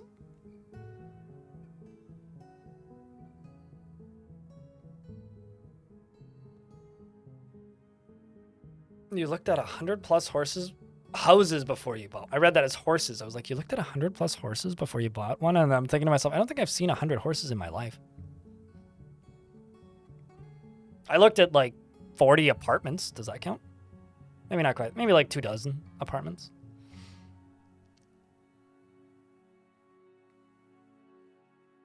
Do I have a long-term goal with this fort? Don't get bored until adventure mode releases. Currently, like, it's difficult for me to build any long-term goals for any particular fortress because the only thing that I'm worried about, caring about, or concerned with at this exact moment in time is adventure mode releasing. That's it? Really? Like, I'm killing time until adventure mode releases. We've kind of talked about it today, and we're going to work towards some longer-ish term like fighting goals for this fort to make it last another week, but that's about it. That's one.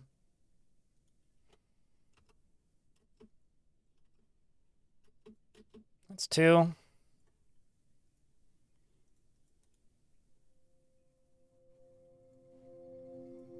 And that's three. Chat, I'm in an ad break and the game decided to save at that exact time. I need to take a piss. I will be right back. Don't go anywhere too fast.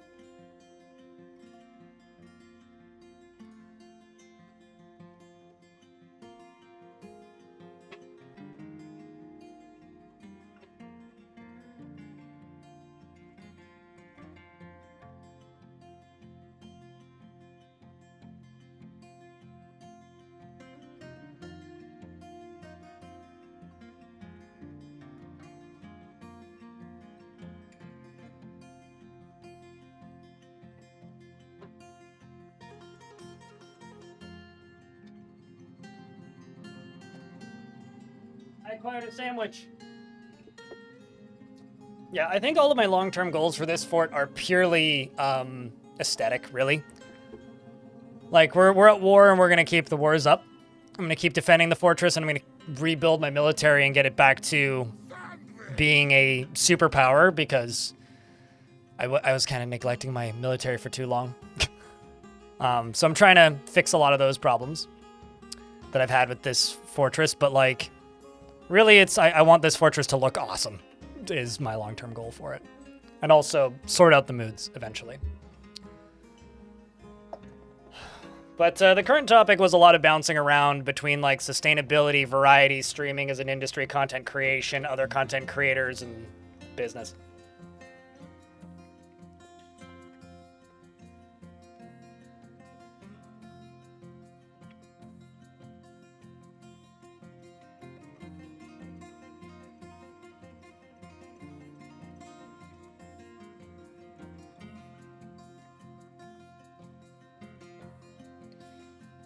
So, Christian YouTube chat says that they looked at 100 plus houses before buying their first house. I'm gonna be direct with you. I don't think there's 100 plus apartments plus houses plus condos for sale in the part of town I'm moving to. So you must live somewhere with a lot of empty houses.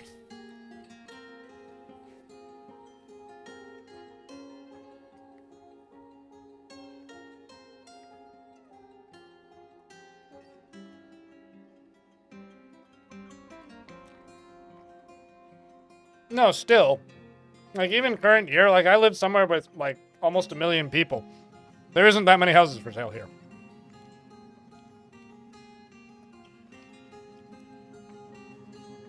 Only 1 year? Man, you're so fucking lucky, Eurismic viewers. I wouldn't say this place is a shithole, but it's the size of a shoebox.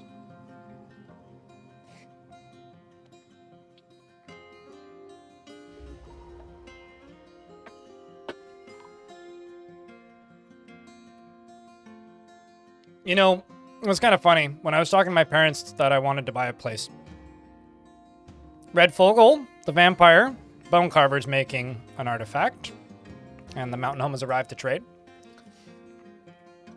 My parents asked me what I wanted, like what my minimum requirements were for buying a place. And my dad audibly like spat out his coffee and chuckled when I said what I wanted, which is quite literally, I wanted a apartment with a door on the bedroom and a window. That was it. That isn't like about to fall down. Like at least like a reasonably decent investment. That was it. Might say a lot about, you know, where we are at this point in life.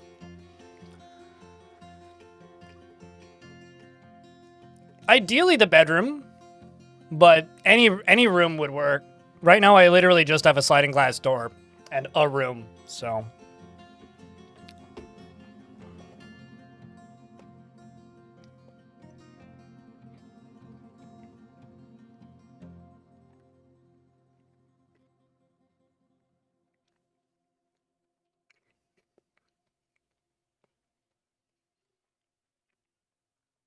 I have a question.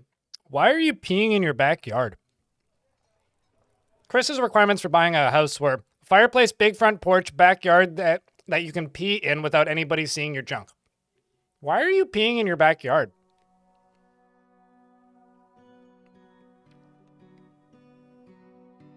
Like,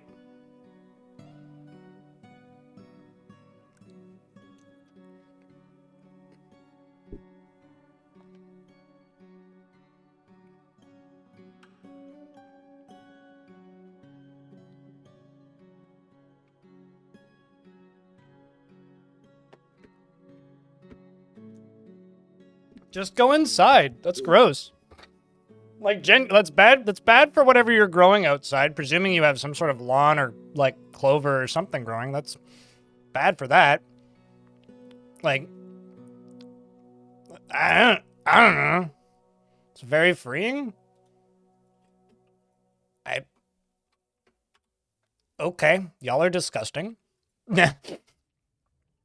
New topic.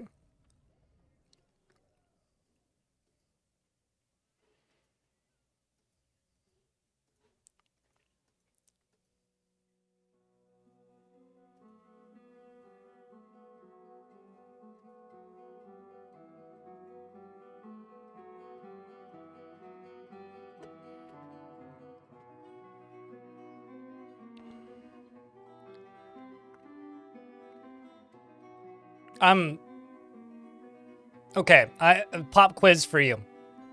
How many boomboxes were made that didn't use D-cell batteries? Suited.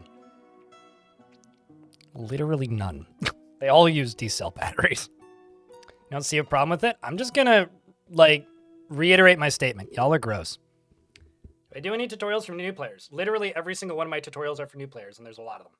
I know it's sarcasm, but, like, Twitch chat is justifying you, Chris.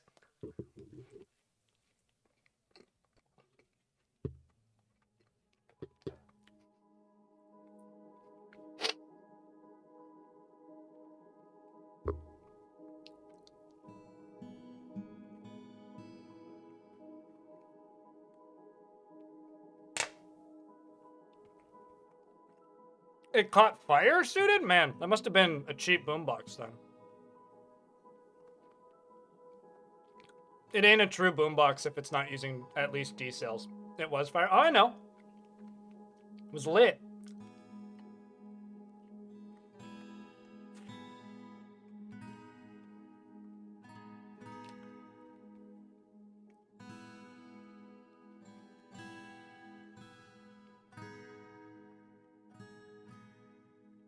Something else other than Caves of Cud and CDDA?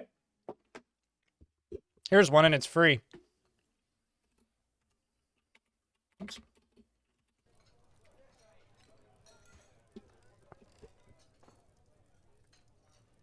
I think that link still works.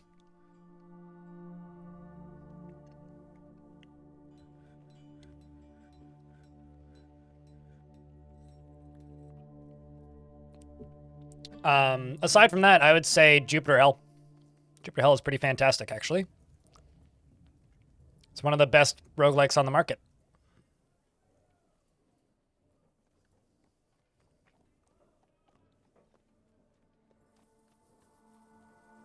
Man. Shit's heavy.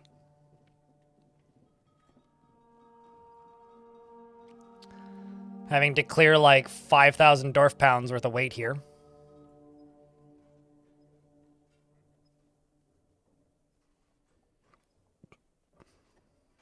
Say, do I have an armor bin? Let's just not trade the armor bin. It's too heavy. Wow, they'll take that little profit? That's crazy.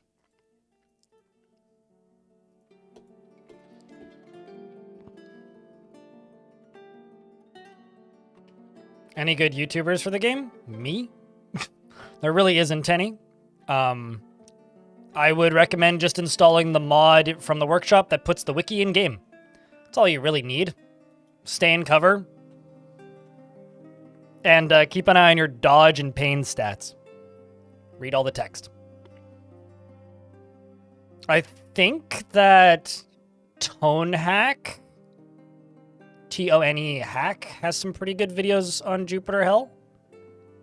But I don't watch Tone's stuff actively, and it's been a long time. Another really good one is Cogmind. And the best YouTuber for it is the developer's Twitch channel, Josh G. He streams his own video game. Dungeon Mans, if you want something a little bit more approachable. Dungeon Mans is pretty simple sword and board wacky stick thing. And has some really interesting progression built into it. It was actually pretty novel at the time.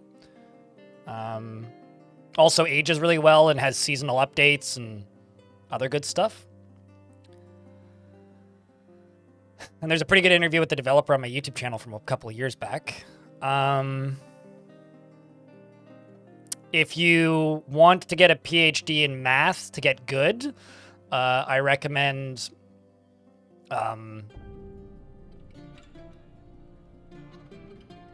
Just seeing, are you any good for the military? If you want to get a PhD in math to get good at a video game, I recommend Rift Wizard. If, like, Path of Acra is all passives and on a hit on effects, Rift Wizard is all castable effects, but making spells that combo. I don't like Quasimorph perfectly, but lots of people do. I'm not a big fan of the go out, get resources grind without true permadeath. It's not really my cup of tea. It's not why I play roguelikes. So, personally, I wouldn't recommend it, but plenty of people do. Although it's kind of funny because a friend of mine actually does QA on that game now.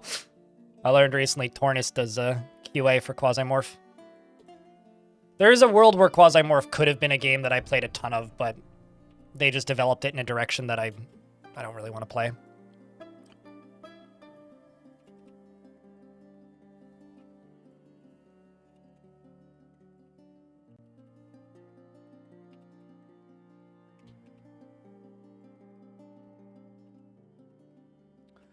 Are there any ghosts that I'm missing? Surprisingly, no.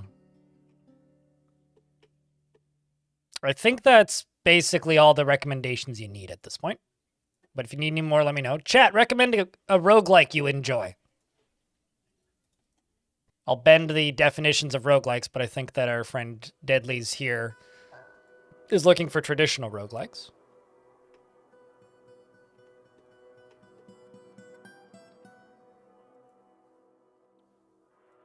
Oh, another good one is Hack. H-A-Q-U-E.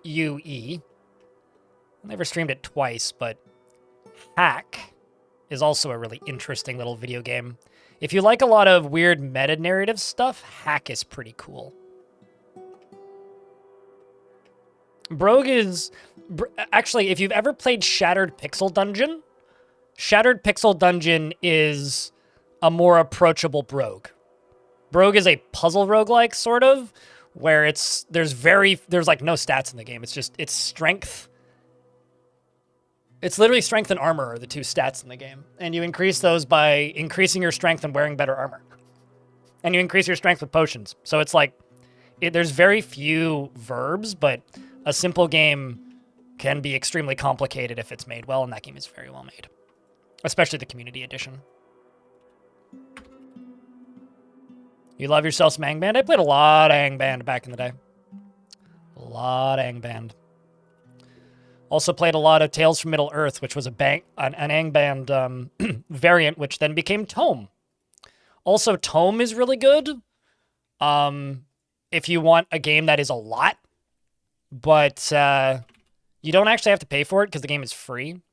It is available on Steam for like $5, but the Steam version is just the premium account that you can pay for optionally on the developer's website, which gives you on like global chat, basically. So if you want to make fun of people who are dying at level 1 to the first boss, must pay for. Otherwise, completely optional.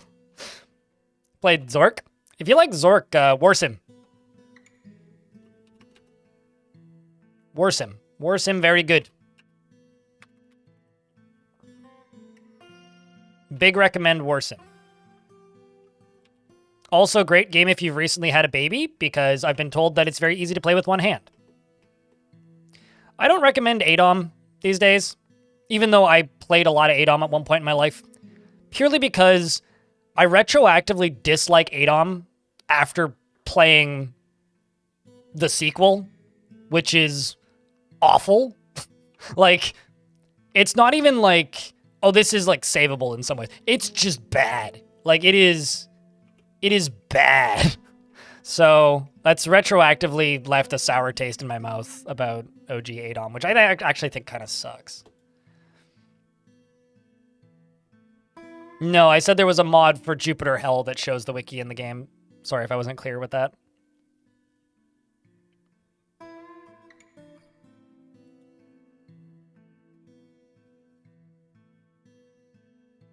Have I tried Noida? I wish it wasn't the type of game that it is. in theory, I should like Noida, but the reality of Noida is that it is a precise action platformer with run-based elements. I like games with run-based elements that are vaguely inspired by the idea of a roguelike, but it's a precise action platformer. So for me, it has a Spelunky problem, which is I'm legally blind. I know I hide it pretty well on my streams, but I'm legally blind. And the unfortunate reality of that is it's hard for me to see shit, especially at high-speed motion in video games. And if it's a game that requires really good, quick projectile dodging or hand-eye coordination, it's going to be unfinishable for me eventually. And unfortunately, Noida very much lands into the, I can't complete this. Okay, you need a skeleton. I need to butcher an animal. So in theory, I should probably enjoy Noida. In reality, playing Noida is one of the most frustrating, grueling, annoying experiences I've had in video games in the last 10 years. But in theory, it's a really cool game. And I don't mind watching other people play it. I just don't like playing Noida. I really wish that Noida ended up being... So, I've been to way too many TwitchCons. And some game developers attend TwitchCon. And one of them is one of the lead designers at a little studio called Clay. And a couple of years, the last San Diego TwitchCon I went to, which I think was 2019, he was there, and he was talking with a bunch of people, and we were talking about Oxygen Not Included. And somebody brought up Noida, and he stated that he loved the idea of Noida and had thought for a while about, like, just emulating some of those mechanics. And then he said that he reached out to them and started talking to them. And apparently that game was originally supposed to be... Well, originally it was an engine that they were going to license, was what it was first. They started designing this thing, and they built these physics systems and these material systems and basically made a sand game. And they just started iterating on it, and nobody was interested in licensing it. So the gist that I got was they started prototyping games in it. And one of the games that they prototyped in it was an RTS, a PvP RTS, or PvE RTS. Kind of similar in the vague description to something like a... I wish I loved Clay. Clay ever since Clay got bought by Tencent, it's like, eh. The gist of it was described similarly to a game like Kingdom. You know? Those 2D kind of strategy games where you run from left to right, assigning soldiers, or sure, like, is Cortex Command an RTS? I've never played I've only ever seen screenshots of that game. I thought it was more like a Terraria or something. But anyway, where you run back and forth assigning soldiers to different locations to do different things, but with a bit more of a kind of an overview look. And I'm so fucking sad they didn't make that game. But apparently they weren't able to make it fun. Yeah, they're like a 95% ownership by Tencent or something. Dearest. They have been for a long time, too. Okay, I'm getting a migrant wave again. Let's see what we are up to. 2. I think I'm at my population cap again, am I? Let's increase it. Oh, no, we're at 200.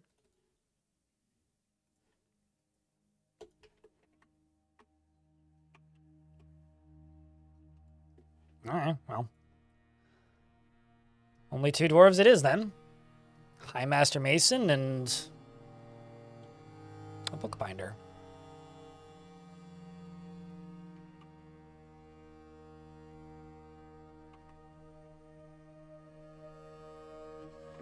Yeah, it's them in Saudi Arabia, right? Like, I feel bad for any, like, fans of Virtua Fighter. Because, like, they did a big announcement at the Game Awards and talked about Virtua Fighter a whole bunch.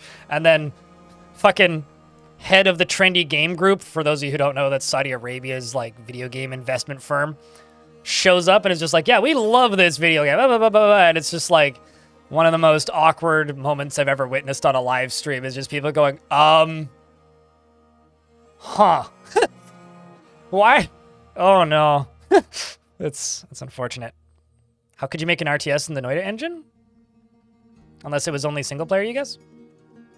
I mean, look at what Kingdom is, Red Fogle. Was it 2 to 3-ish years ago? Yeah, something like that. I mean, Tencent has had a stake in Clay for a very long time, but they got a majority stake not super duper long ago. A goosebone crossbow. Ooh. That's nifty. Now that I'm interested in. That would be a funny thing to make the captain of the guard's weapon.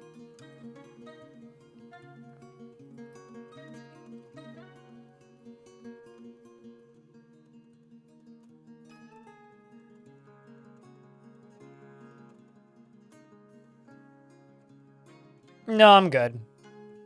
Nyers. Like, here's the reality, right? And this is sort of like an example onto what we were talking about earlier. If I'm not going to stream a game, I'm not going to stream a game unless I can play it at least at a medium competent level. Number one. Number two, well, it was originally a co-op thing. Like, or not co-op, but local multiplayer thing. Red Fogle. Anyway, besides the point. The reality is, if I have to cheat, I'm just not going to play it. It's the same reason I will never stream Splunky, even though I've played Splunky. It's the same reason that I played a lot of Brigador on stream, but I will never finish Brigador on stream. It's the same reason that, you know, there's plenty of games out there that in theory I would enjoy that I will never stream. Because if I have to cheat, it's not worth listening to the audience. And yeah, there are some people who will be totally fine, but the reality is if one person pops in and says, man, you fucking suck, I don't want to play that game anymore, because that's all that I'm going to remember forever. This is a goosebone crossbow. All craftsmanship is of the highest quality. It is decorated with goosebone. Well, that's way less interesting than I was hoping it would be. Oh well.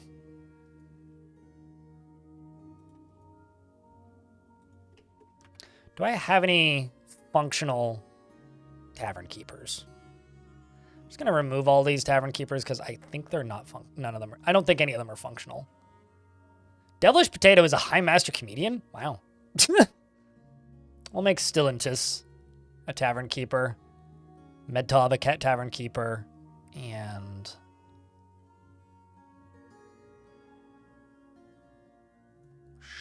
sure, I'll assign Cole. We're watching a glass making demonstration.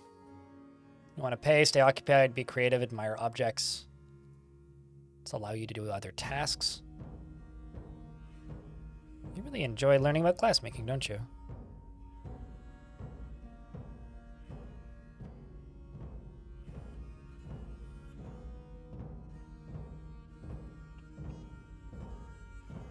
They provide a lot of major updates for free with their main games. Yeah, no, I mean, like, Clay is one of the good ones. Like, Clay is a studio at this point that I'm suspicious of because of who owns them. But because they are financially successful with a relatively low running cost, I don't think that they're going to get wrecked by Tencent or anything. But I think being aware of who owns the studio is just wise from a consumer perspective. Like, you should know who owns the studios of the game that you like if you like a video game. Like, that's just something that you should be aware of. And that's all, really. It's just, you know, keep track of it. Know who runs know who owns the studio that you like, because that's healthy and wise. Chat, I have a question. Should I keep this a separate room, or should I just knock down this wall and widen this hallway? I'm trying to decide what would look nicer.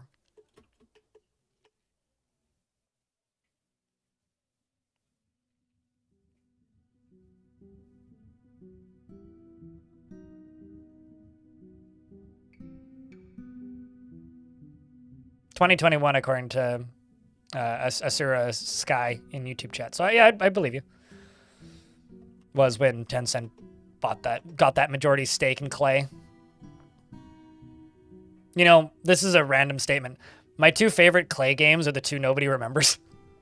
I really liked Shank 2. I thought that game was a lot of fun. And Invisible Ink was incredible. Like, genuinely, I think Invisible Ink is incredible. Is, in my opinion, their best game. I'm trying to figure out now what I should turn this room into. I gotta do something with it. Maybe I could make it another tomb? Maybe an expansion of the prison?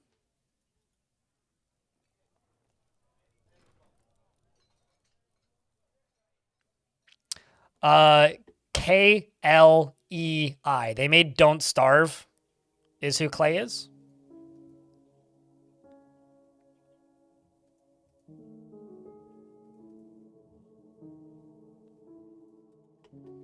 They're a local studio to me. They're based out of Vancouver.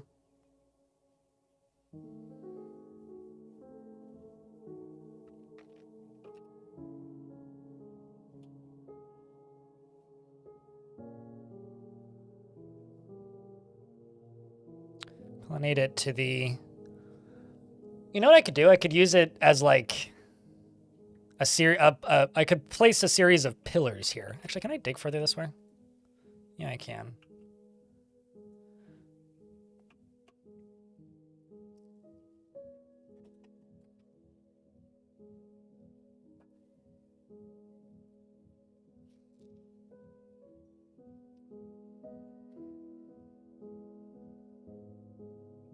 Yeah, I always bounced off of Oxygen Not Included, but I respect the heck out of that game.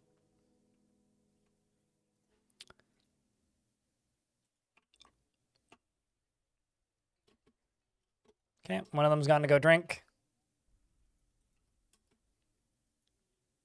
Bucket is full.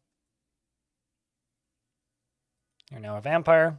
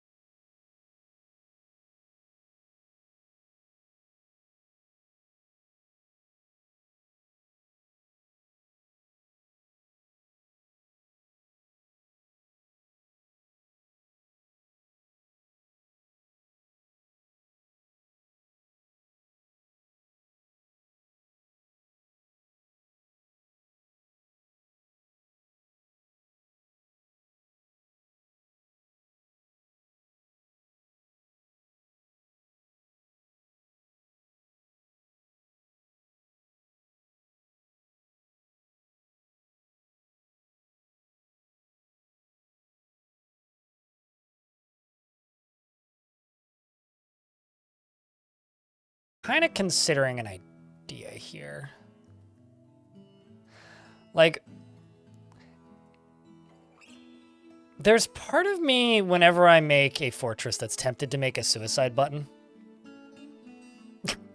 That's all I'm really gonna say. I got plenty of power here, so I could very easily power 2 or 3 Z levels worth of this.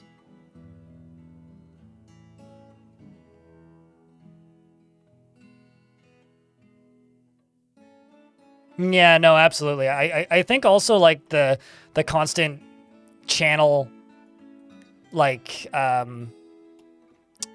pathing changing doesn't help at all. Like every single time one of these gets deconstructed, everybody has to redo all of their pathing, right?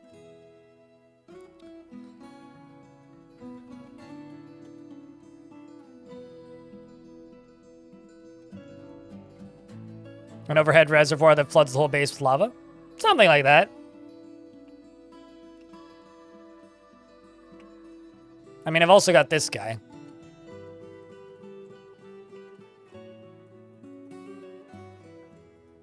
I mean, it's fun to build one even if you don't use it. Actually, okay, how about this? Here's an idea for a fun, silly project. I talked about doing this and then never did it. Which is... Where is it? Where's my library at? Here's my library. I was thinking early on about channeling out a big hole up here to make this visible to the surface. So basically, like, opening up space around this. Why don't I make a big old lava basin around this with, like, a big old trapdoor on top of it that could let all the lava pour in? Something like that. Because I could just, like... I mean, how big would this even need to be? Something like this? Like, I could just start doing this. Slowly dig those out. Because, like, these dwarves don't get cave adapted because they're vampires. Which is awesome, by the way.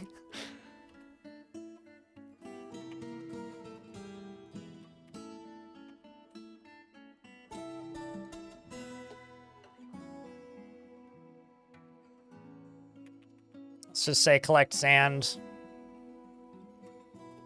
1,000. Let's let that start working.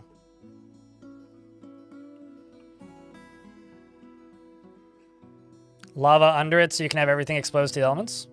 I mean, that's what we'll start doing, is just start channeling in the mountain above us so that everything from, like, here down could just have, like, a giant lava reservoir on top of it. Oops, shit. I didn't actually realize I was doing so much of this. It's gonna cause some fucky cave-ins.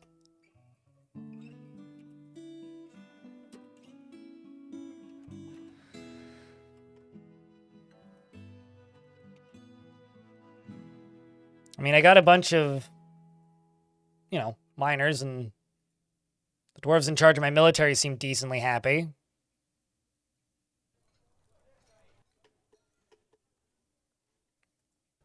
I do need some more squads, though. Kev is now a ghost.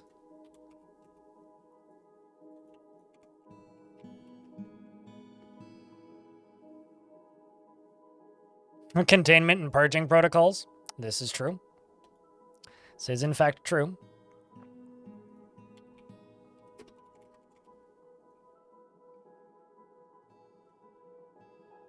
And let's make 21 iron grates. Actually, no. 1, 2, 3, 4, 5. Let's do 30 iron grates. But plan for today's stream is I think we will do like another... I mean, how long have I been streaming? 6 hours? We've been on YouTube now for 5. I think I'll do probably another hour and a half, 2 hours at Dwarf Fort. And then we'll play some Cyclopean. And I need to not stream for 11 hours today because I need to go to my pharmacy and pick up my meds. Well, actually my insulin, which is more important than meds. And I need to do that by 9 p.m. because that's when they close. So that's when they close.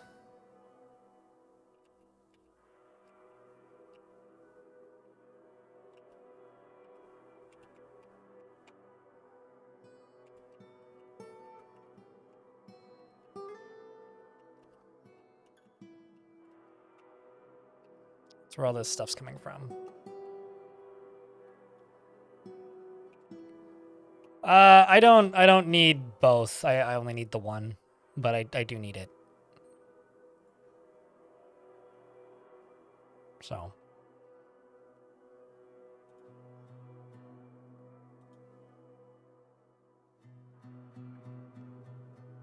Hi, Pack. I'm blind.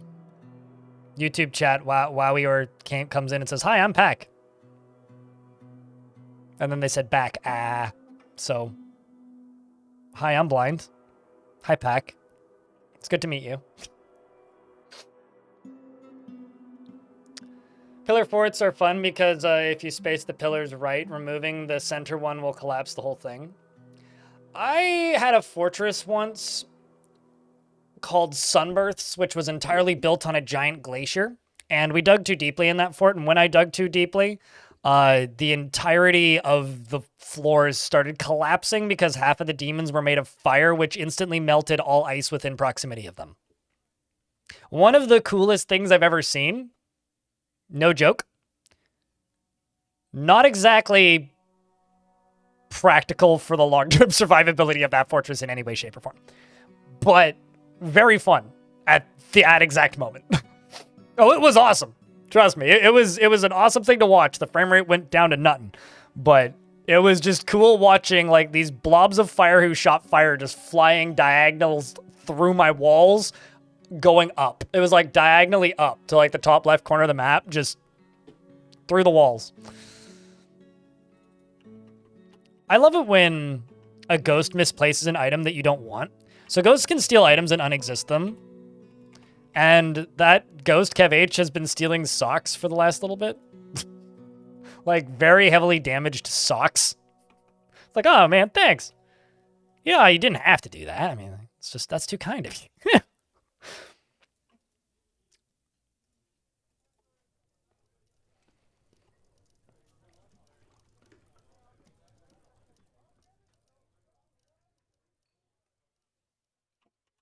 So that's what happens when you put your socks in the wash? The ghosts steal them? Oh, absolutely.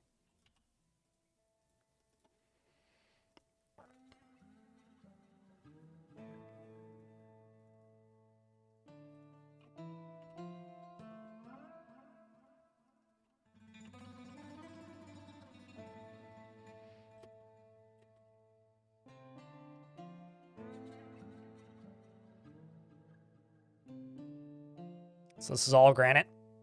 Now the question is, do I care about that granite? A vile darkness force has arrived. There really isn't many of them. I think I'm just gonna lock the doors.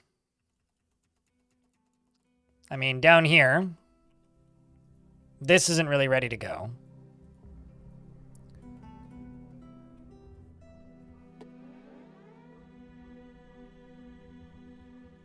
I mean, actually, we need a tavern time anyway, so might as well turn the tavern time on. And then let's grab this, jump up to here.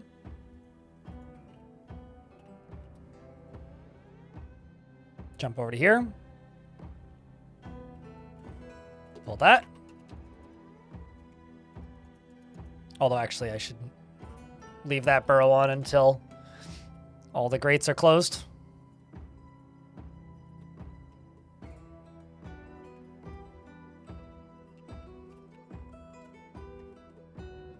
Come give it a tug.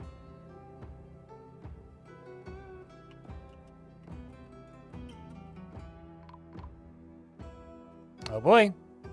Here come the thieves. Those thieves ain't gonna make it very far. Like I said. Uh-oh. Ain't gonna make it that far.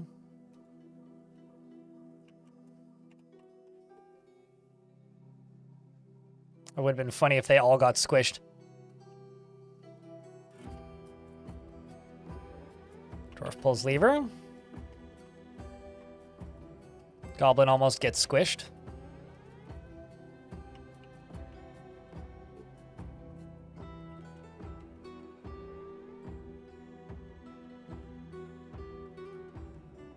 Saw a god do that once in the early games. Specifically, they appeared and melted something? A god? What form did this god take? Now I'm fascinated by this statement. I'm sorry, what? Was this some mod that you were using that was making gods appear? Or were you doing some other particularly special shenanigans?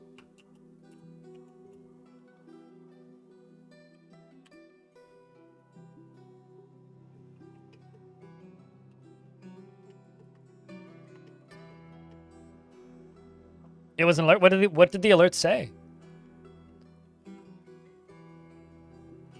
Apparently you are a master comedian. A devilish potato.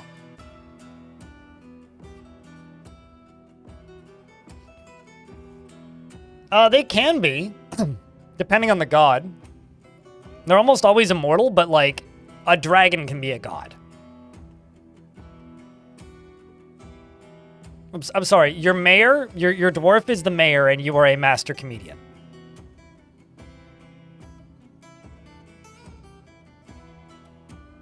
Might need to do a decontamination scrub around your desk. What? Why? Is it infested with beans?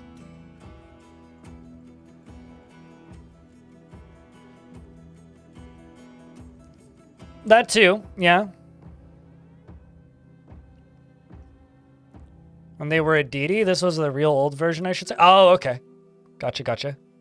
Because, like, yeah, no, that can totally happen, but, like, that is exceptionally rare. Even in old versions, that's exceptionally rare. What version of the game was it? I was like, whenever I hear about people seeing shit that I've never seen before, I'm immediately fascinated. That's all.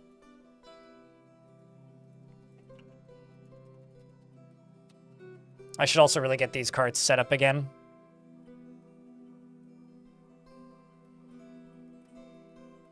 My desk is either, like, absurdistly clean or incredibly messy. And if it's incredibly messy, it means I'm depressed and should probably take a break.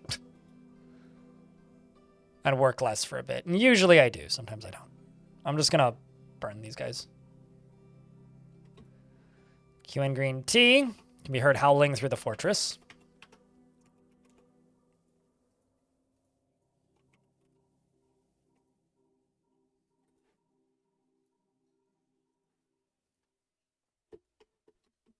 I wonder if I could smash you with a drawbridge. I know you can kill ghosts with minecarts.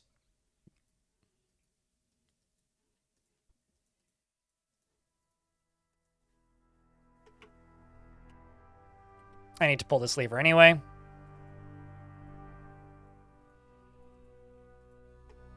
Oh, you disappeared. God damn it.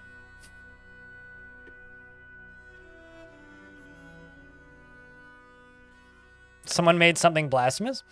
The only time I've had like a god-related thing appear in Fortress mode is because somebody toppled something in a tavern and got cursed.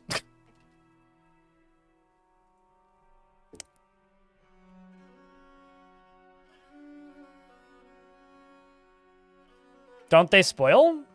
And how am I getting that much? I've been slaughtering lots of puppies, and they don't spoil if they're in stockpiles in barrels.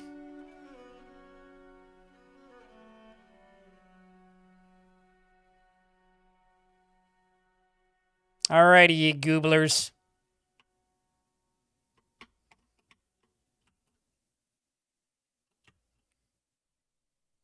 Also, we're not eating any of it because we are more interested in blood than, you know, food, because we're all vampires. Vampires don't eat or drink. And while I'm forcing them to drink, I can't force them to eat. It's kind of sad, really.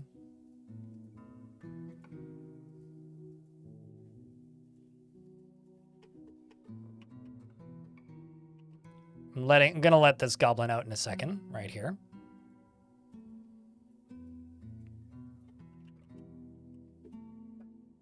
go away and tell them what you did and what you witnessed in this godforsaken place. Do vampires make ghosts when they die? Yes. All of these ghosts that are appearing were vampires. Although, I guess he chose to dive directly into the lava flow instead of leaving when I opened the door, so that's on you there. That's on you.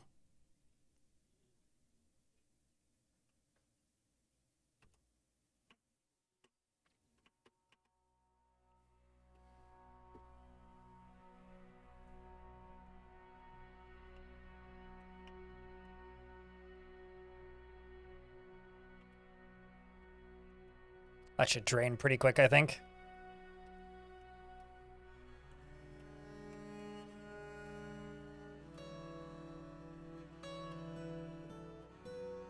Oh yeah, I was working on this, wasn't I? Well. Have them cook meals or a variety of other things.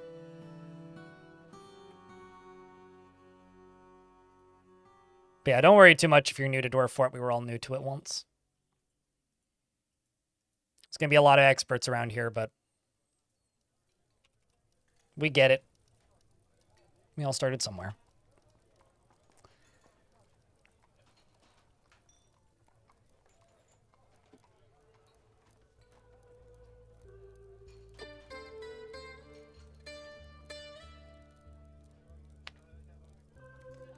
Good morning. Welcome back, Mercury.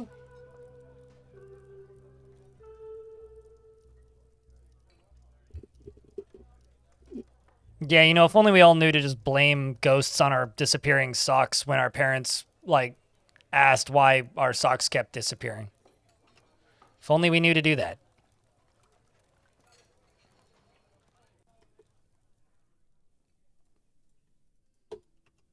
Okay, so let's go all the way along here.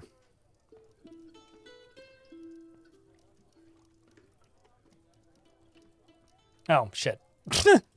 I'm doing this in the wrong spot. I'm big smart. Don't mind me. So let's do this first. Don't walk along this way, right here. It's dangerous to go along that route. Especially for the next couple minutes. Some forgotten beast named Simo Usuja has come, a gigantic blob composed of mud. It has a broad shell and it appears to be emaciated. Beware its deadly dust. That's very weak if you have ranged weapons, but I don't. Do I have any skilled crossbow dwarves? I do. Or I do have dwarves I could set up as crossbow dwarves really quick.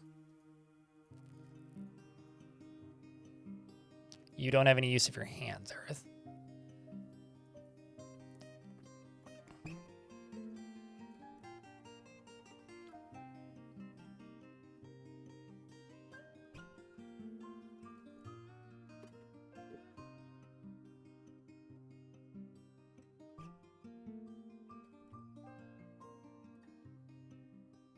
There's no way I'm out of bolts.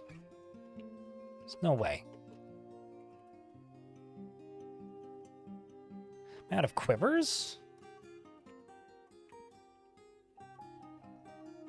Nope. No. Oh, I know why. Front door's still shut.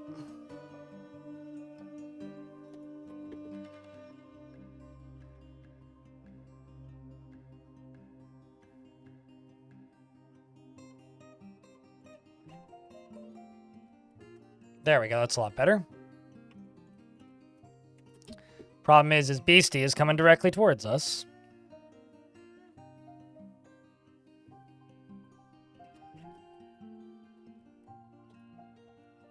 What was the name of it? Simo. There you are.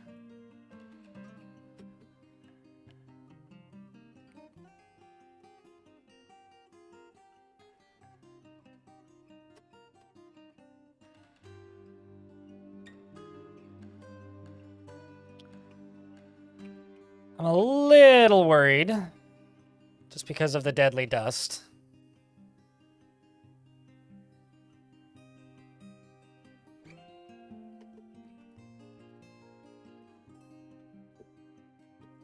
How many of you actually have ammunition? Some of you do.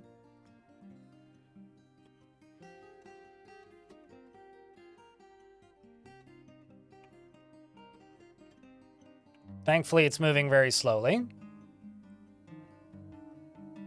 To be clear here, I don't actually need to fight it, but I just would like to.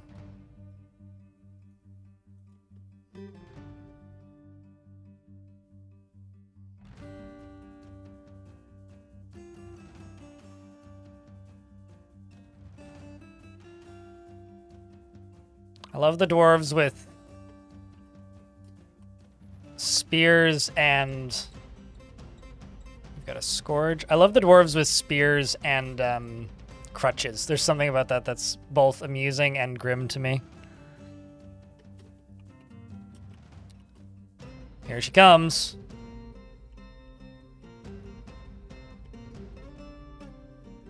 Did any of my crossbow dwarves get down here in time?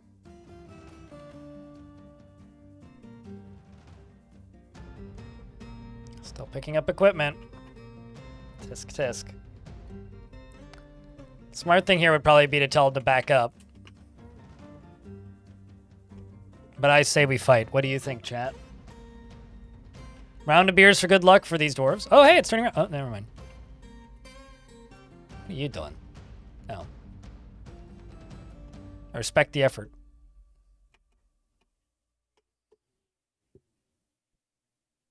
Something's distracting it.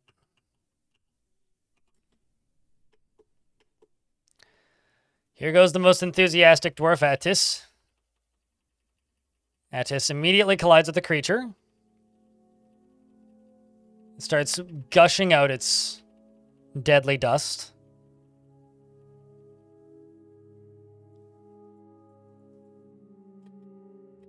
Our dwarf here is caught in a ball of dust, managed to kick it. It's been kicked several times. You were also able to kick it. We were able to hack the Forgotten Beast with an axe, fracturing it. So it's certainly taken some injuries. The dwarves are definitely getting dusted. So Mark's dwarves would be very helpful here, but I did kind of have to throw that squad together in a hurry. And now I can break it back up. These two squads need to go back to training. And the fight is over. The real important question is, what did its extract do?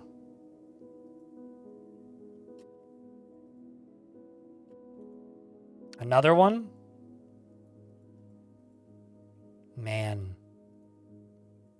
The number of just like complete and total paralyzation, military entirely immobilized Forgotten Beasts I've had is kind of nuts.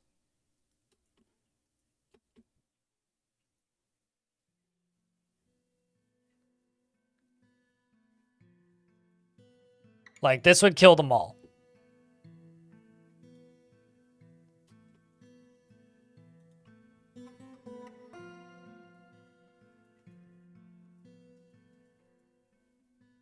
Yep. So who is my doctors? Gotta go rescue the wounded. Can I give them cups of healing stuff? Can I give them cups of healing stuff? No, but I could leave a bunch of healing stuff here, then reclaim the fort, and then lock them in the room with the healing stuff. But they're all vampires, so they wouldn't eat it. So I would have to make it into a tavern and then make it... I wonder even, because they're not considered alcoholic beverages, so I don't know. If they were normal dwarves, yes, but they're vampires, so...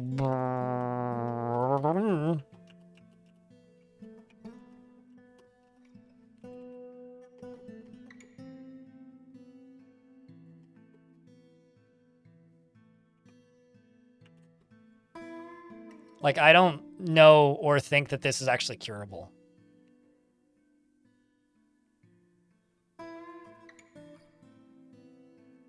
Especially considering they just stand up. I'm just going to take these dwarves to all off duty. Just go rest in hospital, please. But they just don't, because they're vampires. So they just kind of go, I'll walk it off.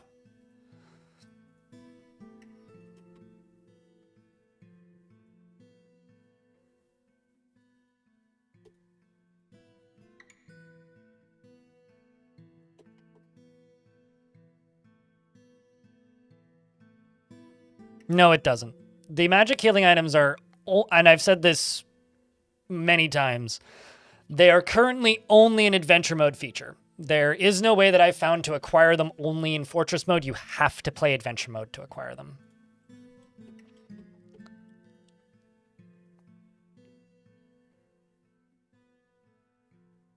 Yeah, so I need to retire both of these squads.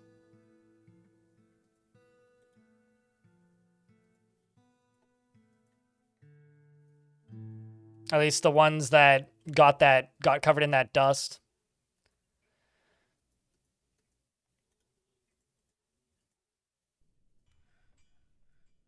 Like this one, you can leave.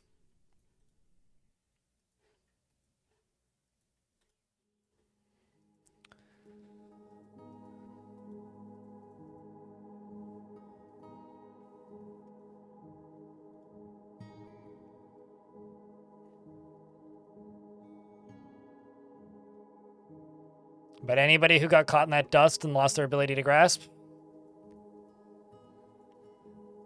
might as well not be in the military anymore, like you.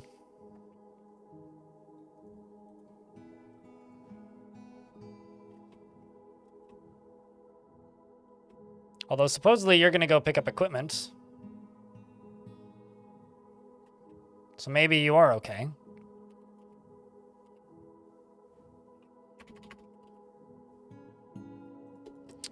Maybe you are going to be okay.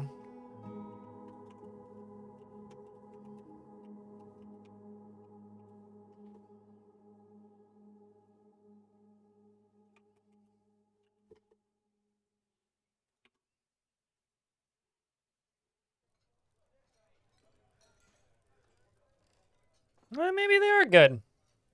Because you're going to go pick up equipment. If they can still pick up equipment, then they are still usable. All right, well, enjoy your blisters then, Dwarf.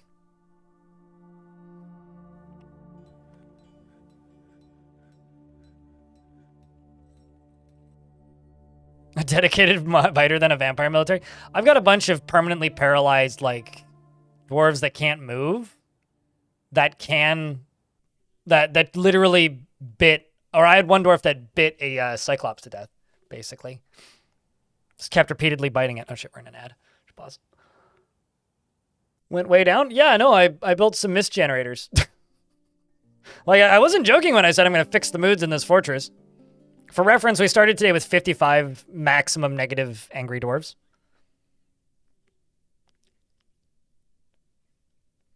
While it's cooking, what's in said soup? What's the dust doing to them? It's making their skin rot off. Basically, they all suddenly got leprosy. I refer to it as leprosy, but it's not an exact one-to-one. It's basically they get covered with extreme eczema and start rotting.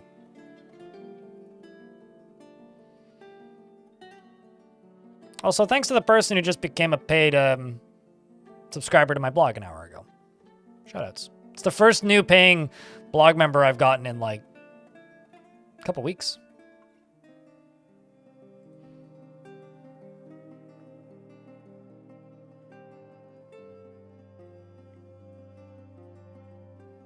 Woo! Accelerated aging? Not really. I mean, as long as it doesn't cause them to lose the ability to grasp. I had another Forgotten Beast that basically caused paralyzation. But it's funny because they just don't care that they're paralyzed because they're vampires. And vampires do not care when they're paralyzed.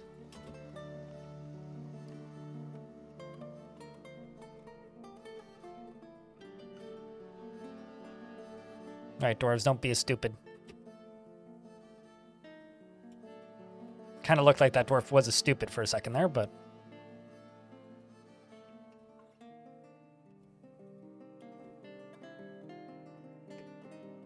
Never mind. Dwarf was in fact a stupid. Two of them were in fact a stupid. Although maybe they were already down there. I don't know. I'm not going to pretend that I was watching. But two dwarves are now dead. It's okay. They'll stop going down there now. They've learned their lesson.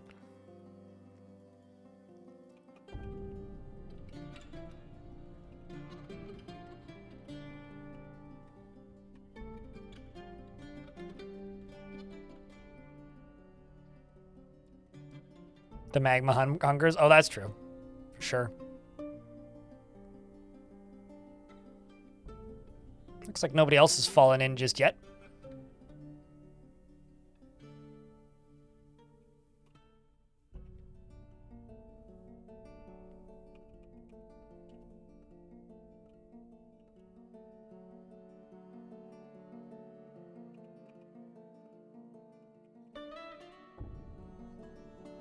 Let's just dig that all the way up to there.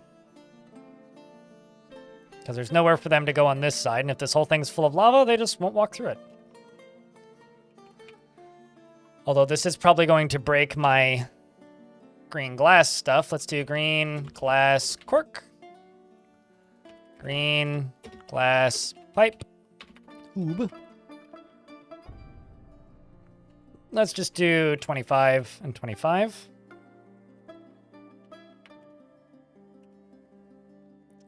And green glass block. Let's do 800.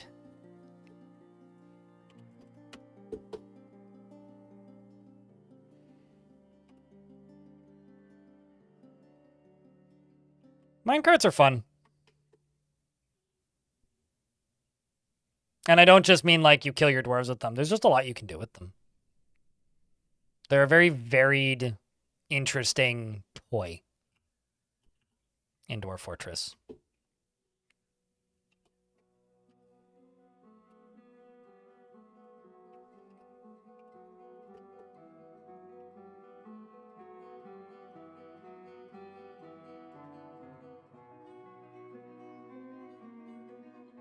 This will take a little bit of time to fill, but I'm going to try and speed it up a wee bit. Although actually, channeling out these might be a way to speed it up.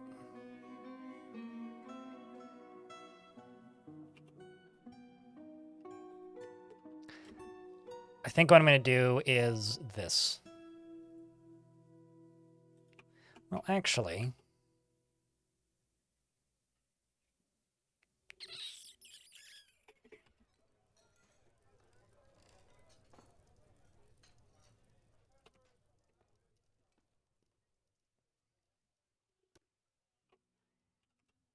let's do this.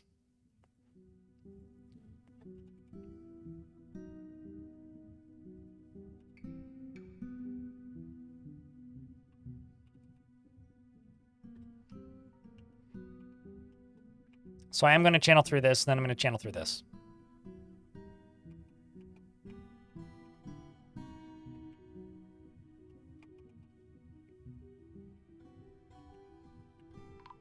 But I'm going to leave these two. Yeah, those are the two dwarves that burned to death. How unfortunate.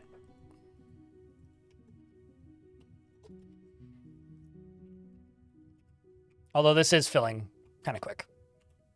Quick enough, anyway.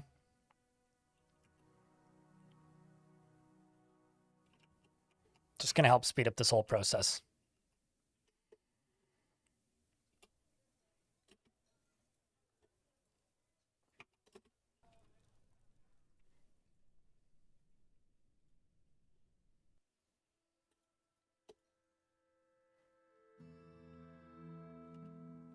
And then right here, green glass.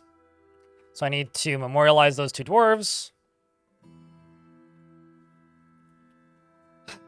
But anyway, how's everybody's day been? It's been a while since I've asked that, and a lot of new people have tuned in since I last asked. Normal and nil.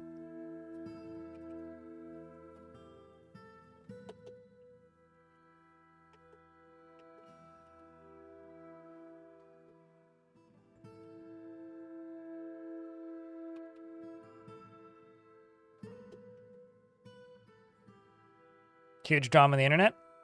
What kind of drama? Fun drama or not fun drama?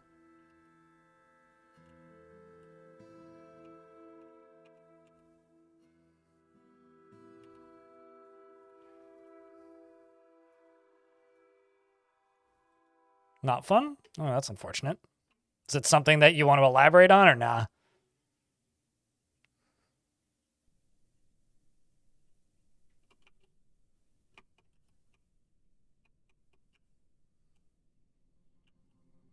It's filling slowly.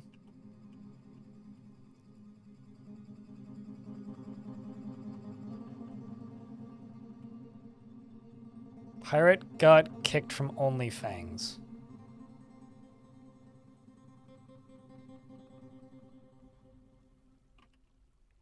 You mean Pirate Software? I mean, was he making porn? Oh, okay, wait, never mind. I understand. I was going to say, you can't have an OnlyFans account unless you're making porn. That was the WoW thing that you guys were talking about earlier. Right. Okay, well, yeah, I don't care. Could care less. So, maybe big drama for you. Whatever. For me. What are you doing, Dwarf? Imagine just standing in the lava pit, just like cleaning up.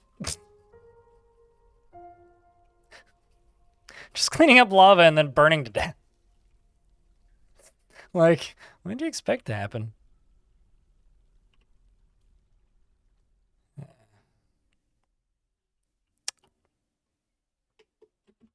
Yeah, I barely even qualify that as internet drama.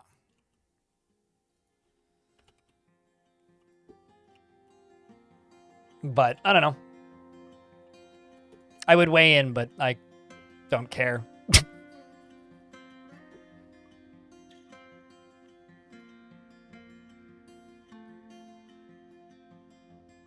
World of Warcraft drama, that's stupid, was not his fault. They say when they say run, you freaking run.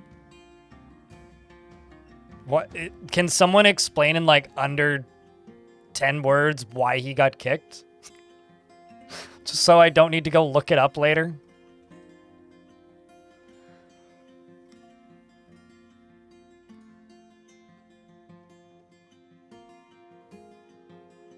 Not carding? You mean not caring?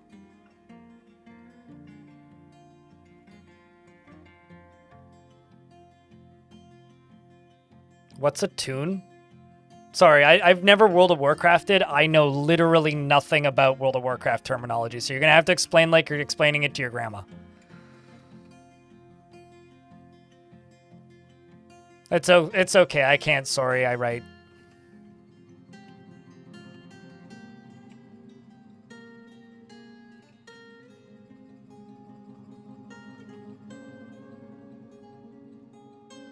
So killed 2 hardcore characters and got in trouble? Okay, so... Why in the... What? Why is that, like, justification for a ban? I don't... I don't comprehend, but... Okay.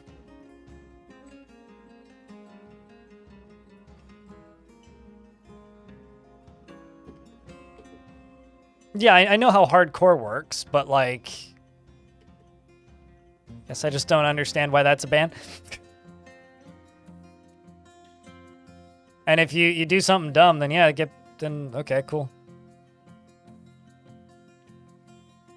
It sounds like a skill issue. I mean, playing hardcore in any MMO is like accepting, 1, you're gonna get trolled mercilessly, and 2, you're playing hardcore in an MMO, so a lot of your time's gonna get wasted, so...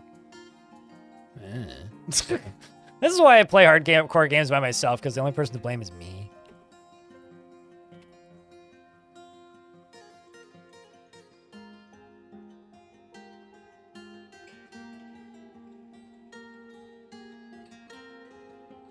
Who is they in this discussion, Zavi? They all play together in this guild, so no one can trust to run with him because he bailed on them. All right. Serves him right, then? Sounds like he got what was coming to him.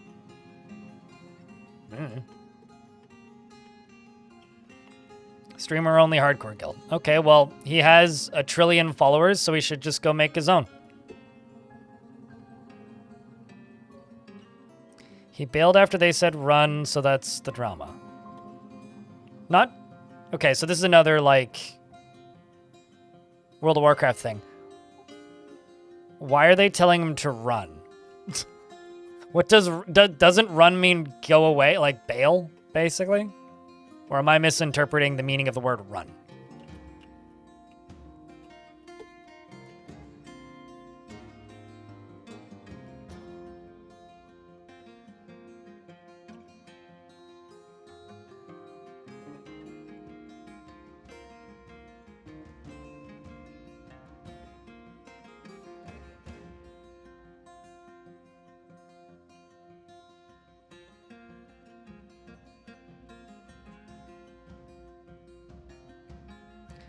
Okay.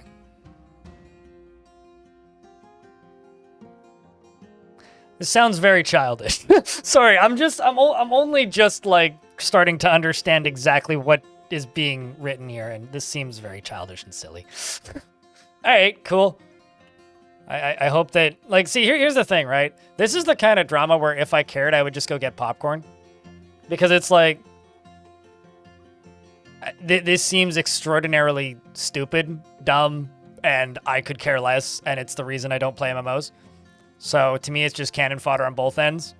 If people are mad for getting kicked, that's funny, and if people are like, the people who did the kicking are getting yelled at, that's also funny. It's like, well, it's your own fault for playing an MMO. You did it to yourself.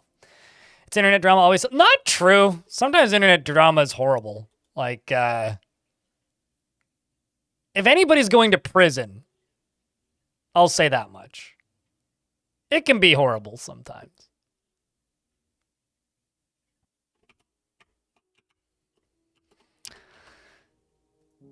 Oy vey. Like, if careers end over it, that can be pretty horrible. Especially if it's over something stupid, which, you know, has happened before too. Yeah, it's like there's a very fine line with internet drama, especially when it comes to streamers, where it's either hysterical for vast majority of the people paying even a slight attention, and it's life-destroyingly terrible. There's like no in the middle.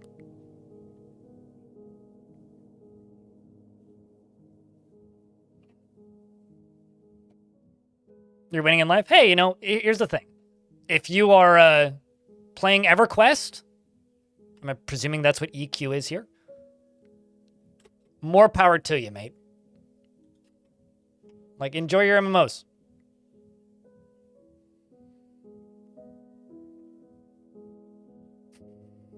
Are people taking sides in my chat?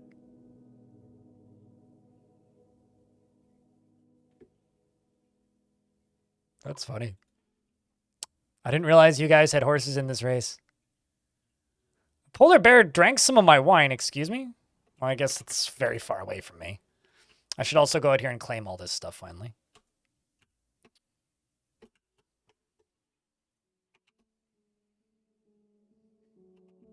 Riot? Hey. Just please don't make me play League of Legends again. That's the only Riot I'm super familiar with. So I've got this dwarf here who's too depressed to move. Should I seal them in and burn them? What do you think, chat?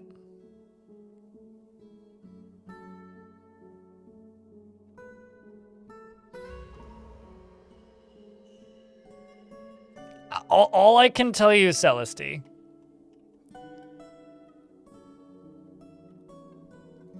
this shit's funny to me. It's the reason I don't play MMOs, because I find it funny.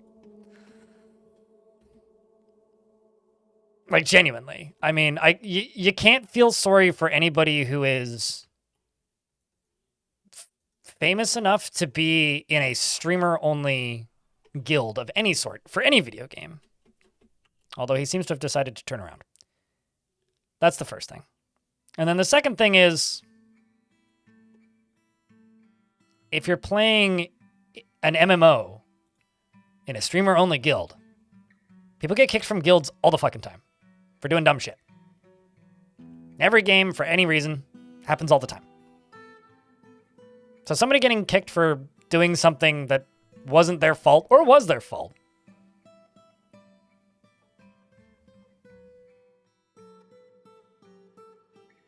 Who cares?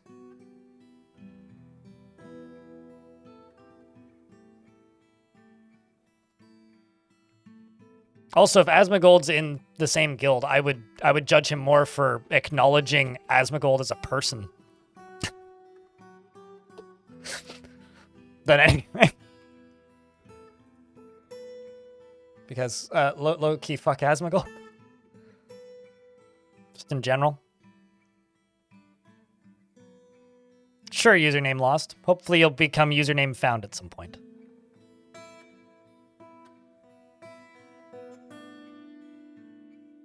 Like, if somebody is willing to play video games with Asmongold,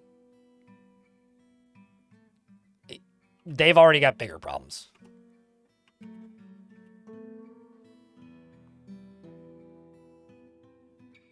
Yeah, it doesn't matter. Asmongold has lost all rights to any opinions on anything kind of a while ago, in my opinion. But you know, that's what this stuff is. Opinions. I have no respect for Asmongold.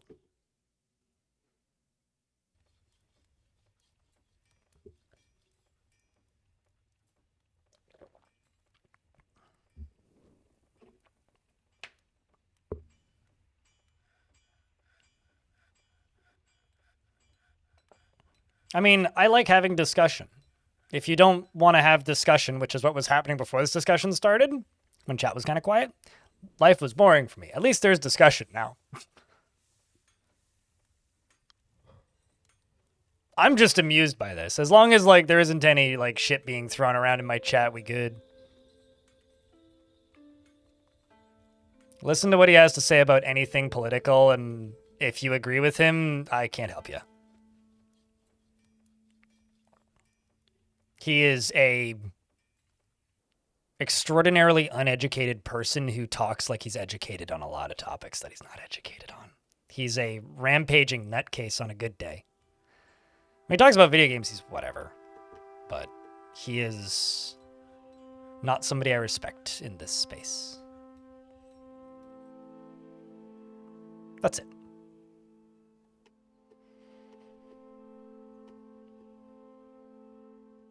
Yeah, I can shut the conversation down, too, if it becomes a problem.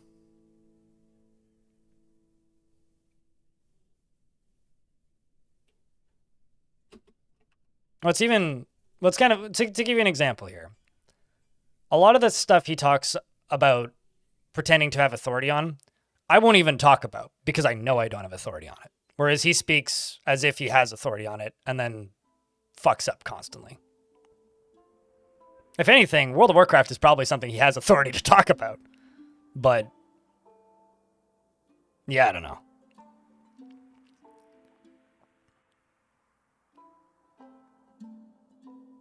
I ain't dehumanizing him, mate.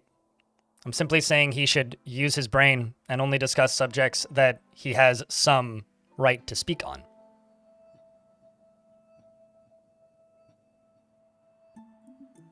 That's it.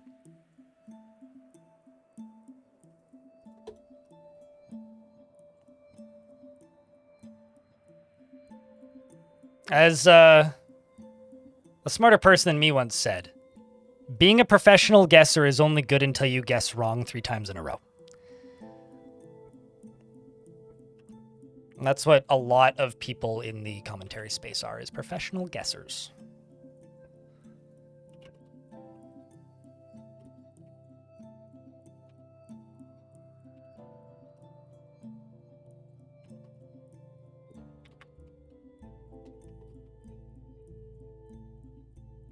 So, that's it. The weathermen are also professional guessers, and they tend to get pitchforks at their front door when they get wrong 3 times in a row. Man.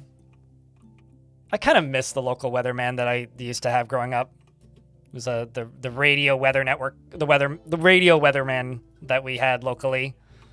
He was kind of either a local celebrity or the most hated man in Vancouver, and it depended on the weekend.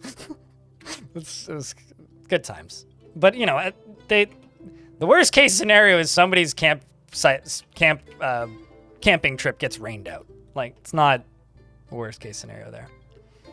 Ah, it's going all right. Prince of Games, yourself?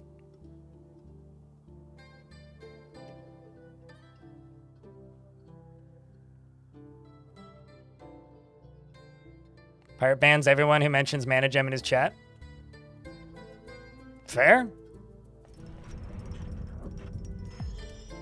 It's kind of funny, but at the same time, I get it. I would probably do the same thing. Mortified Penguin, the militia captain vampire, has created the Bilograd, a basalt scepter, and offers it to the Firefrost. Sounds like a post-Soviet town.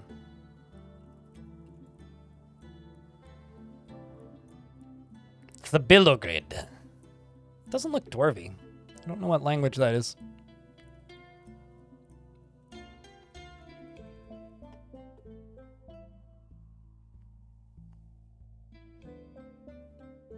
And the gray is coming in full force. Yeah, I'd be significantly more gray than I already am if I cut my hair.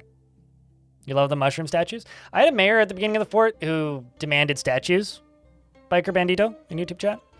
And I just kind of queued up mushroom statues or mushroom tree statues on like a quarterly thing. So they just make 3 per quarter. And now I just always have a surplus of statues. I've just been slowly distributing them around the fort, even though that mayor's long gone.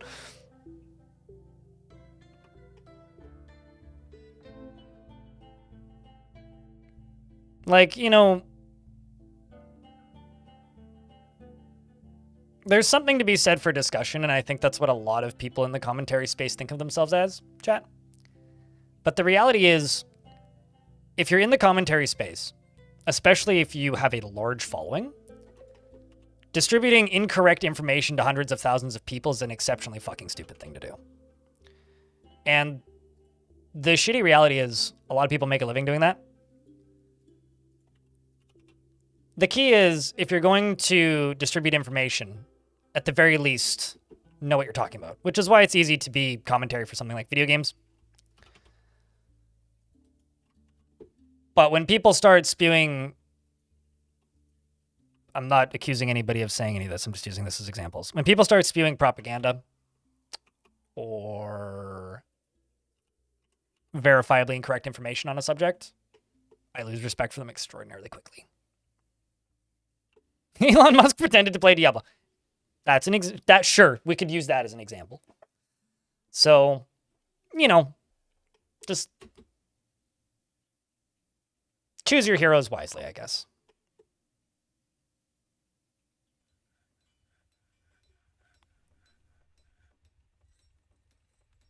And vampires make it very difficult to like distinguish between which dwarf is which. Because, like, normally I can just skim through this list and know exactly who's doing what gig. Like, who does what job. I can't even tell who's a kid at a glance.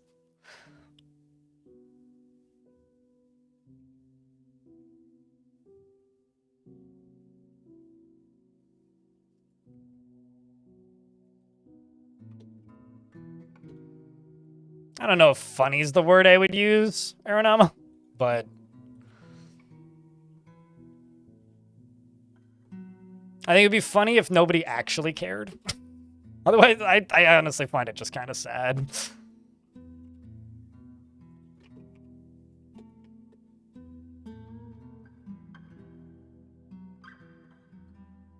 Mr. Roboutson, do not forget his other favorite things to pretend to be, such as Iron Man. Have I tried Astronauts? I did, in fact, try Astronauts when it first released into early access. I'm kind of waiting for it to leave early access, and then we'll do a playthrough of that. I played it when it first went into early access, and it shipped with a 300-page manual in a PDF format, and I was like, and kind of chickened out.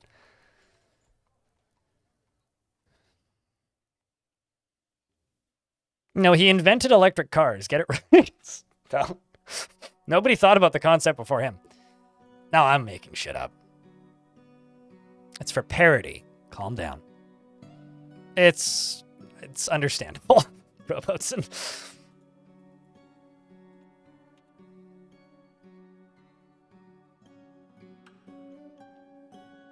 So about to. You mean like the current American president? Or the soon-to-be American president?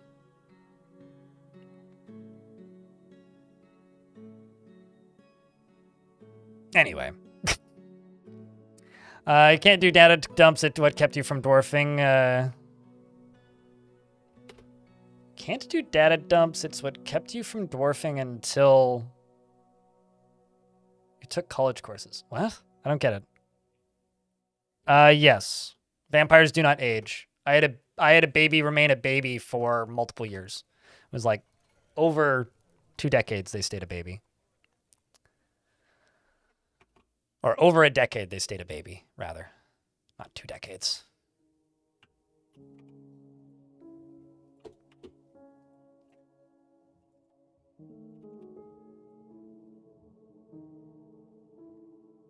Oh, my college courses. Okay.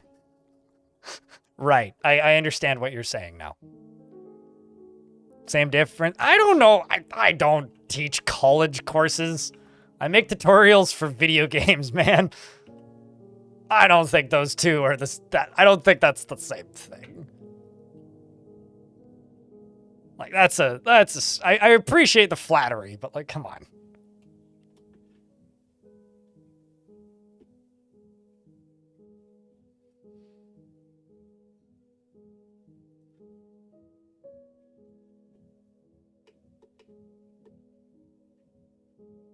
I teach better than your professors did in college. I'm sorry you had bad college professors, but I also teach irrelevant things that you want to learn.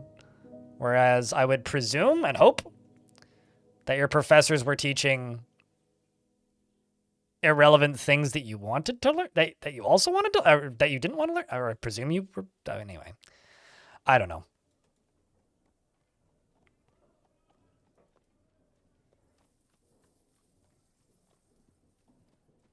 People tell me to go watch your vids.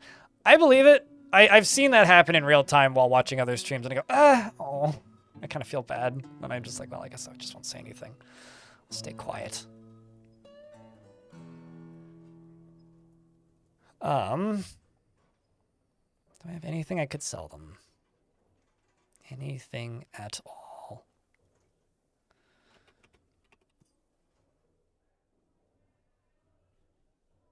I do have a bunch of random cages that they've brought that I could sell them.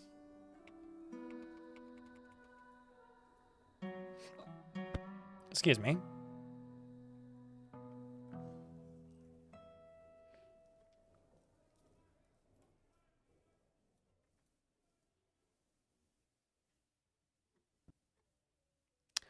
Do I have any gems?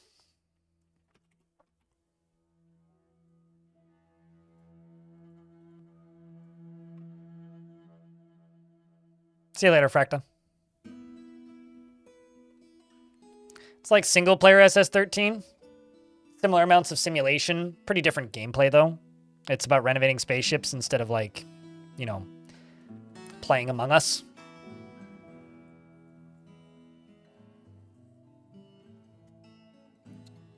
Do you need livestock? They don't. They want to feed on blood. They don't need to feed on blood. So they don't need to eat or drink. Biker Bandito. Basically, they exist. They can be forced to drink alcohol to improve their moods by tavern keepers. They will not willingly go out of their way to get alcohol.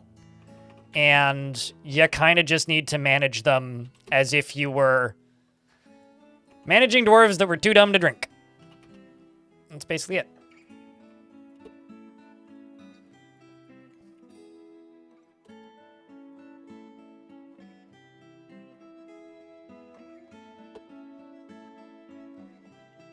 And whenever I get migrants, I have to turn them into vampires very quickly, or they get eaten. And usually they just get upset when they eat a dwarf or a human or something because they go, oh no, I saw somebody die! Ah! And then it's very sad and they cry for a little bit and we don't worry about it. I just said that a second ago, so, you know, I'm not gonna say it again.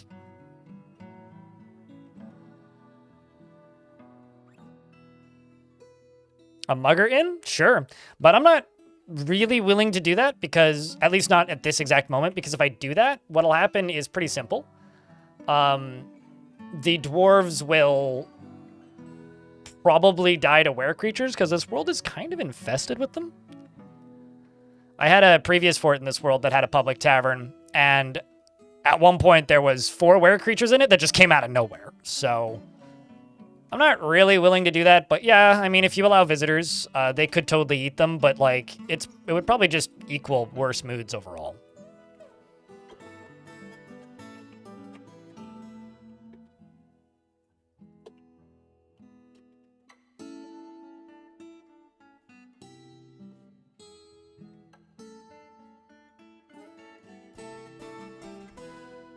But not upset about the conflict? Yeah. It's like, oh no, I broke my toy. Same vibe.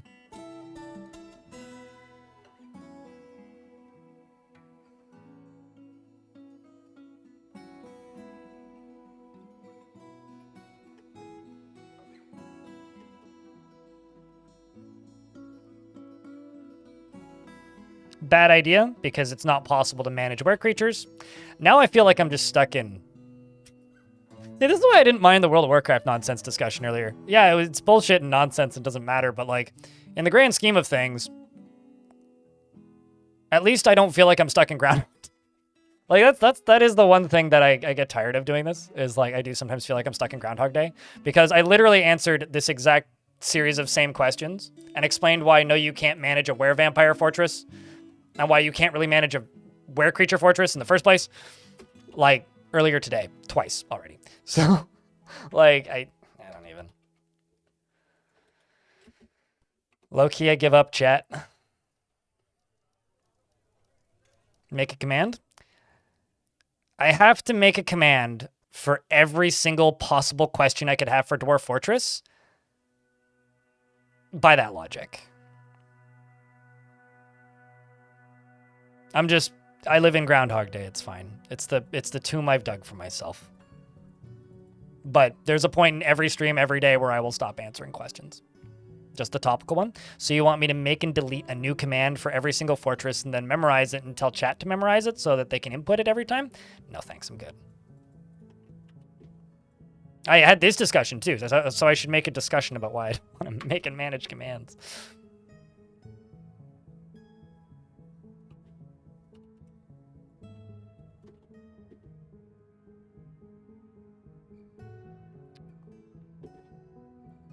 Sigh, Mezokuru. Just long, sad, emotionless sigh.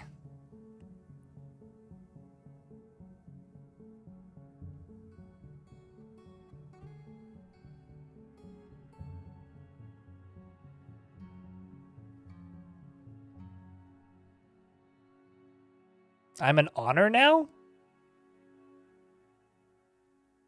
My God, I gotta, like, some sort of role upgrade somewhere in the mix there.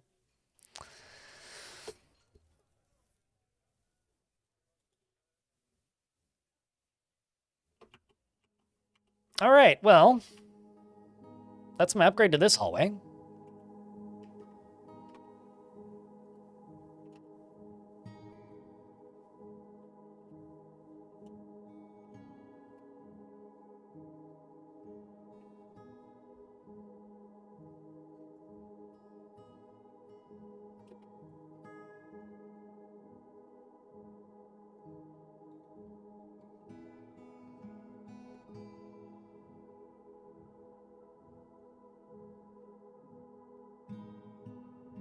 I'm sure plenty of people listen to me while playing MMOs.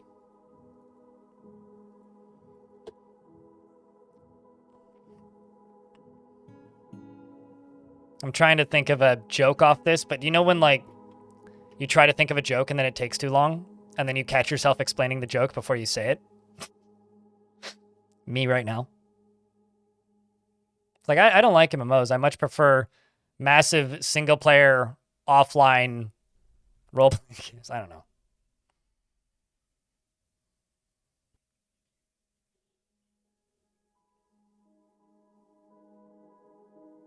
Every joke you make. Yeah, but see, here's the thing, Devilish. You have as much time to think before you speak as you want. The only, like, ability I have is just to keep talking. Like, it's like tweeting through it, the joke, but instead of actually tweeting through it, I'm just talking. We got some more dwarves that have arrived despite their stupidity.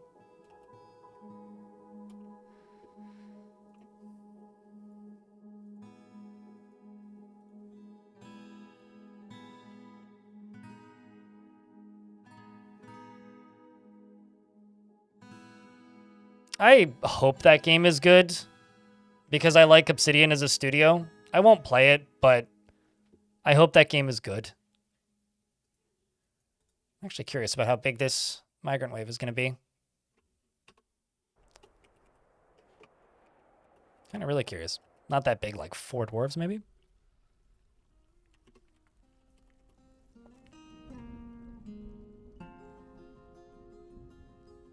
Three dwarves. Okay.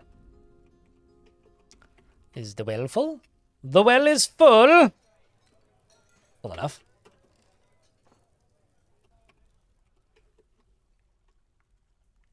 Oh, another thing I should be working on. This whole area down here is clear. I should go down into this.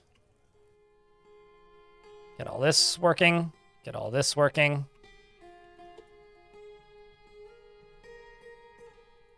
Pull this lever. Actually, no, don't pull that lever.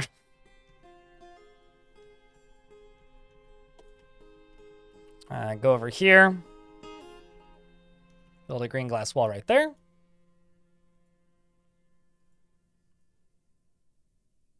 Clear all of this.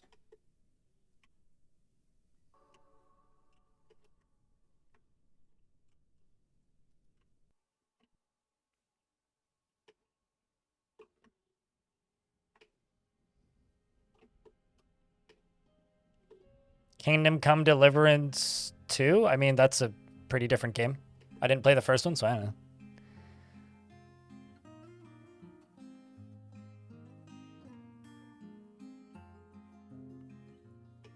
With vultures? Oh, you've got vultures in your fortress? Patrols of Marksdwarf squads.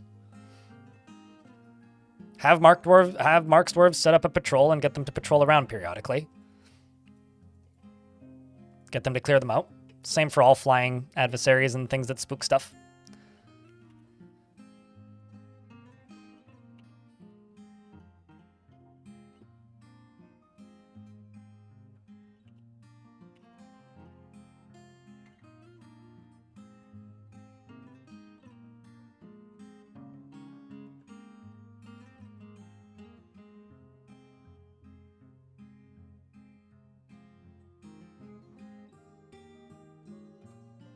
They harass your merchants? Yep. Yeah, so you have to make it safe for your merchants. You have to set it up so it's safe for your merchants. It's very important. It can be very time-consuming and tedious at times, but 'tis the reality of settling in Untamed Wilds, usually, is having some sort of flying creature that fucks with your merchants and makes it harder for them to arrive. What is the red marker that moves around you in the overworld during adventure mode? That's the indicator that you can't fast travel, right? Wait, what red marker? There's several different things that are red. You mean the little red dots or the red squares? So the red squares that surround towns mean you can't fast travel out of a place because you are near something that's a threat to you or could theoretically be a threat to you. The red dots are hostile entities. So like a were creature, a vampire, an enemy soldier, a night creature, a zombie. It could be any number of things.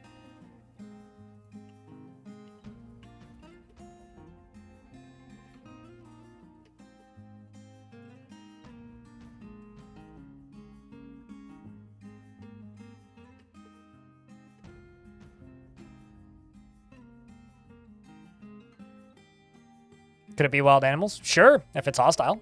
It's something that's hostile to you, if you encounter it, basically. Usually not an animal, but it is something that is hostile to you.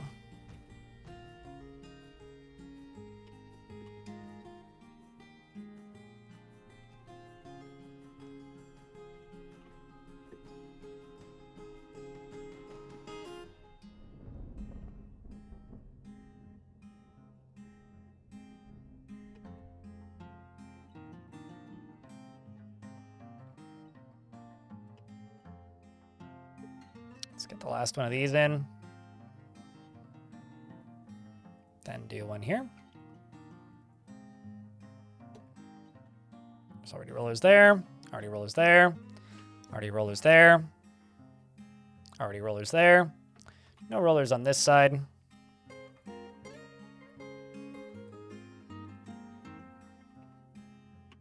And then the last thing I gotta do is I gotta go all the way across here with mechanisms.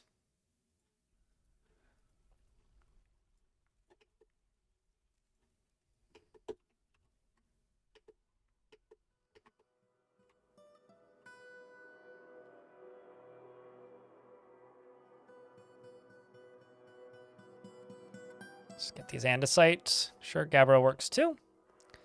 This should fill the minecarts up with lava.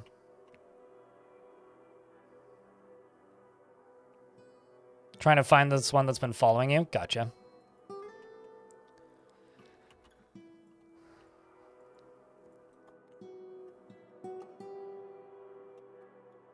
They could also be squads or armies. Adding power to the card smashers. That's what the rollers are. I mean, they were powered before, but a bunch of ogres came and trolls came in and broke them as part of a pretty large goblin siege. So I'm repairing it, as it was pretty busted up after that siege.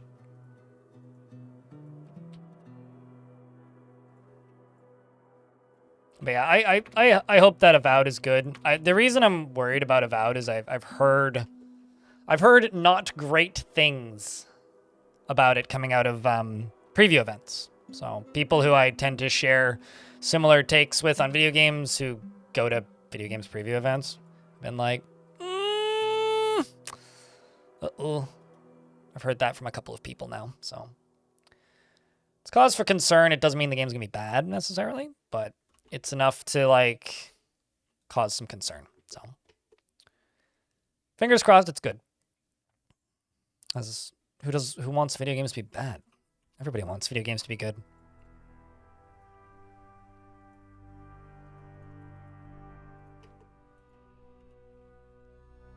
You know, it's kind of funny. I'm proud of myself. Sometimes I just feel the need to say something that could upset somebody in the chat, and I chose not to say it.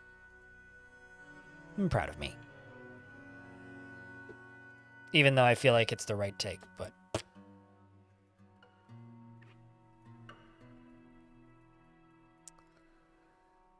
Iron chains, good thing I checked. Because if that was made out of ropes, it would have burnt up. I'm gonna run out of mechanisms, aren't I?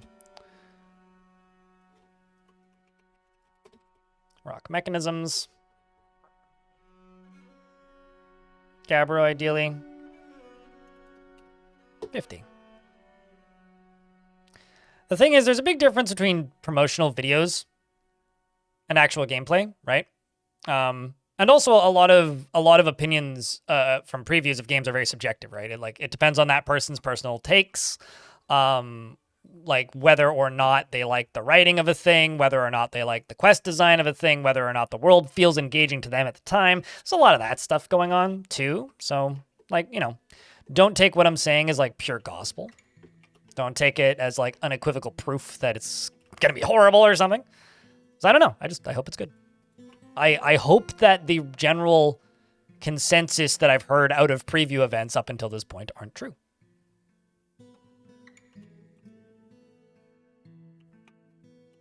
That's all. Or don't end up being the common opinion. Like, as an example, I fucking love that Mad Max game that came out a number of years ago. That's basically just like a Just Cause game, but in the Mad Max universe. I really liked that game. I thought that game was great.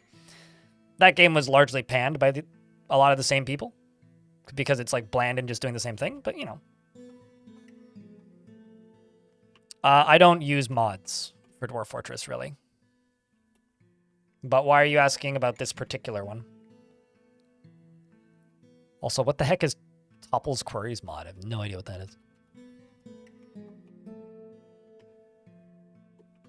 But I generally don't use mods. There are some rare exceptions, but...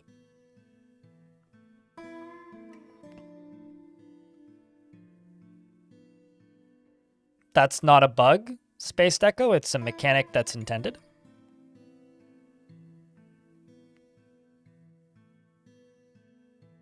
If, like, using a trench to reclaim bolts that have been used for training purposes, that's intended.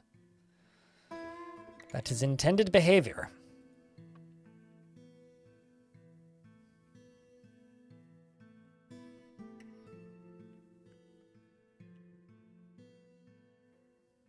Blind has very little need for mods. There are no mods who watch this stream. Widely known fact.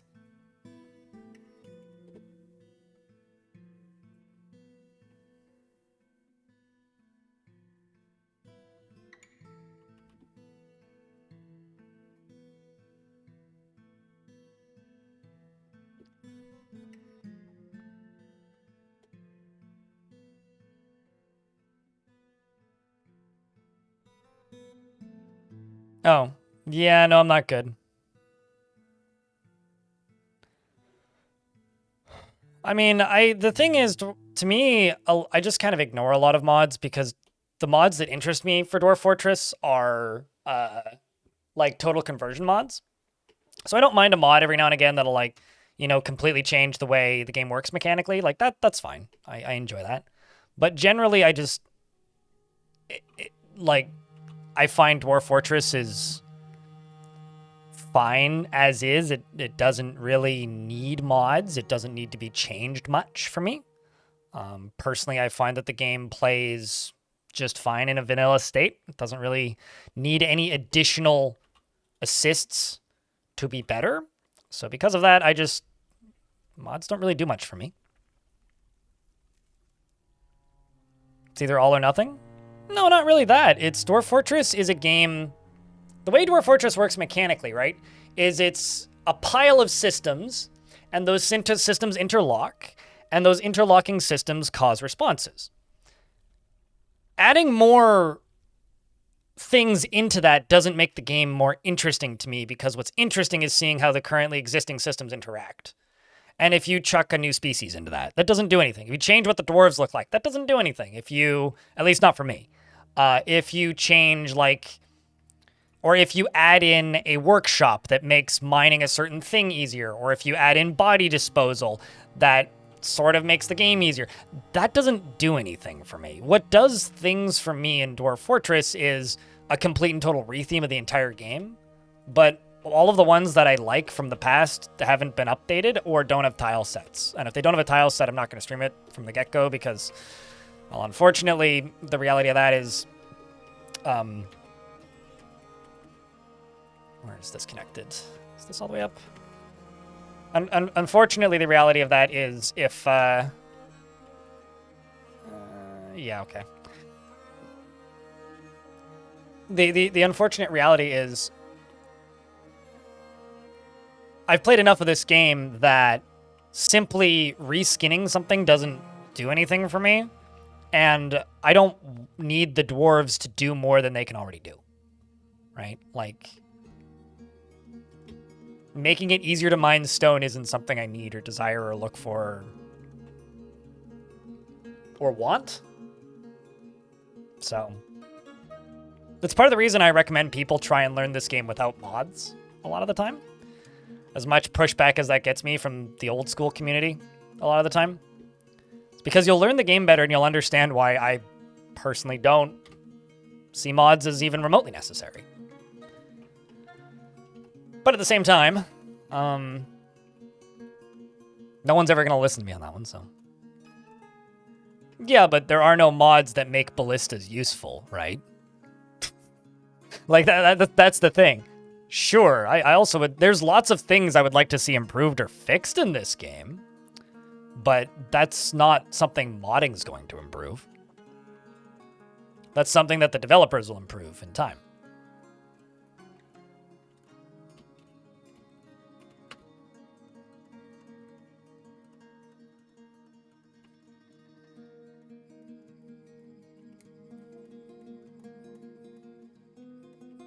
Sure, but none of the modded races really bring anything new or interesting to the game.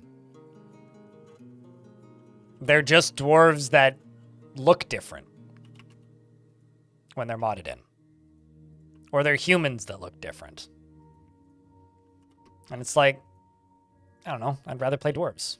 Because it's the mechanics of the game that interest me, not the theming of the game that interests me.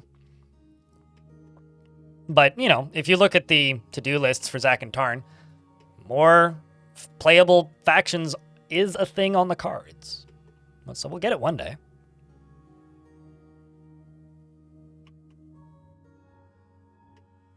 They're a dwarf that either can or cannot go into a martial trance, and they're a dwarf that either can or cannot make us go into a strange mood, and they're a character that either does or does not need booze.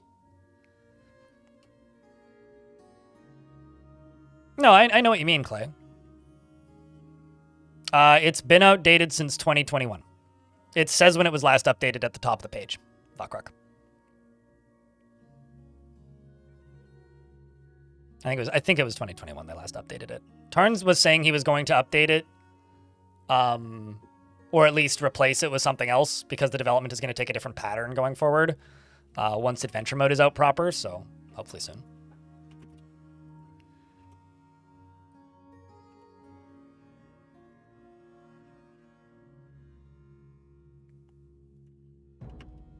What about quality of life stuff like DFHack? I'm using DFHack right now. It's right there.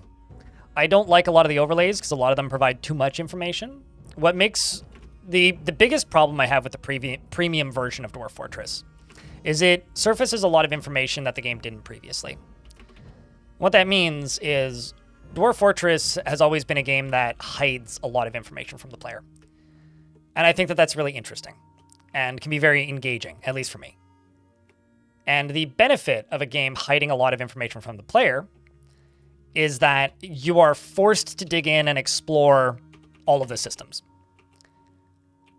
DFHack makes it extremely simple and easy to completely, totally, and utterly ignore a lot of the information that the game provides to the, or not ignore it, to the DFHack makes it very easy to see a lot of the information that the game intentionally obfuscates from the player. I don't like that. I find a lot of it to be too much information. I feel like a lot of the time when I use a lot of the scripts and things for DFHack, it's telling me things that I don't need or want to know. So I prefer the game, I prefer to have to intentionally go out and explore the mechanics of the game. Do you prefer the game with tile sets or with ASCII? That doesn't matter at all. What matters is how the game is presented. Is the game giving you too much information? Is it making it too clear? If yes, then I enjoy it less. As an example here, I don't know if this dwarf is good for the military. In order to find out if this dwarf is good for the military, I have to click on personality and read their description. I probably have to read their values. I probably have to skim their family and friends, see if they're friends with anybody in the military. I need to check this thing to see if they're strong enough to be in the military. I have to check this to see if they need martial training, to see if they need to be in the military.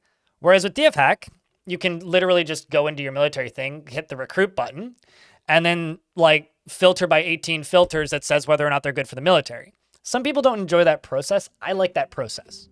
A lot of the quality of life in DFHack removes that. Another one that people love to point out is people love to point out and refer to the DFHack feature where, what's the word? Where it shows you how many tiles you're going across. It's like, yeah, sure, that's nifty. I don't mind that. But like, I don't need it because I can just eyeball it, and I don't care if it's not perfect because I don't care about symmetry all that much. So stuff like that is a pretty common thing that people talk about when they're talking about Dwarf Fortress quality of life. That doesn't really do much for me. What else here? Trying to think of other examples. And then as far as like the searchable menus and stuff goes, a lot of you found me and know my stream because of my tutorials, right? When you just install a game for the first time, it's pretty rare that you go out and install 15 mods. It's pretty rare that you go and grab the enthusiast level, or in my opinion, it should be rare that you go out and grab the enthusiast level piece of software that manages a lot of the game for you. Ideally, you would install the game and start playing it. And I encourage people to do that. I encourage people to install the game and start playing it because, yes, it's possible to play and enjoy Dwarf Fortress without playing with DFHack and without installing a dozen mods. They're not necessary. Can they be helpful? Certainly, depending on your playstyle. A lot of the stuff in DFHack doesn't fit my playstyle in the slightest. And a lot of stuff... Sure, that used to be a vanilla feature. That should be added back into the game. Clay. A lot of the stuff in DFHack I don't find useful. And a lot of the stuff in DFHack actively negates my enjoyment of the game to a degree. So how do I feel about it? I think you can use it if you want. I use it in the background to put out fires occasionally if I need to. I don't think you should recommend it to new players. And I end up explaining this game to a lot of new players, which is why I have to re-explain this every day.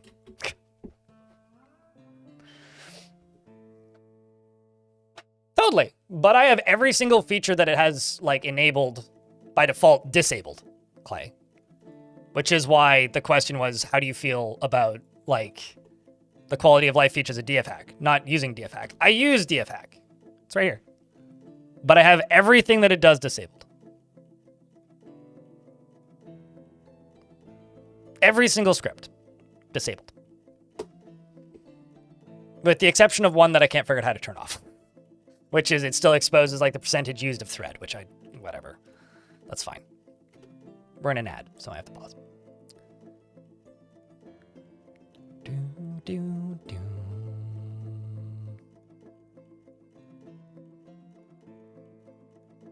To me, like, DFHack is sort of like the first time you play through Grand Theft Auto, you probably, at least for me, I didn't use any cheats.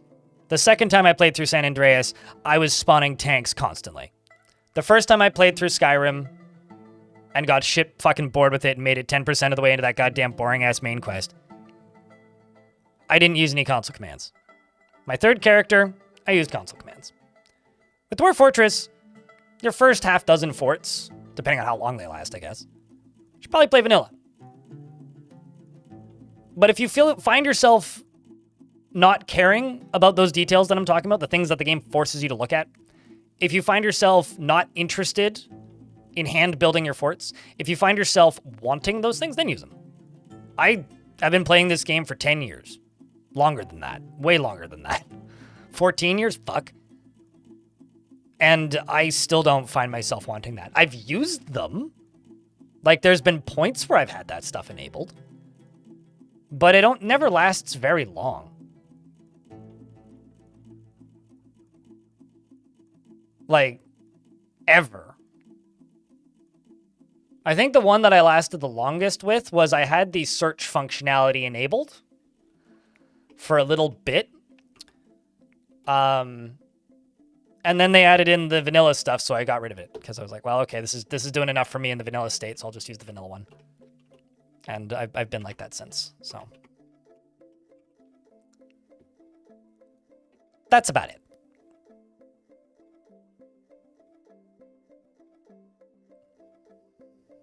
Sure.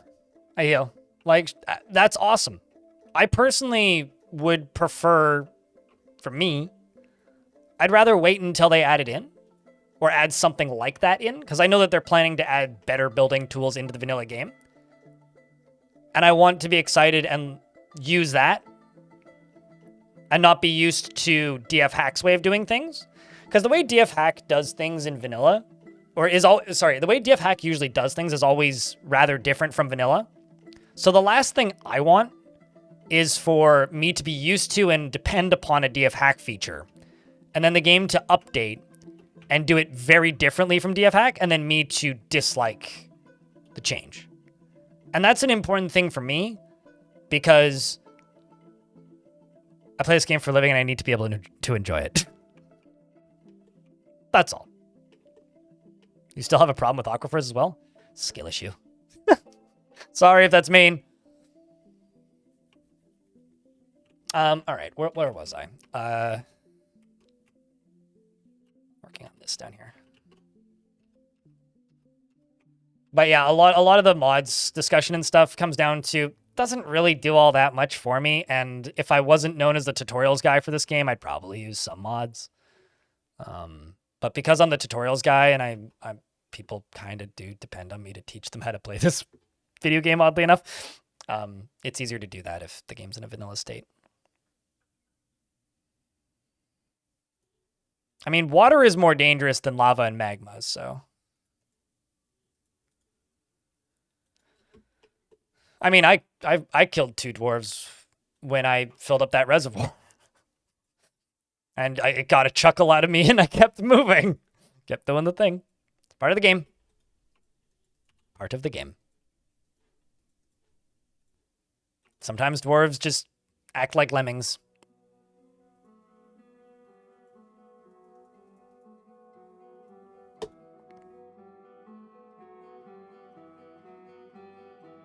I personally feel that everybody should just suck it up and learn how to use... Personally, I feel that everybody should just suck it up and learn how to use... or learn how to work with aquifers, because aquifers are one of the most powerful, versatile tools in Dwarf Fortress, and if you don't know how to use aquifers, then... oof, you got big problems. That's about it.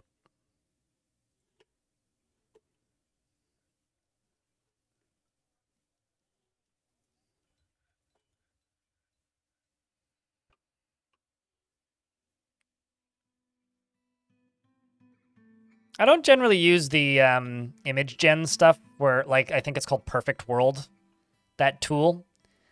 I might have to, though, when I attempt to recreate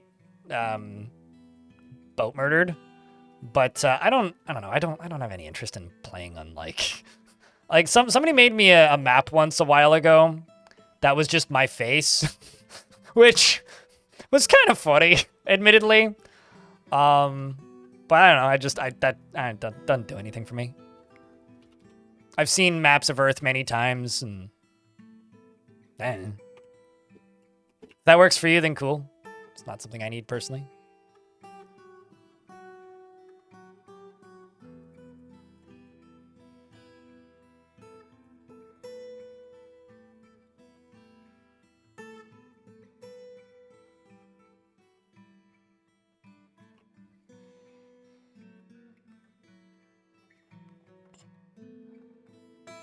That's just Bender because a civilization living on him was canon?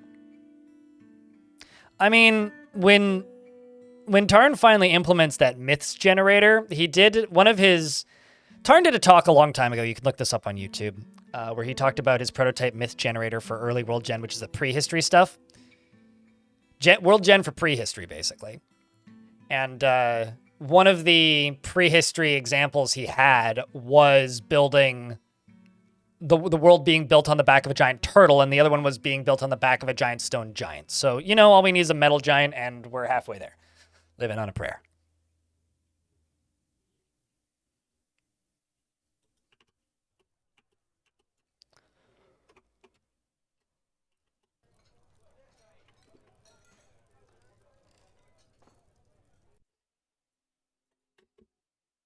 Oh, no.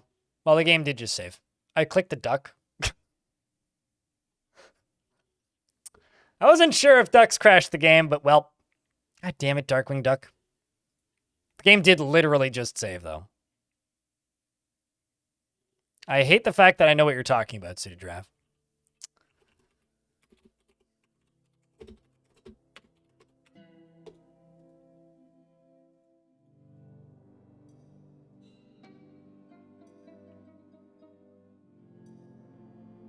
It's from what I've been told, according to Putnam, it's different in everybody's worlds.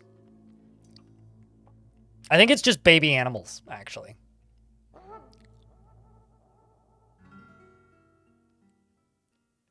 Would you recommend pumping magma to upper floors or building on the magma floor is fine?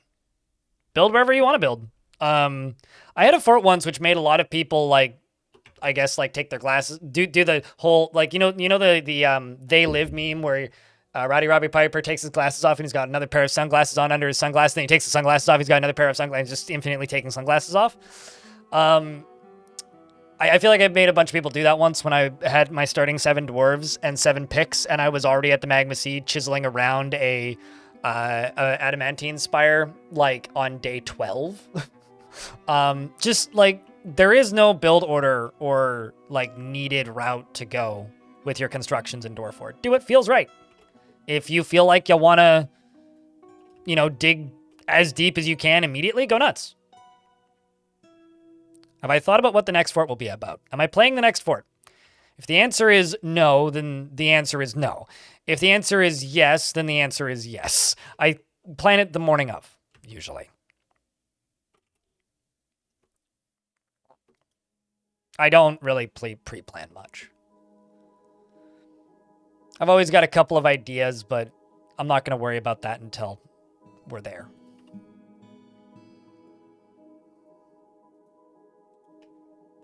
Especially considering probably the next thing I do will be adventures, because adventure mode's coming out soon.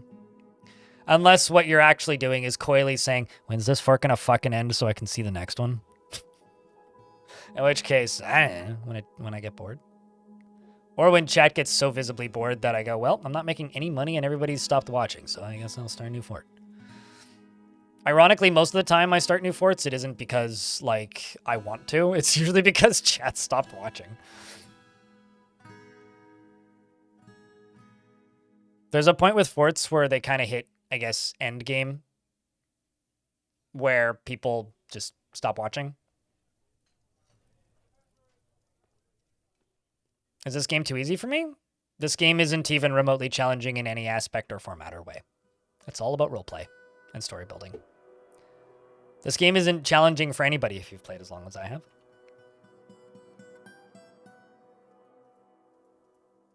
The challenge of Dwarf Fortress is figuring out how the systems work. Once you know how the systems work, it's easy. Force of Vile Darkness has arrived.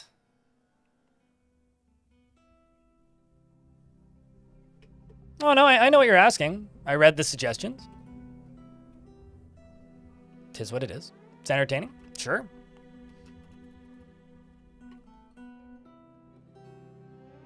What would make it harder for me in a good way? Nothing. Really. I mean, to put it... Okay, think about it this way. Asking that question is like asking a Half-Life 1 speedrunner who's been speedrunning Half-Life since the day the game came out if Half-Life is challenging for them. Like, there is a point where you are not given the luxury of entertaining difficulty in a video game. I have tens, if not tens of thousands of hours in this game. That's not really the point. The game being difficult isn't the draw. I think for some people, the difficulty of Dwarf Fortress is all about the nerd cred. You get a lot of nerd cred for being good at Dwarf Fort.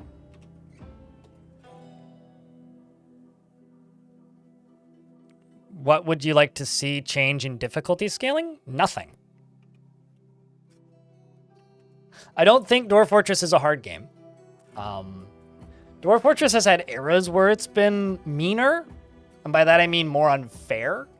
It's pretty fair right now because it's pretty easy to contort how mean the game's going to be to you. I want more interesting systems. I don't think Dwarf Fortress is good at being a hard game. I think when Dwarf Fortress tries to be a hard game, that's the worst aspects it has. I think Adventure Mode is a little bit better as a hard game, per se. Fortress Mode is not a hard game, it's a god game. It's a game about trying to tell stories. And if that's what they want to make, making it a hard game makes it a worse game. Even RimWorld has battled with this. In fact, the developer of RimWorld once quoted in an interview that a friend of mine hosted that he failed in his game's design because he didn't make an entertaining, compelling story generator. He made a compelling strategy game. If you make a hard game, you're making a strategy game. If you make a story generator, you make a compelling story generator. I think you can kind of do one or the other. It's difficult to do both. There is a point with almost any game where the challenge is trivial, if you've played enough of it. I've played enough of it that there is no real challenge in Dwarf Fortress. It's just how much time am I willing to put into a project before I hit the go button. That'll happen to anybody if you play the game long enough. I think the game's at a pretty okay place. I can tell you this for fact, the default settings at the very least for the cavern creatures need to be fucking completely done. And there needs to be a way to either stop them, ally with them, or get rid of them entirely. But outside of that, it's fine. Really.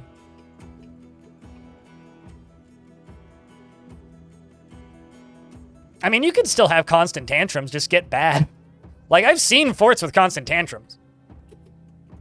Absolutely. I mean, hell, go watch my video on Ghost Candy. That's a fort with constant tantrums.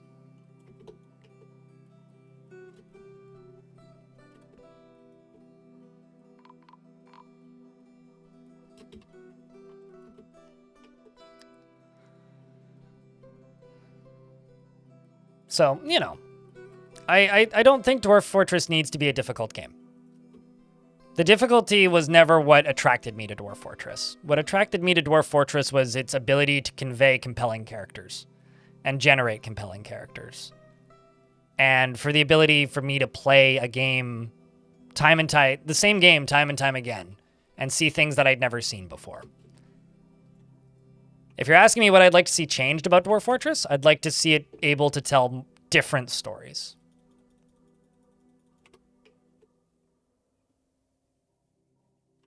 You play very safe compared to me? Sure. I mean, like, when you see me flailing and, like, running into issues in a fortress, it's not because I'm having a hard time with the game. It's because I'm letting it fall apart, because that's entertaining to me. Like, truthfully, like, that's why I'm doing that when you see me doing that. Like, I didn't have a hard time with Ghost Candy. I just didn't bury any dead dwarfs.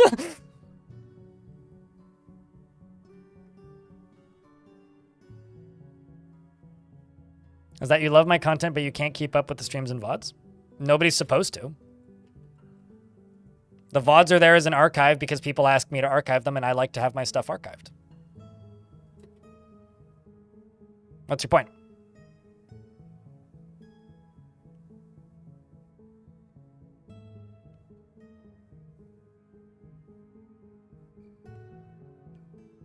I only stream like 3 or 4 days a week. I used to stream 7. Keep missing investments every time you leave the room. They happen. Oh, no.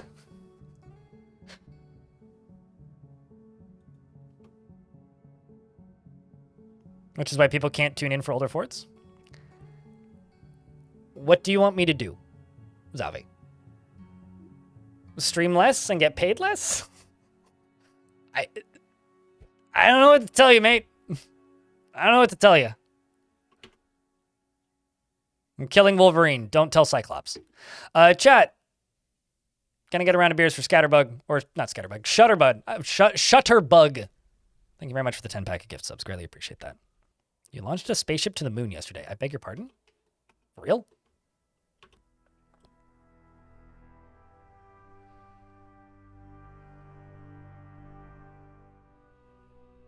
Or are you talking about Kerbal Space Program? For real?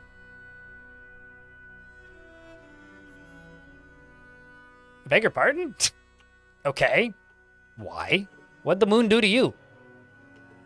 The moon just wants to be left alone. But like, cool?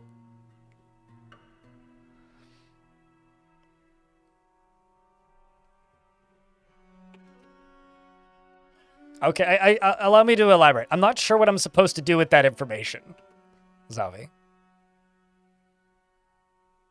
Our cheese reserve is low, clearly. Oh, true. Yeah, I know. Okay. I have studied from the great masters Wallace and Gromit. What was I doing? I was doing a thing and then I got attacked by Gerbins and now it's thrown me off. Right, I was working on this. Today's mostly just been construction busy work. Just kind of waiting for the goblins to sod off so that we can actually fight them for real later. And DS, thanks for the 10-pack. Not the 5-pack, the 10-pack. Thank you very much. Greatly appreciated once again.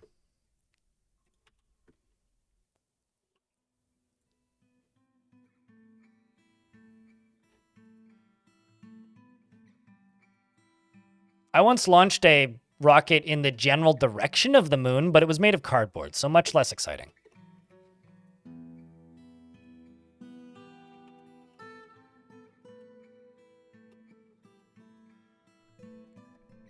Fair enough, Zavi.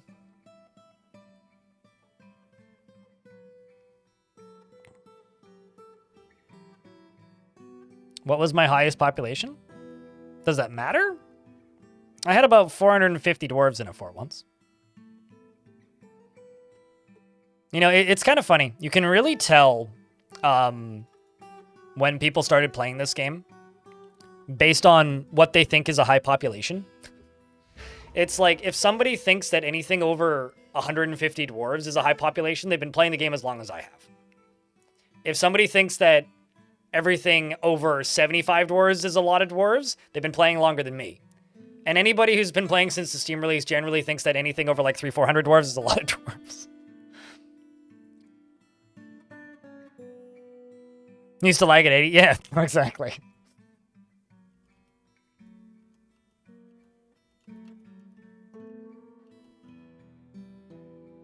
I'm happy to help you enjoy Krug Smash content. Krugs is a good dude.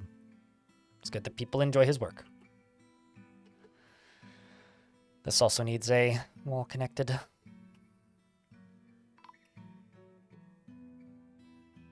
You had to set a population cap of 50 on your laptop? Damn, dude. That's a small flirt.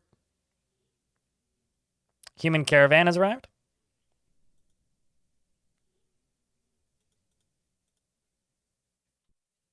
Got a mechanics workshop that's been claimed. And he zipped off to go make other things.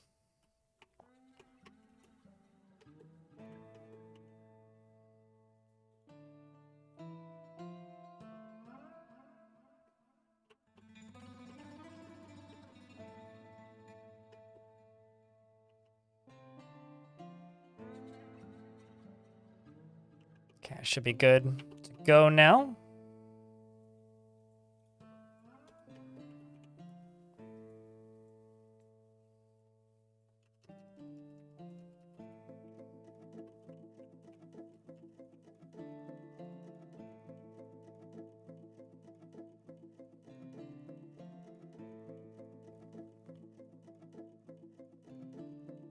Honestly, the Beardless Baron was kind of around a point where I fell off. And ever since that, series with the Beardless Baron, at this point, I watch a Krug Smash series when he finishes it. Because it got so long. It just kept going. So whenever he finishes a final episode of a thing, I sit there and I binge the whole thing.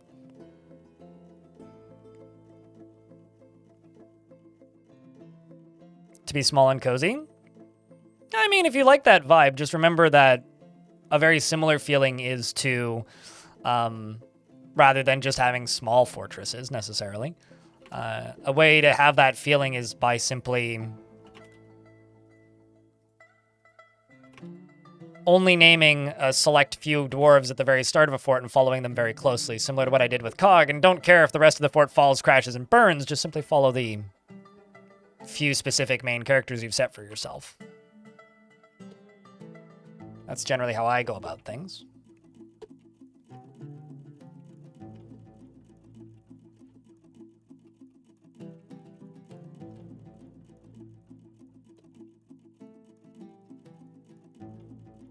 Why are you hanging?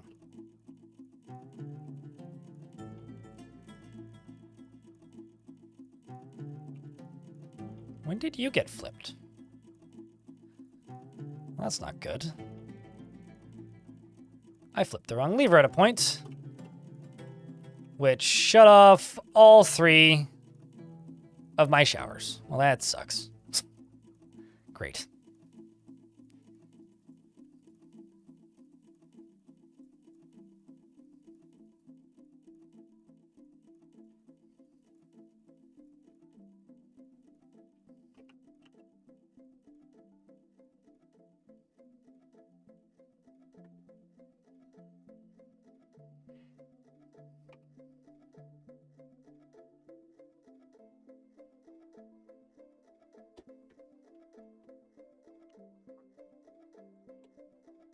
Also, we've got diplomacy. Lady Consort Court arrives from the humans. I was going to ask for wood. It's like the third or fourth time I've traded with them. Now my floors are all muddy. Advice for temples. Make the value as high as they need it. Don't make dedicated temples unless they ask. Make temples for... make a singular temple for a generic god, and then add on dedicated ones as they ask for it, unless you're theming a fort around that. Because they don't really need the dedicated temples, and it'll just confuse their pathing. Instead of just simply picking the god that they want the most, and then just going there and worshipping it. That's my advice on temples.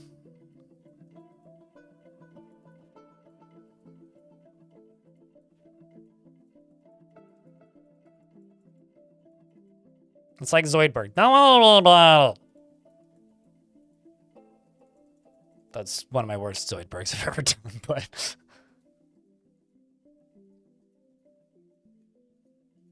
It's sort of like moods, you know? You don't have to worry about making every single dwarf happy at all times. You just need most of the dwarves to be happy most of the times.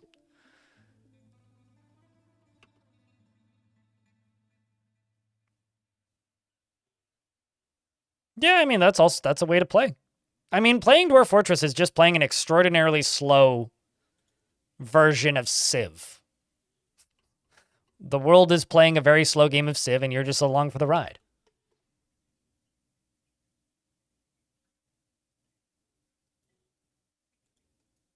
And with enough time and dedication, you can do some pretty fun things. You're rewatching Scorch Mountain again? Or Scorch Fountain, not Scorch. I think it's Scorch Fountain, isn't it? I'm just amused by the fact that I didn't even realize that, or I'd completely forgotten that Honeystoker's vampires were started with a wild boar man. I'd completely forgotten about that.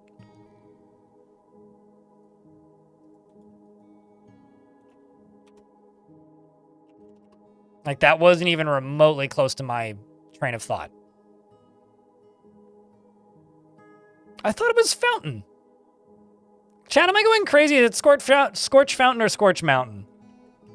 So I'll be saying it's Mountain. I'm pretty sure it's Fountain. The Desert Titan Dusman Nugokkozo, a huge quadruped composed of amber, has come. Has a knobby trunk. And it emanates an aura of giving and kindness. It is Fountain. Okay, I was gonna say. We've got ourselves... Oh no, Knife Plagues, the human. Chad, I play too much Dwarf Fortress. That to me seems like a slur of a lesson.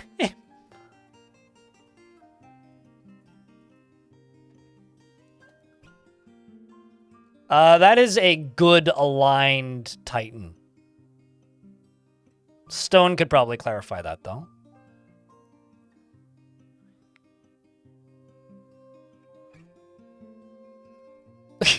I like what Eric D, DogMonkey94 in YouTube chat says, which is, the hardest part of this game is, for me, just me. I make it hard on myself. Yeah. The biggest danger to your fort's security is your dwarves, and the biggest threat to your fort's security is you. So don't fuck it up, moron.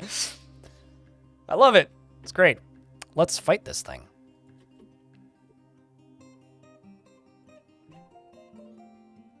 Dusman Ramox. You could have a cold desert. Olon is running away. And after bleeding profusely for a few seconds, has successfully made it away. That siege engineer is now no longer with us. Rest in peace, Sodell. And Olon as well.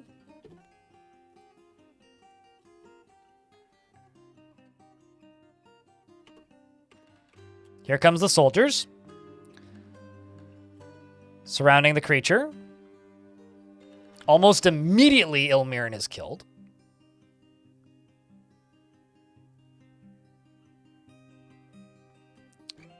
How did that happen to Ilmirin? Desert Titan kicks the militia captain in the neck with his right foot, and the injured part was smashed into the body in an unrecognizable mass. Well, yeah, that'd do it. Hacks the Desert Titan in the left foot, fracturing it. Okay, so they are damaging it. This thing is tough, though. I mean, it is made of amber, too, so it's not going to bleed out. It has to be beaten to a pulp. But they seem to have gotten it done pretty quick. Who was the last person to get the hit in on it? Or to get a hit in on it? The Axe Dwarf hit it in the upper body. The injured part was cloven asunder. You fractured it. You fractured it. You're a recruit. So this dwarf got it. Not you. You. They are an adept axe dwarf. I think I'm going to give you... Let's call you Titan. You were close friends with Ilmirin. So easily broken, begone fear. Doesn't feel anything after seeing Ilmirin die. We do have one very injured dwarf. Who is hopefully getting recovered. Is getting recovered by Guilty Judge. Who at this point is probably walking on that crutch like it's a cane. You a legendary crutch walker? Yeah, you are. Did any of you guys know somebody at some point in your life who broke a bone in their leg and then proceeded to be way too good at walking on a crutch to the point where they would just like walk up to you and then just like kick you in the chin on those crutches? So I had a couple of friends who did that. Kind of just imagine that whenever I see dwarves running around as legendary crutch walkers. Chat room, I've been streaming Dwarfs now for 7 hours. And I think that was a pretty epic little fight. I think that we've put this fort on a very good course towards recovery from where it was previously. So I think... Why are you inactive again? What? Excuse me. Why'd you get pulled twice? The fuck?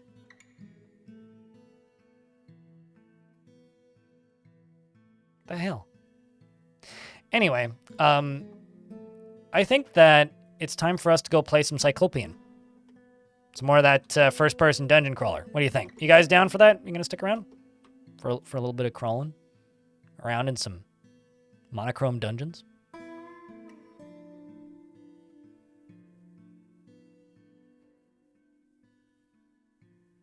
Because honestly, I think this fort's in an okay spot. So, I do ask kindly for you to stick around. Twitch chat, you can say goodbye to YouTube if you want, just for the VODs. But we're not done with the stream yet. Stream's going to go a little longer. So if you're sticking around, if I could get around to beers, that'd be cool. Otherwise, we'll see you on the flip side for the normal